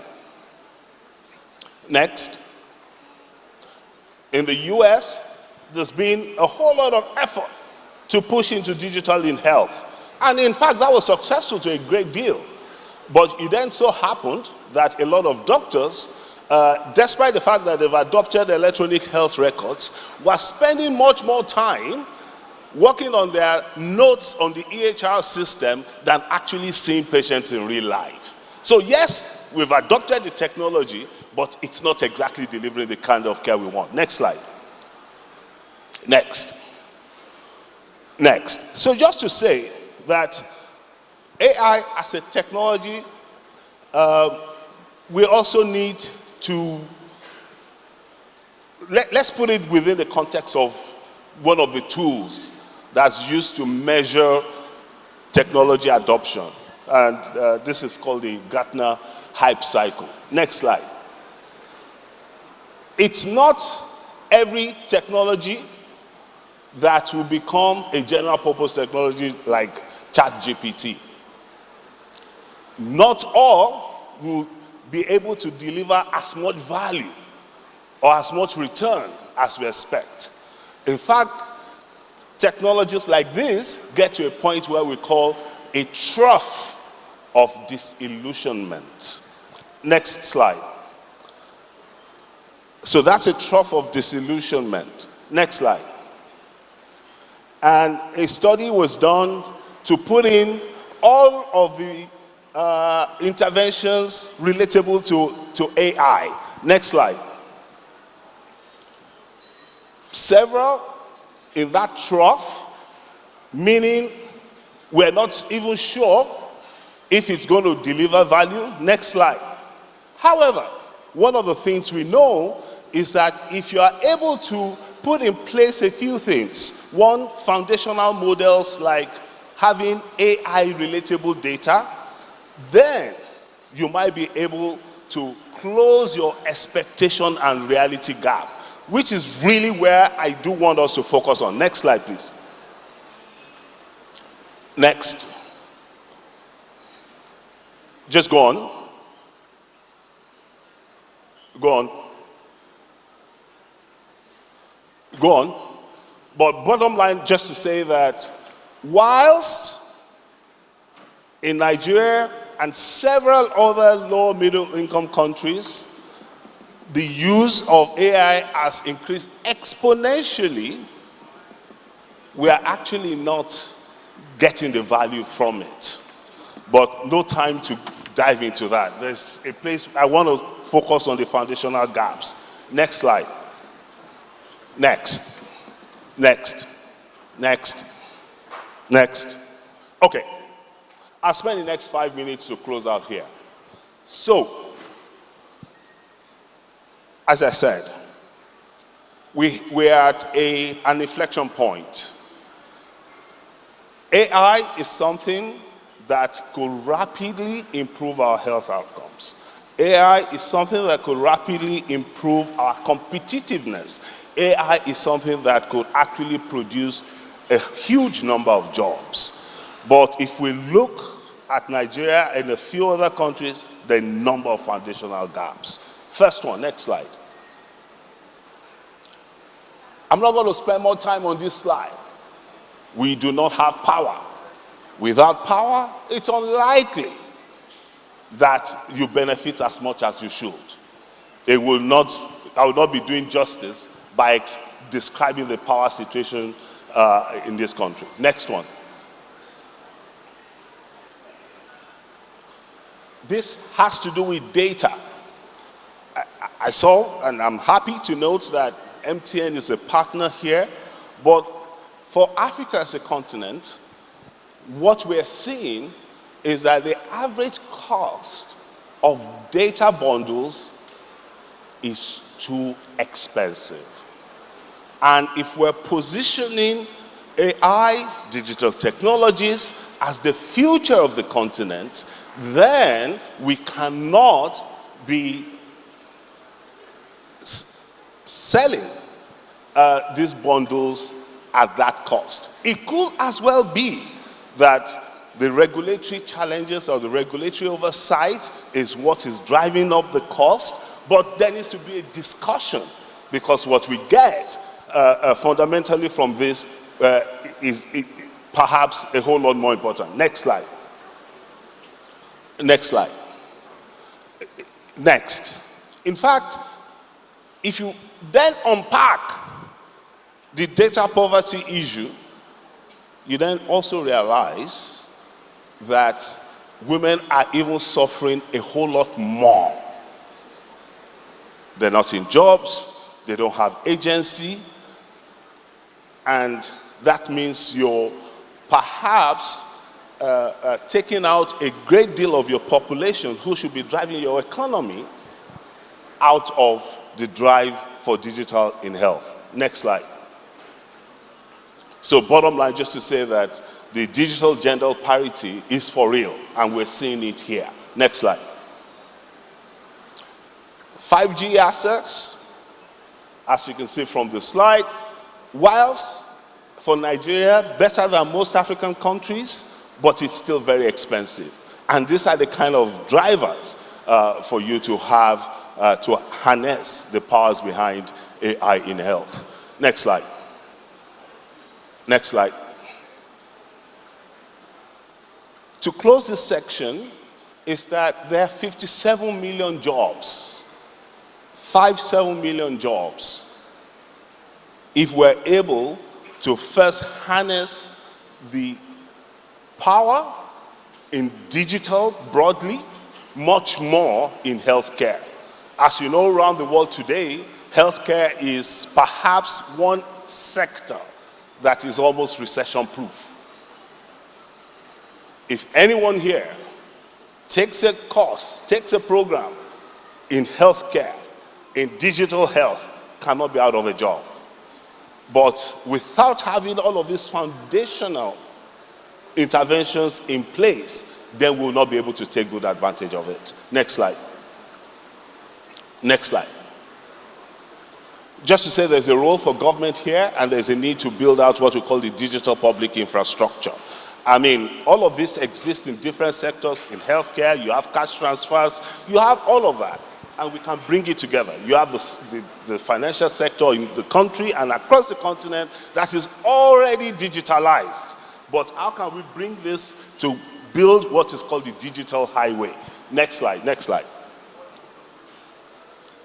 Next. Next, please. Just go on to the next slide. Huh? Go on, please. Yes, please. You can go on.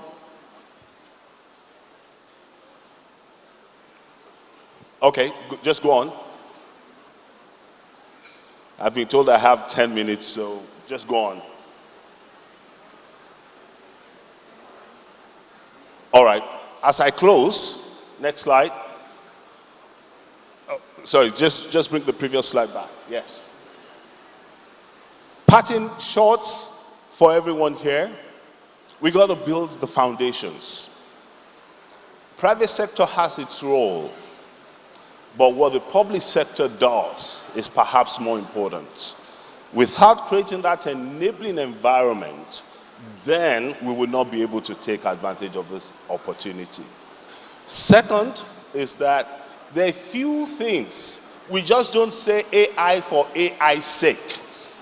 In healthcare, one of the number one problems has to do with human resources for health.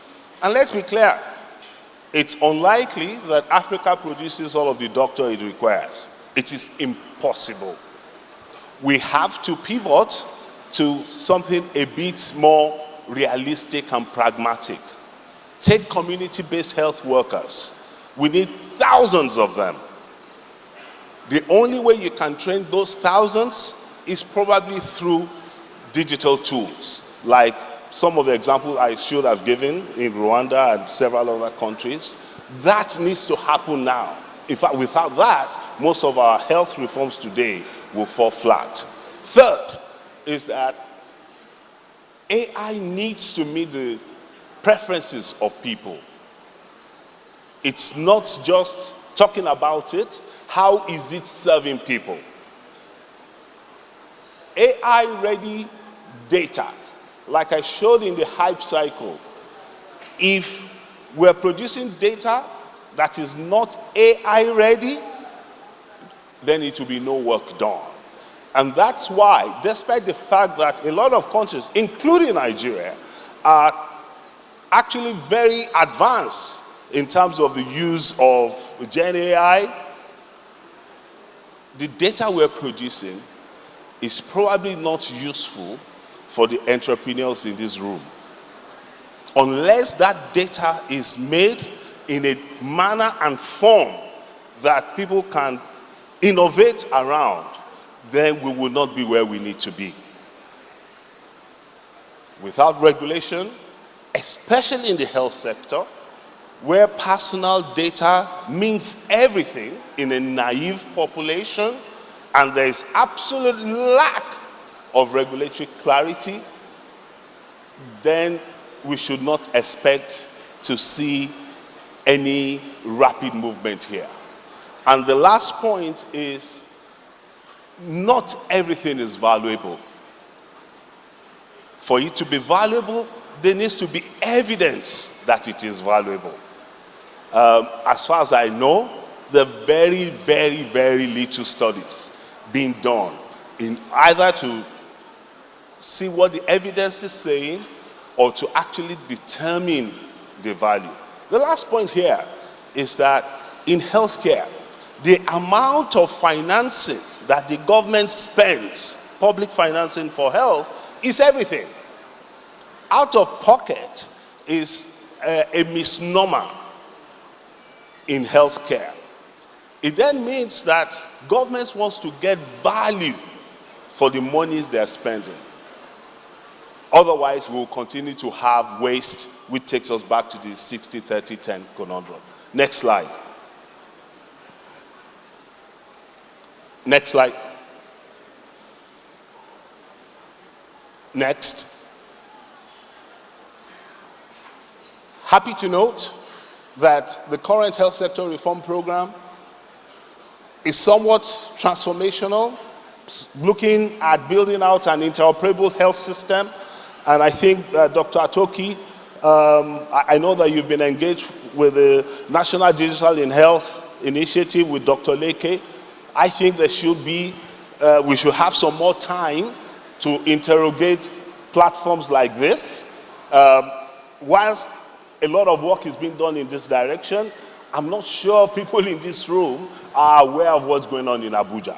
And I think ABC Health is in a very good position to bring together what government is doing so that the private sector can leverage on it. Next slide. Governance is important, especially for data privacy. You cannot work around this. And there's a need to begin to have a conversation around that. Next slide. Next. In summary, I think we need to pay attention to governance. We need to ensure that there's meaningful, affordable access, either in terms of phones or data, affordability. There needs to be education and digital literacy. We're not talking about AI for the sake of AI. It must return value. We must make sure that whatever it is based on evidence, and without having interoperable data, then we would have AI for AI's sake. Thank you very much.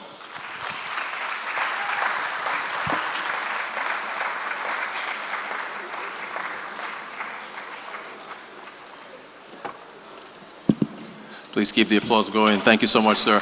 Ladies and gents, there is a session going on right now at the APA Suites, which is in the Grand Ballroom, and it's on the circular economy and opportunities for youth. So if you want to check that out, do consider that. But also, we're going to be having an awesome panel coming up now on healthcare. So Dr. Toki, you can also take it away.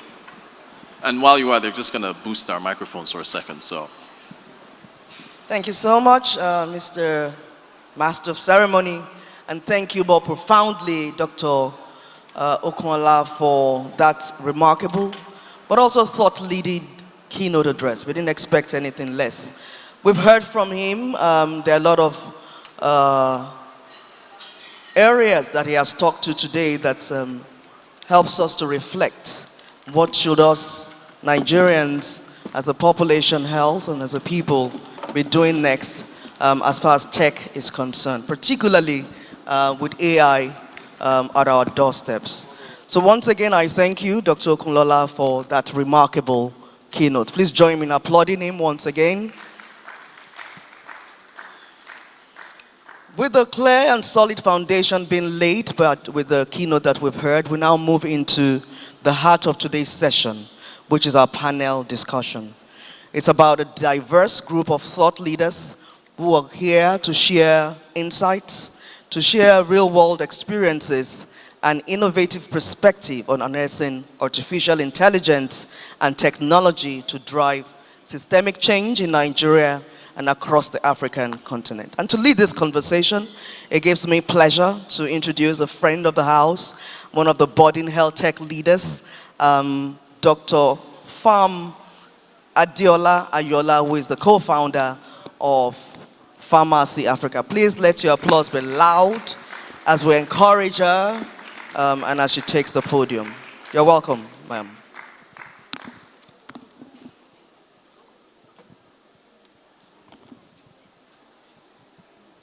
Distinguished ladies and gentlemen, thanks for still being here today. My name is Adeola Ayola, and it gives me great pleasure to welcome the other panelists, all of my panelists. We have a great lineup of about 9 people, and this promises to be very interesting. So join me to make welcome Dr. Adeolu Arogundade, the President of Society of E-Health and Telemedicine Nigeria.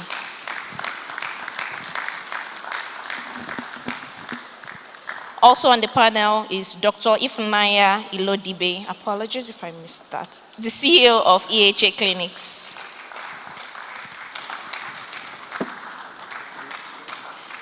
I'd also like to invite Mr. Tony Deinde, the CEO of June Advisory & Co. to the panel, please. You're welcome, sir. Mr. Abdulhamid Yahaya, the Director, Global Health Informatics and IT, eHealth Africa. Dr. Adebanke Odunsi, the Head of Digital Health, Lagos State Ministry of Health. Thank you, please keep the applause coming. Dr. Fumi Adewara, the CEO of Mobi Health International. Dr. Folarin Olashogba, MD CEO of TrueDoc Nigeria Limited. Dr. Olajide Adebola, the CTO and partner at Home Plus Medical Services Limited. And Dr. Ibukun Oni, the CEO of 8 Medical. Thank you very much.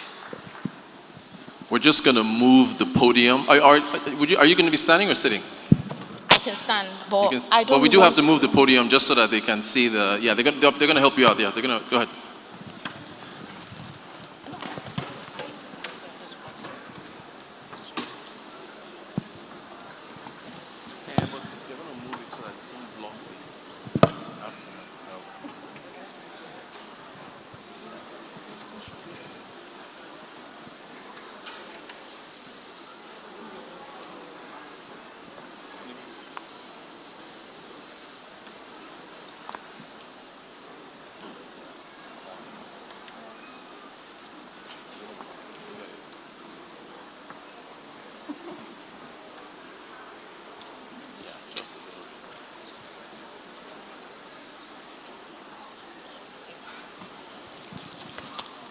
Thank you very much, and special thanks to Dr. Olumide. I don't think we could have gotten a better ground setting for this panel other than the keynote he gave.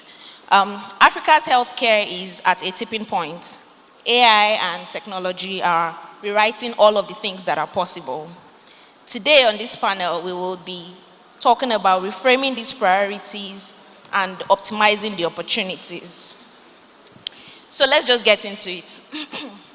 I spent a lot of time looking at all of your profiles, and even though I know what you do, just looking at it again, if we're actually supposed to do this, I don't think we could have like a better setup of people than what we have here. So it's great to have you. I'll be starting with Dr. Fumi, the CEO of Mobi Health International. So Mobi Health has made tremendous efforts in driving telemedicine adoption at the primary care level. A few days ago, you announced your integrated telehealth for cancer. Very impressive. I also know that you are deploying AI chatbots for clinical documentation and disease surveillance. So if you could just talk to us about the real-life practical transformations you're seeing right now and what's required for that to scale. Thank you very much. I'm very honored to be here and to be amongst these distinguished panelists.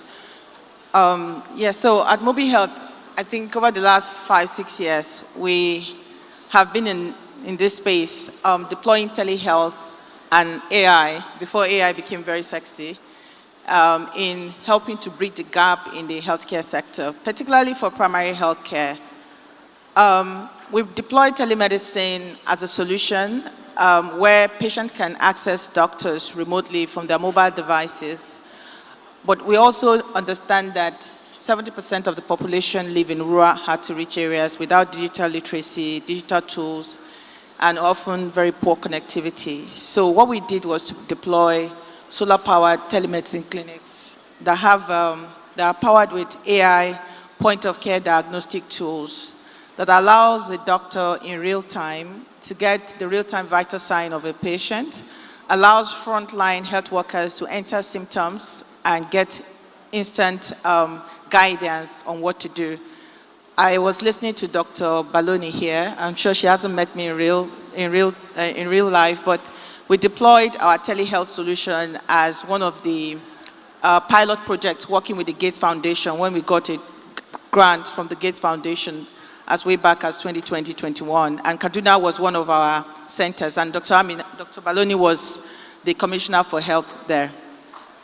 So it's very good to see you today. So yes, we're moving beyond pilot to scaling telehealth and AI solution because this holds a lot of promises for the African healthcare sector, from triage to symptom checkers to clinical decision-making processes to disease surveillance. Telehealth and AI holds a lot of promises.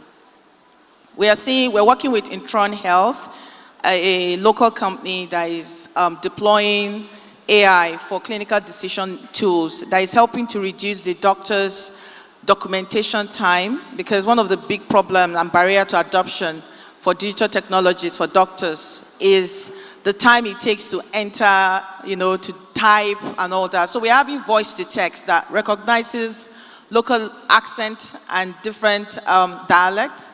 And we're working with Intron Health to do this. This will reduce clinical documentation timeline by more than 30%. When we did the Project 10 Million with the Nigerian Health Commissioners Forum for the screening of hypertension and diabetes, we saw how AI was helping to reduce and to diagnose high-risk patients. So AI holds a lot of promises when it comes to healthcare sector in Africa. But of course, we can't do this without some fundamental resources being in place. And I know that the previous speakers have spoken about the need for digital infrastructure. Quality internet connectivity is important. We can't talk about AI without that. But we're also talking about those solutions that will have offline capabilities that are going to speak to our African realities, cultural adaptation, and also ensuring that they are easily adopted and can be used by the frontline workers who have very low digital literacy. Importantly also is electricity. So for us, we've deployed solar-powered telemedicine clinics because it's important to be able to circumvent these realities that we have. But also important is policy and regulation.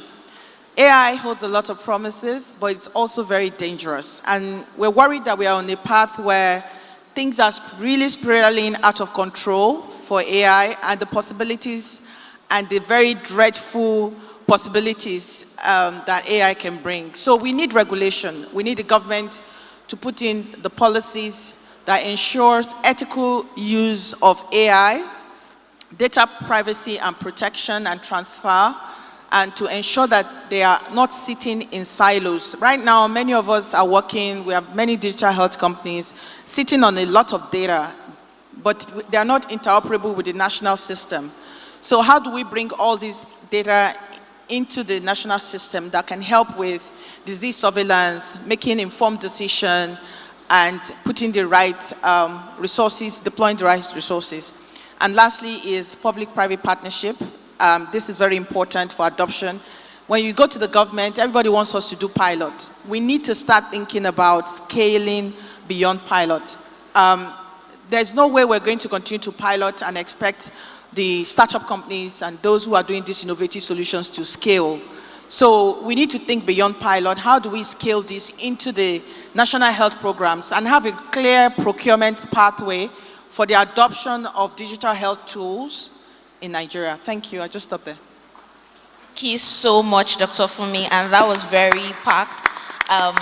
I think that if we start to explore all of the things that we're doing and the pathway to getting there, it's not even a one-day conversation. But it's great that we're having this conversation now. This is just a Kickstarter. And just to be very conscious of time, if you don't mind, my panelists, if we can keep it to about 2 minutes, just so that we can go around, but also sensitize everybody so we're aware. Thank you very much again for your wonderful response, Dr. Fumi. I'll go to you, Dr. Ibukun Oni, the CEO of 8 Medical.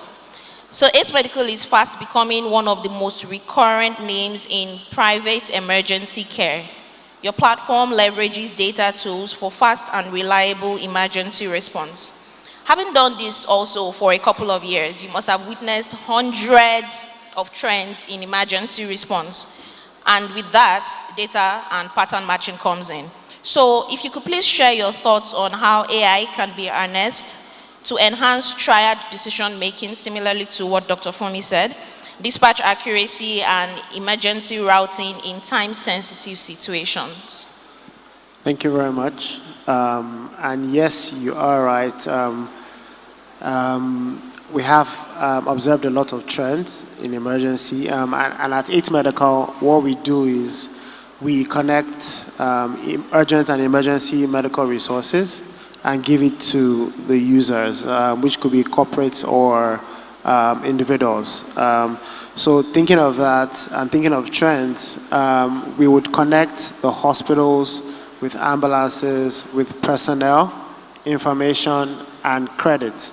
And if you think of that, Nigeria has an average of 5,000 plus hospitals, right? And if you look at ambulances, we have at least 2,000, 3,000 plus ambulances across the country. The amount of information that the healthcare space on its own processes is vast. The amount of medical personnel that we have, regardless of the jackpot craze, is still a lot. And then putting all of this together generally is where AI comes into play. Because if you think of emergency cases, there are several stages you have to go through to be able to get access to emergency care.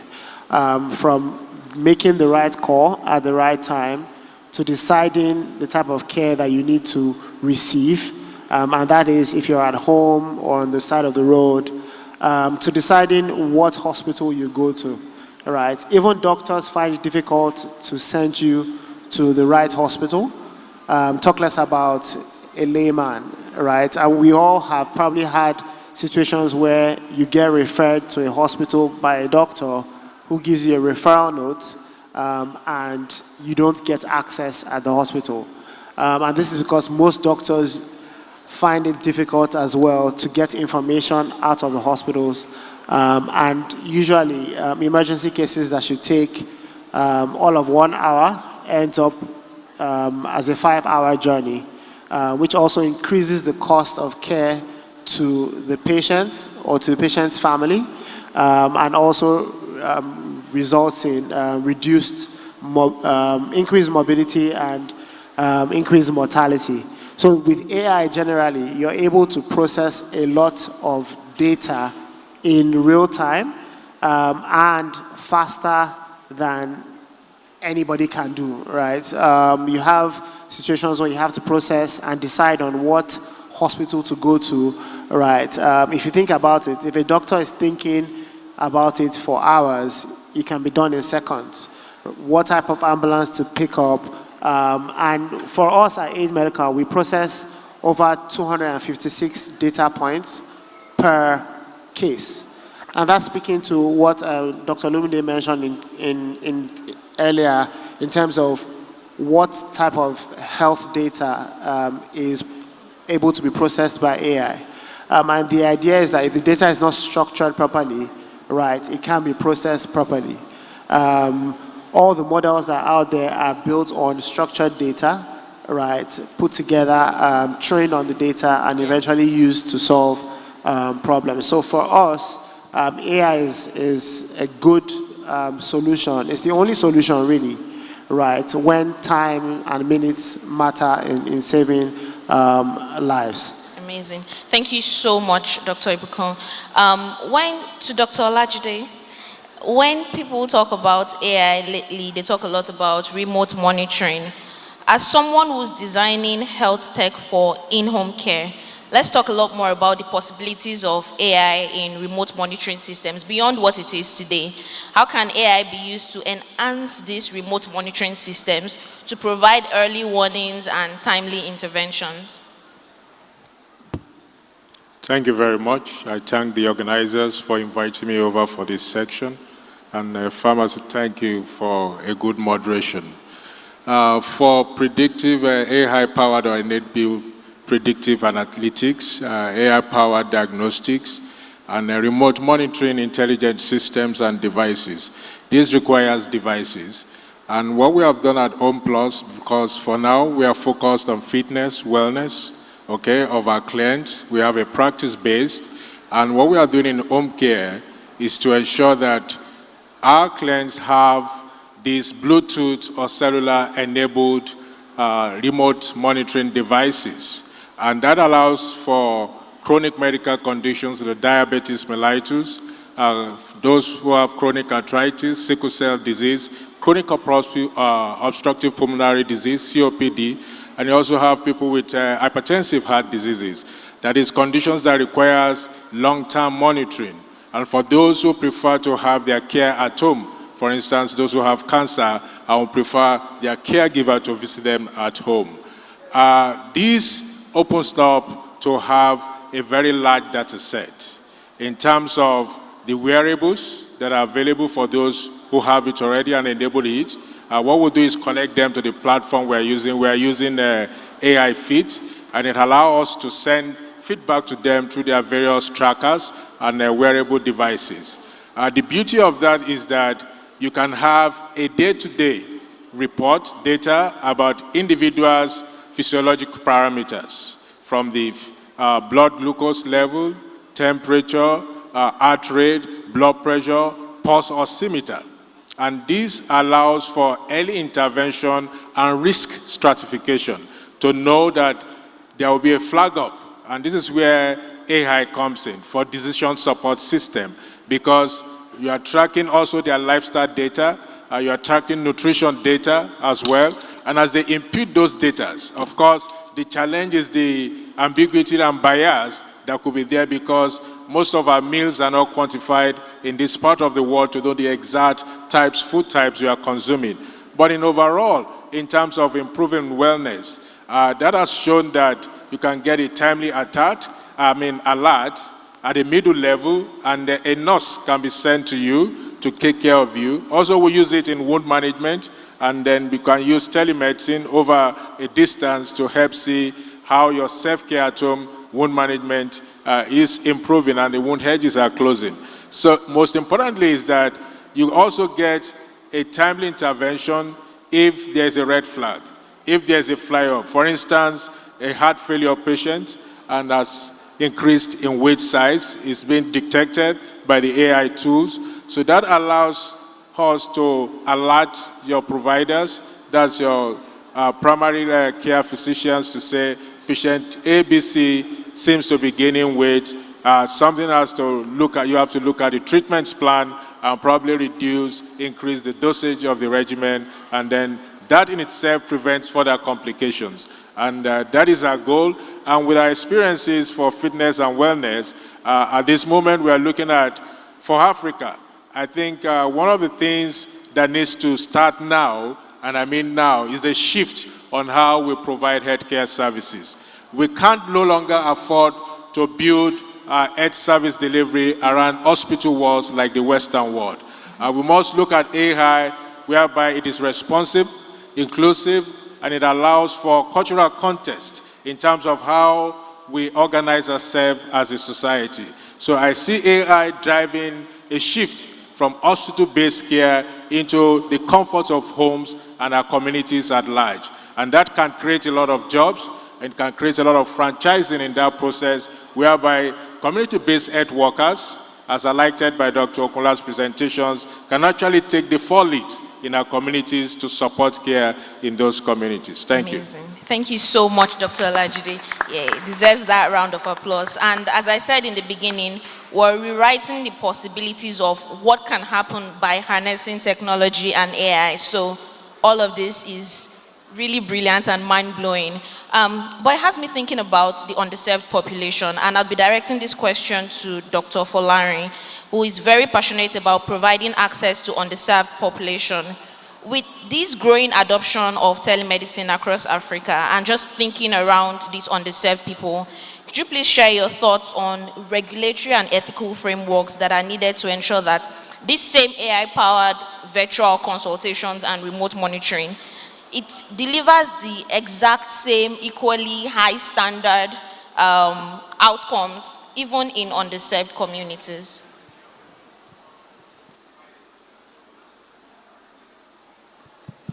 Thank you very much for that question. Let me also join in thanking the organizers of this event. I think the growth or the appearance of and the adoption of telemedicine, digital health tools, including AI-powered teleconsultation and maybe remote monitoring, offers tremendous opportunity to expand access to quality health care, especially in the rural and underserved communities. But this progress must be guided by serious and robust ethical and regulatory framework so that we don't end up with the same inequalities that we're currently faced with in the rural and underserved communities. And firstly, why AI algorithms are usually trained with with data, they are as reliable as the data they are trained with.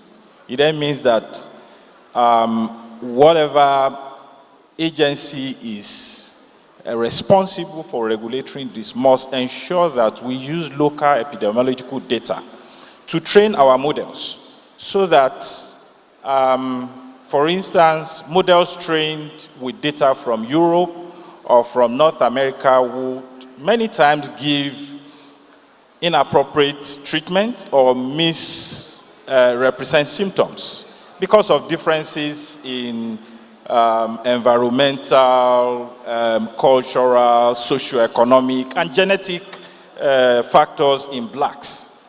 That's one that we need to ensure that whatever model we have are trained with local data. The other thing that we also consider is there must be a serious standard for data privacy, data protection, and patient consent. Like we know that many times in the digital literacy in rural communities are relatively very low, and for that, they may not understand what you mean when you ask them to give consent. And I can say to many of us here, when we download many applications and you see privacy policy, I don't know how many of us will take the time to read through the long legal context. Many times we just click agree and we go. Then imagine that in the rural communities. So we need to have privacy policy or data protection agreements simplified and ensure that they are culturally appropriate to ensure that at least when they are signing up to it, they know what their data will be used for. On the third leg is the fact that we need our regulatory agency. We keep talking about regulatory agency. We need to ensure that in as much as we want this sector to be regulated, we have a lot of data. If there's anything in the health sector, there is a lot of data. The only thing is that the data is chaotic. We must ensure that regulatory and ethical standards run hand in hand with innovation. For instance, in TrueDoc, by the way, is the parent company of Health Connect 247. We started out in 2018. And when we started out, we adopted the idea of plan, do, study, and act, such that we came in with an idea, telemedicine. We have a telemedicine platform, and we realized that many of the telemedicine around have their doctors scattered all over. There is poor monitoring, ensuring quality standard, and internet is not stable. So we had to look inward and say we need to do it differently. We started bringing in doctors. We developed a robust call center. We brought in the doctors in there with care coordinators so we can monitor when they receive the calls and how they handle this. We also realized that many times patients call and they felt like usually when we make calls in Nigeria, our fingers are always on the red button, about to end the call because we are mindful of the airtime we have. And we felt like that's not good. Doctor is talking to you, say, my doctor, credit will soon finish, and you end the call, and you have to start all over again. So we came up with a toll-free line, such that when you call, we tell you that relax, you are not spending your credit. So that way, the patient is calm, the doctor is calm, and they're able to have a conversation that will lead to diagnosis and then treatment. We also realized that people call in and the language is an issue. We had to introduce language options, especially the common ones, Yoruba, Hausa, Igbo. And we then, it was at that point that we joined maybe somewhere along the line, COVID pandemic broke out, and then we had to be part of the Lagos State COVID-19 response team. The idea was to open up, because at that time people were in lockdown, they couldn't access, even those that were not COVID positive or tested positive, they couldn't access basic health care services. Doctors are not willing to see patients. Patients don't want to see doctor because of the fear of COVID. And then we partner with the government to deliver telemedicine service. And that is, this opened our eyes to so many opportunities in this field. A statewide access to call a doctor at any time, speak your language at no cost to you. And this, for me, I think is something that would open so many chapters. We started understanding the cycle. Like I said, it's plan, do, study, and act.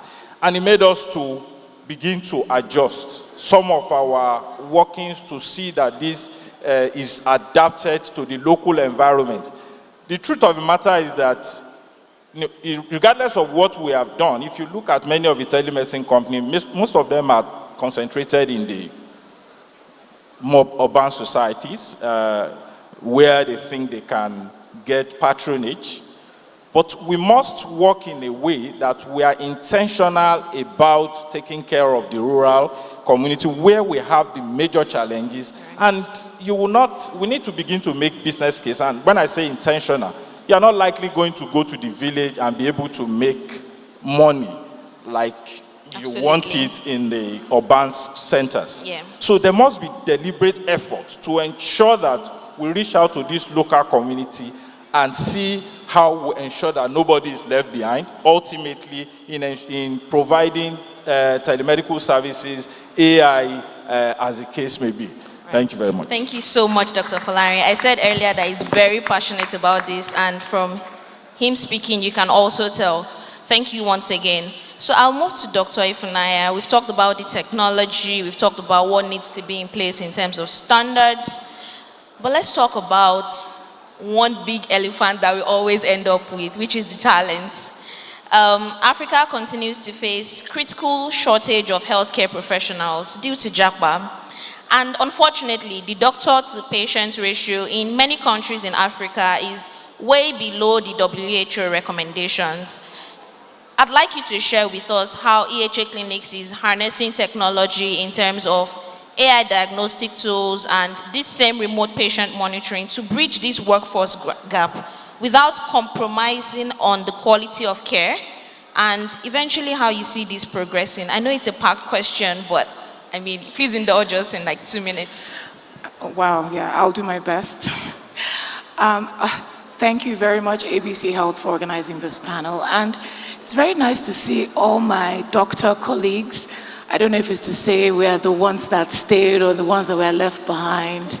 It's very interesting. And if you're sitting next to a doctor, you know, ask if you're sitting next to a doctor, you have met an exotic breed today.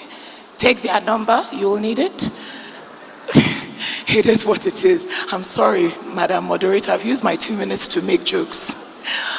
So, at EHA Clinics, really, whatever thing we're going to deploy and whatever we're going to look at, quality of care is really at the forefront of everything we do.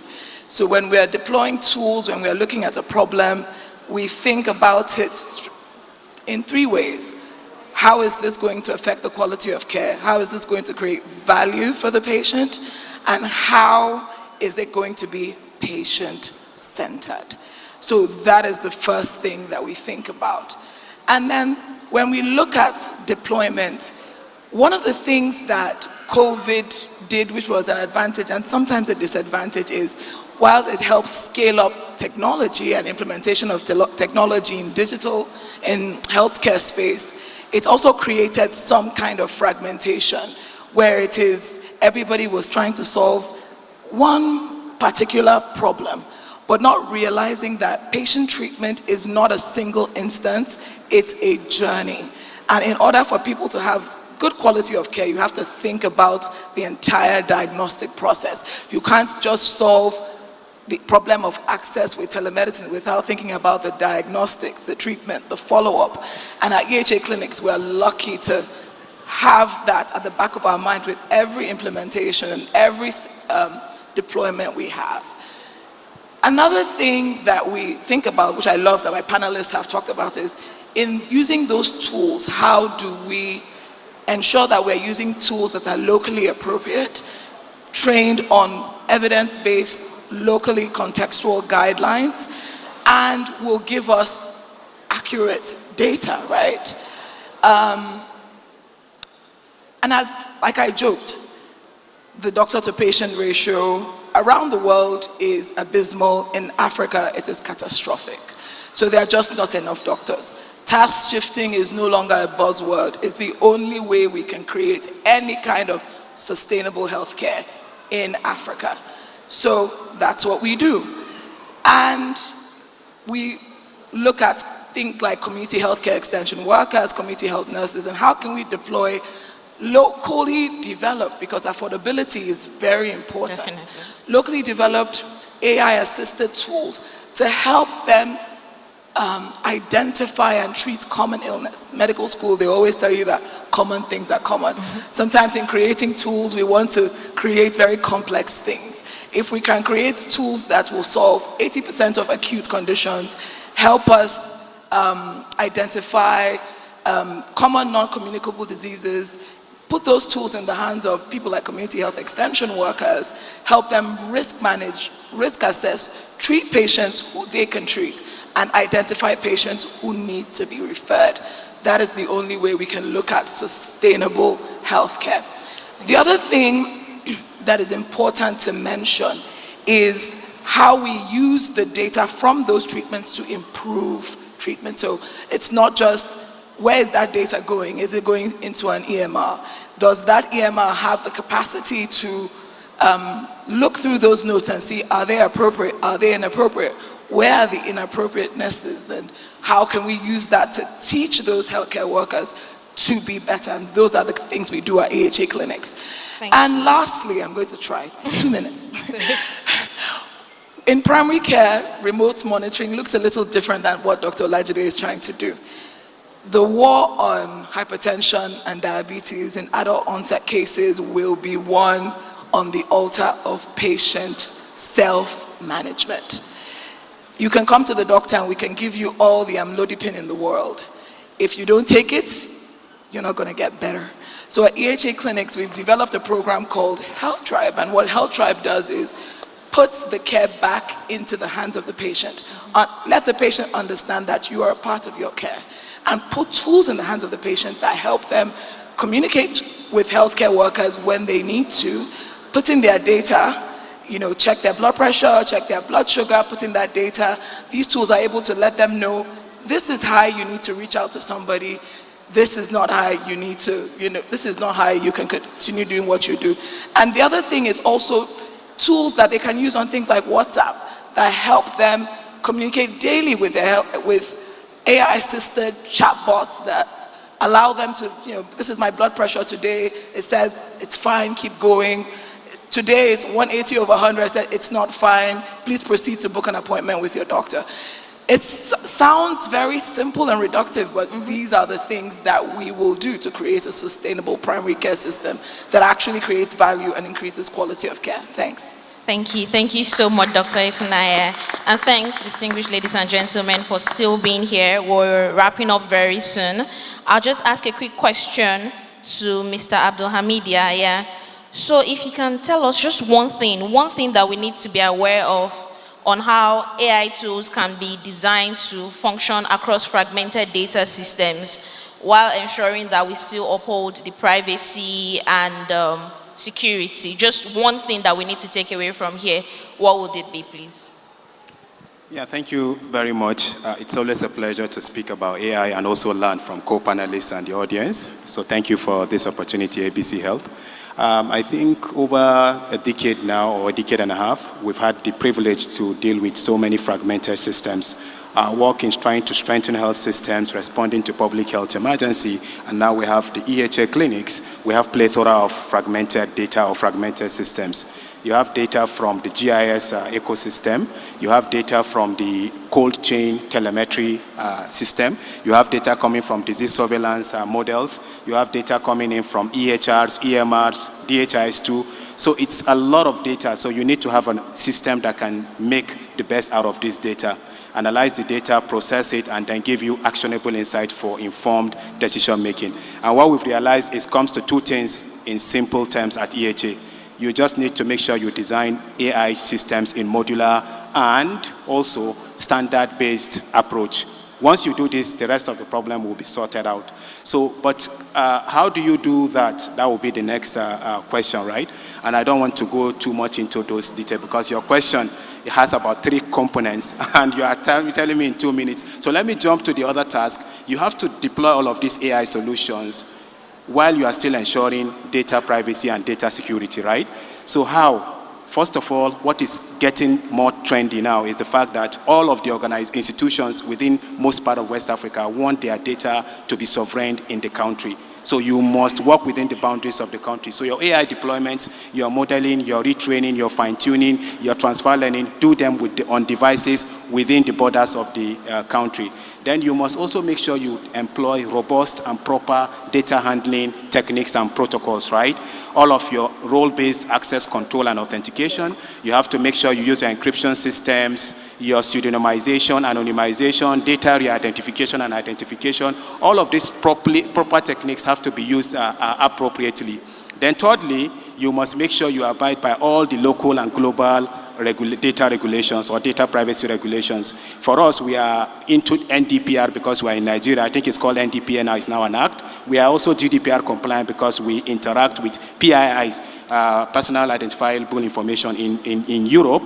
And for some people, you might need to be HIPAA compliant. And that's not the end. There are small, responsible and ethical AI use regulations that are coming in left, right, center. You have to take note and also make sure you put that into your system. Then lastly, you need to have a system. All of these interoperability, modular operations we talked about, you cannot harness them if you don't have a model that you are using. So for us, we make sure all of our standard-based models are using HL7 FIRE standards. We are also using OpenEHR, and we also have data breaks that we use so that we ensure interoperability across these fragmented systems. So when you do this, your AI systems will not only be able to ingest data across multiple fragmented ecosystem, but you'll be able to deploy them securely and with data privacy as well. One last thing, all of this when you are in Africa, you have to build it to the context of Africa, right? Yeah, you have to make sure they are they can perform effectively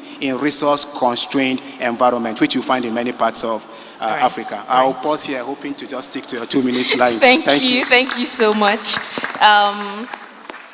So one quick question, just one for Dr. Arugindade.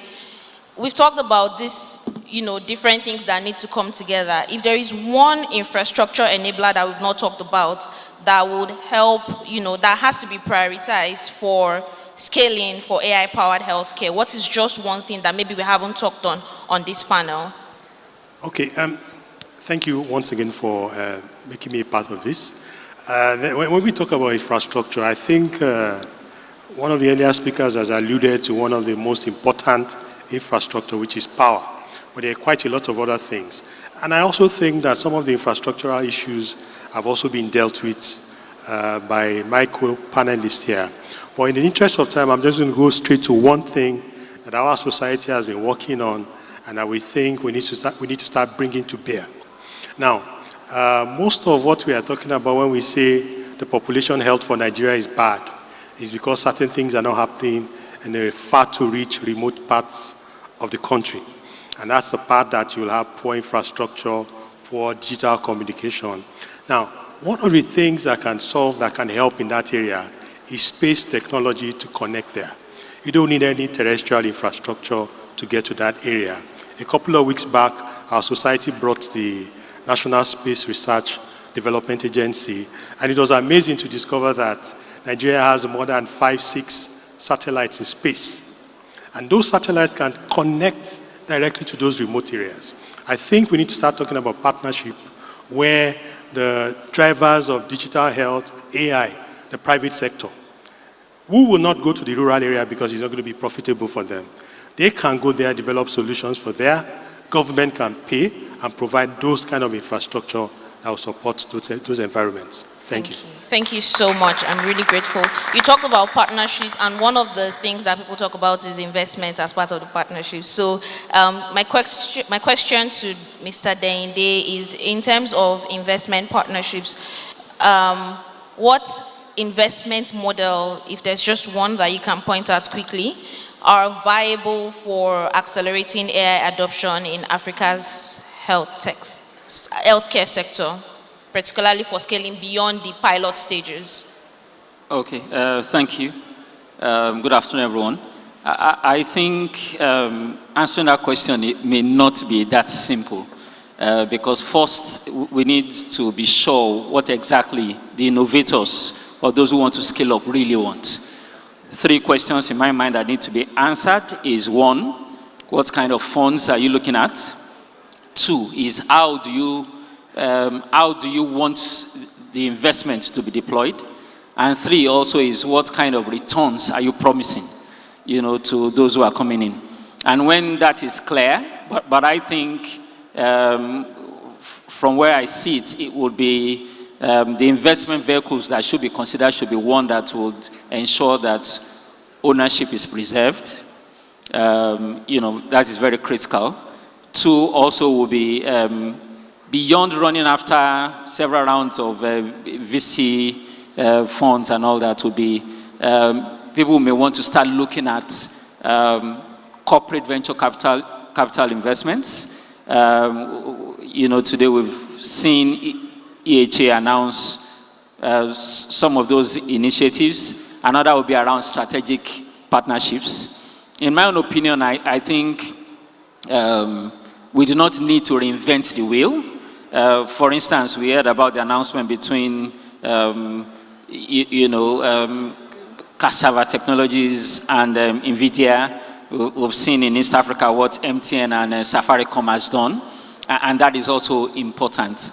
But I think while trying to round off 2 would be, it is also important that the financing models should be one that is strategic, because it's not going to be a quick dash.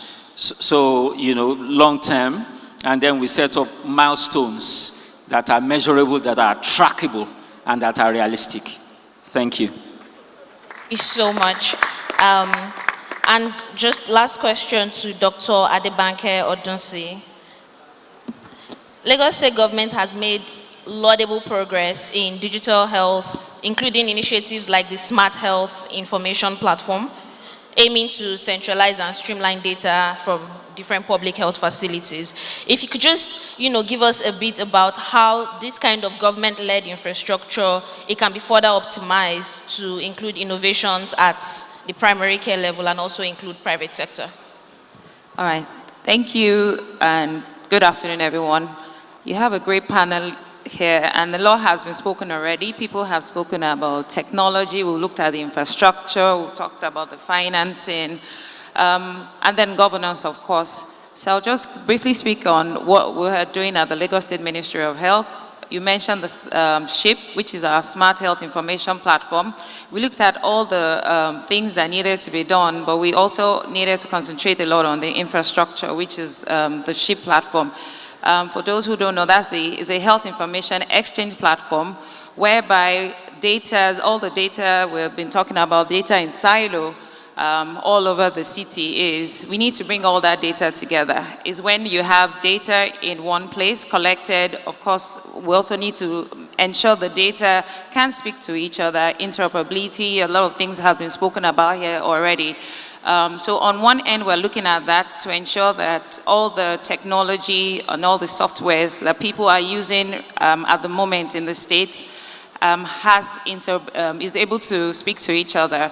And so people were beginning to give some sort of guidance on what sort of technology to use so that while the data are in different silos, we're able to bring them all together, and then you can begin to do your predictive analysis. You'll be able to predict trends of what is going on in the city. So that is really what we're looking at the moment in terms of technology. Bring your data together, and then you can use it, you can harness it, you can do so much with it. You can, there's cholera outbreak or some sort of outbreak, you're able to get on it instantly. I'll also then mention, because we haven't really talked about training, we haven't talked about the people using this technology. So you can bring up all the good initiatives, but if people are not willing to use it, especially at the primary healthcare level, where there's the people you're really talking about is community level. People have spoken about giving the information in different languages that they understand. So you need technology that people that is adaptable, that people feel comfortable in using. So whether you're using your religious leaders, whether you're using your community informants and all that, you need to be able to give technology information in such a way that it's not so high level, because a lot of time when we're talking about technology, it's at that level where those of us in this room might be able to understand, but you need to be able to bring it down to the level where those that you want to use it are able to accept it. So that's what we're working on. We're working on harnessing all the data together, educating people to use the technology, and especially to adapt it. So I'll just stop here. Thank you. Thank you so much. Thank you, my amazing panelists. 45 minutes is not nearly enough to scratch the surface of the conversation, but I hope that we have been able to touch on some of the things and shed more light on what we're doing and the gaps that need to be filled if we're going to harness this opportunity with advancing technology and AI. We unfortunately have to wrap up now, but I hope this has been very useful for you and impactful. Thank you very much once again, and thanks for staying till the end.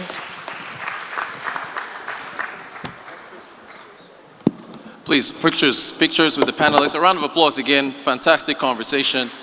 Great work from our moderator and all our guests. Artificial intelligence is a fantastic topic, and it can really impact so many sectors.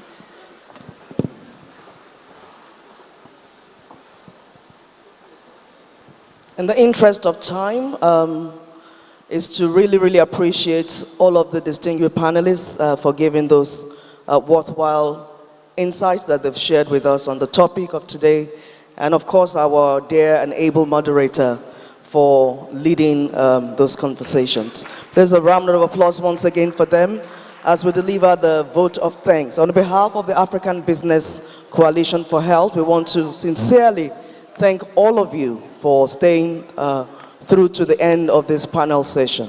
We'd like to thank Dr. Olumide Okunlola, our amiable keynote speaker, for grounding our conversation with that powerful and practical perspective brought through the keynote speech. To our moderator, Madam Adiola Yola, we thank you for expertly navigating the conversation for today.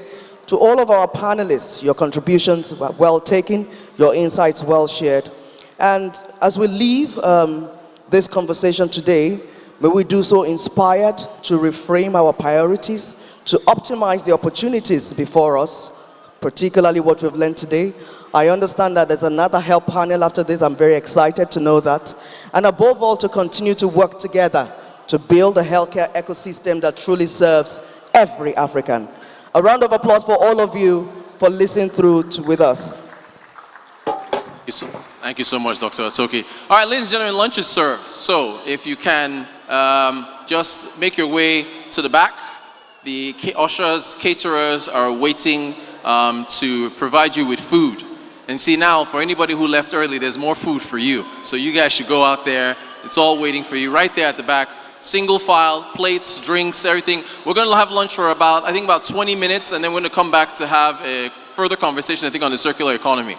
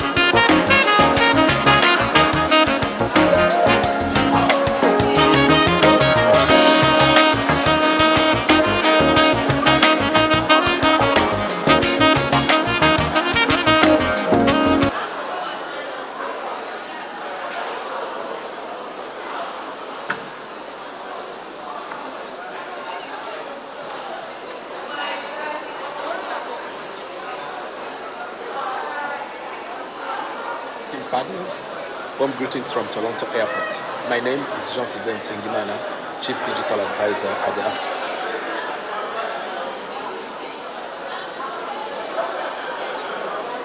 Centers for Disease Control and Prevention at the African Union.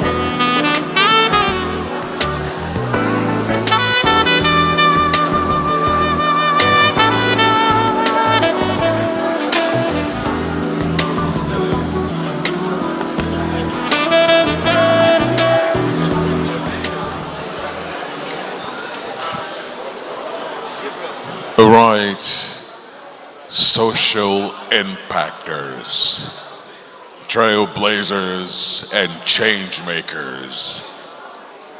Did you know we've got an Africa Social Impact Summit Hall of Fame?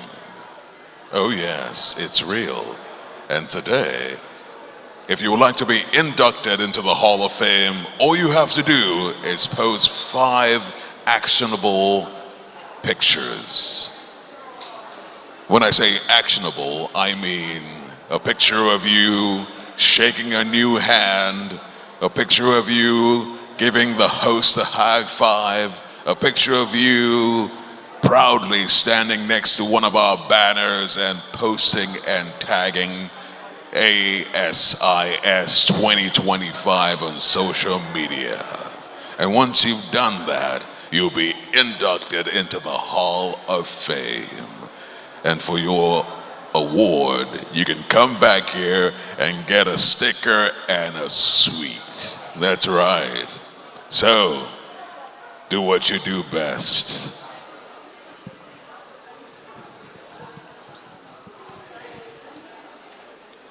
Nous reconnaissons également que nous avons ici aussi du personnel français important.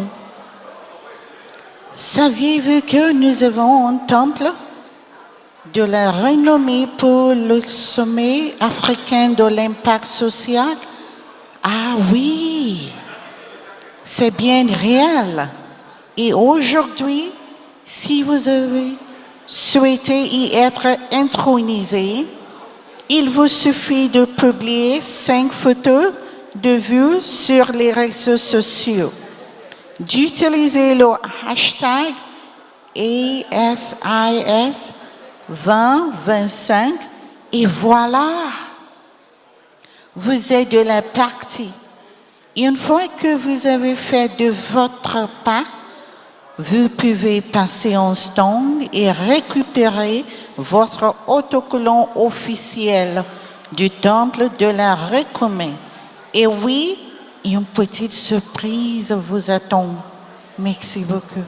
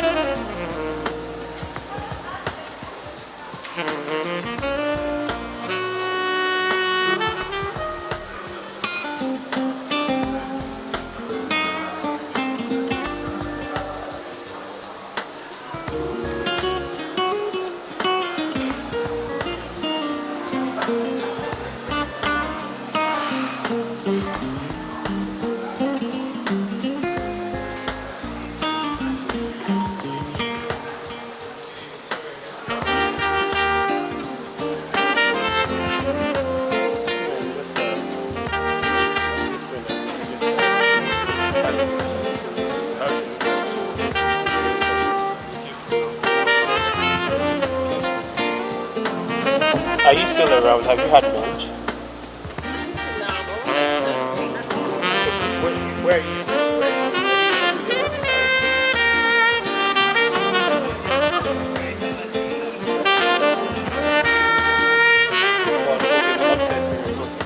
But then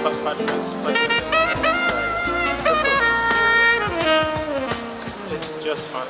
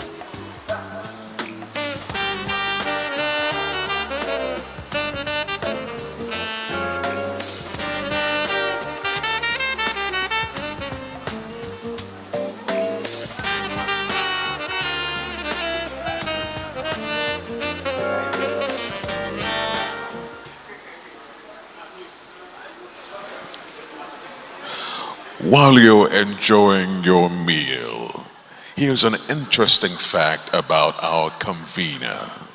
Sterling One Foundation has adopted and cleaned 4 Lagos beaches, removing 10 tons of plastic, plus plans to plant 200 million trees by 2030. As you can see, Sterling One Foundation does not only talk, they are scaling action. Voici un fait intéressant concernant l'un de nos organisateurs. La Fondation Sterling One a adopté et nettoyé 4 plages de Lagos, éliminant ainsi 10 tonnes de plastique et prévoit de planter de 100 d'arbres d'ici 2030. Comme vous pouvez le constater, la Fondation Sterling One ne fait pas juste la parole, mais elle intensifie ses actions. And don't forget, join the Hall of Fame by sharing 5 actionable pictures on social media with the hashtag ASIS2025. Thank you. N'oubliez pas à joindre l'impact social, le hashtag avec 5 photos, ASIS 2025. Merci.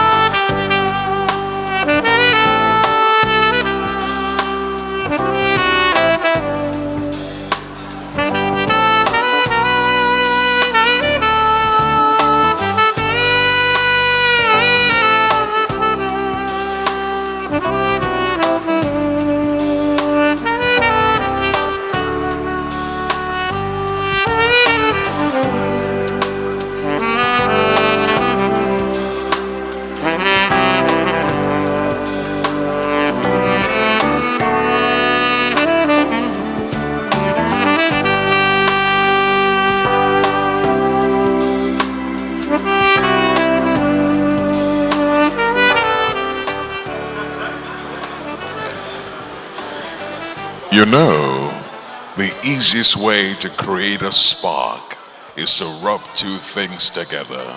So let's do just that.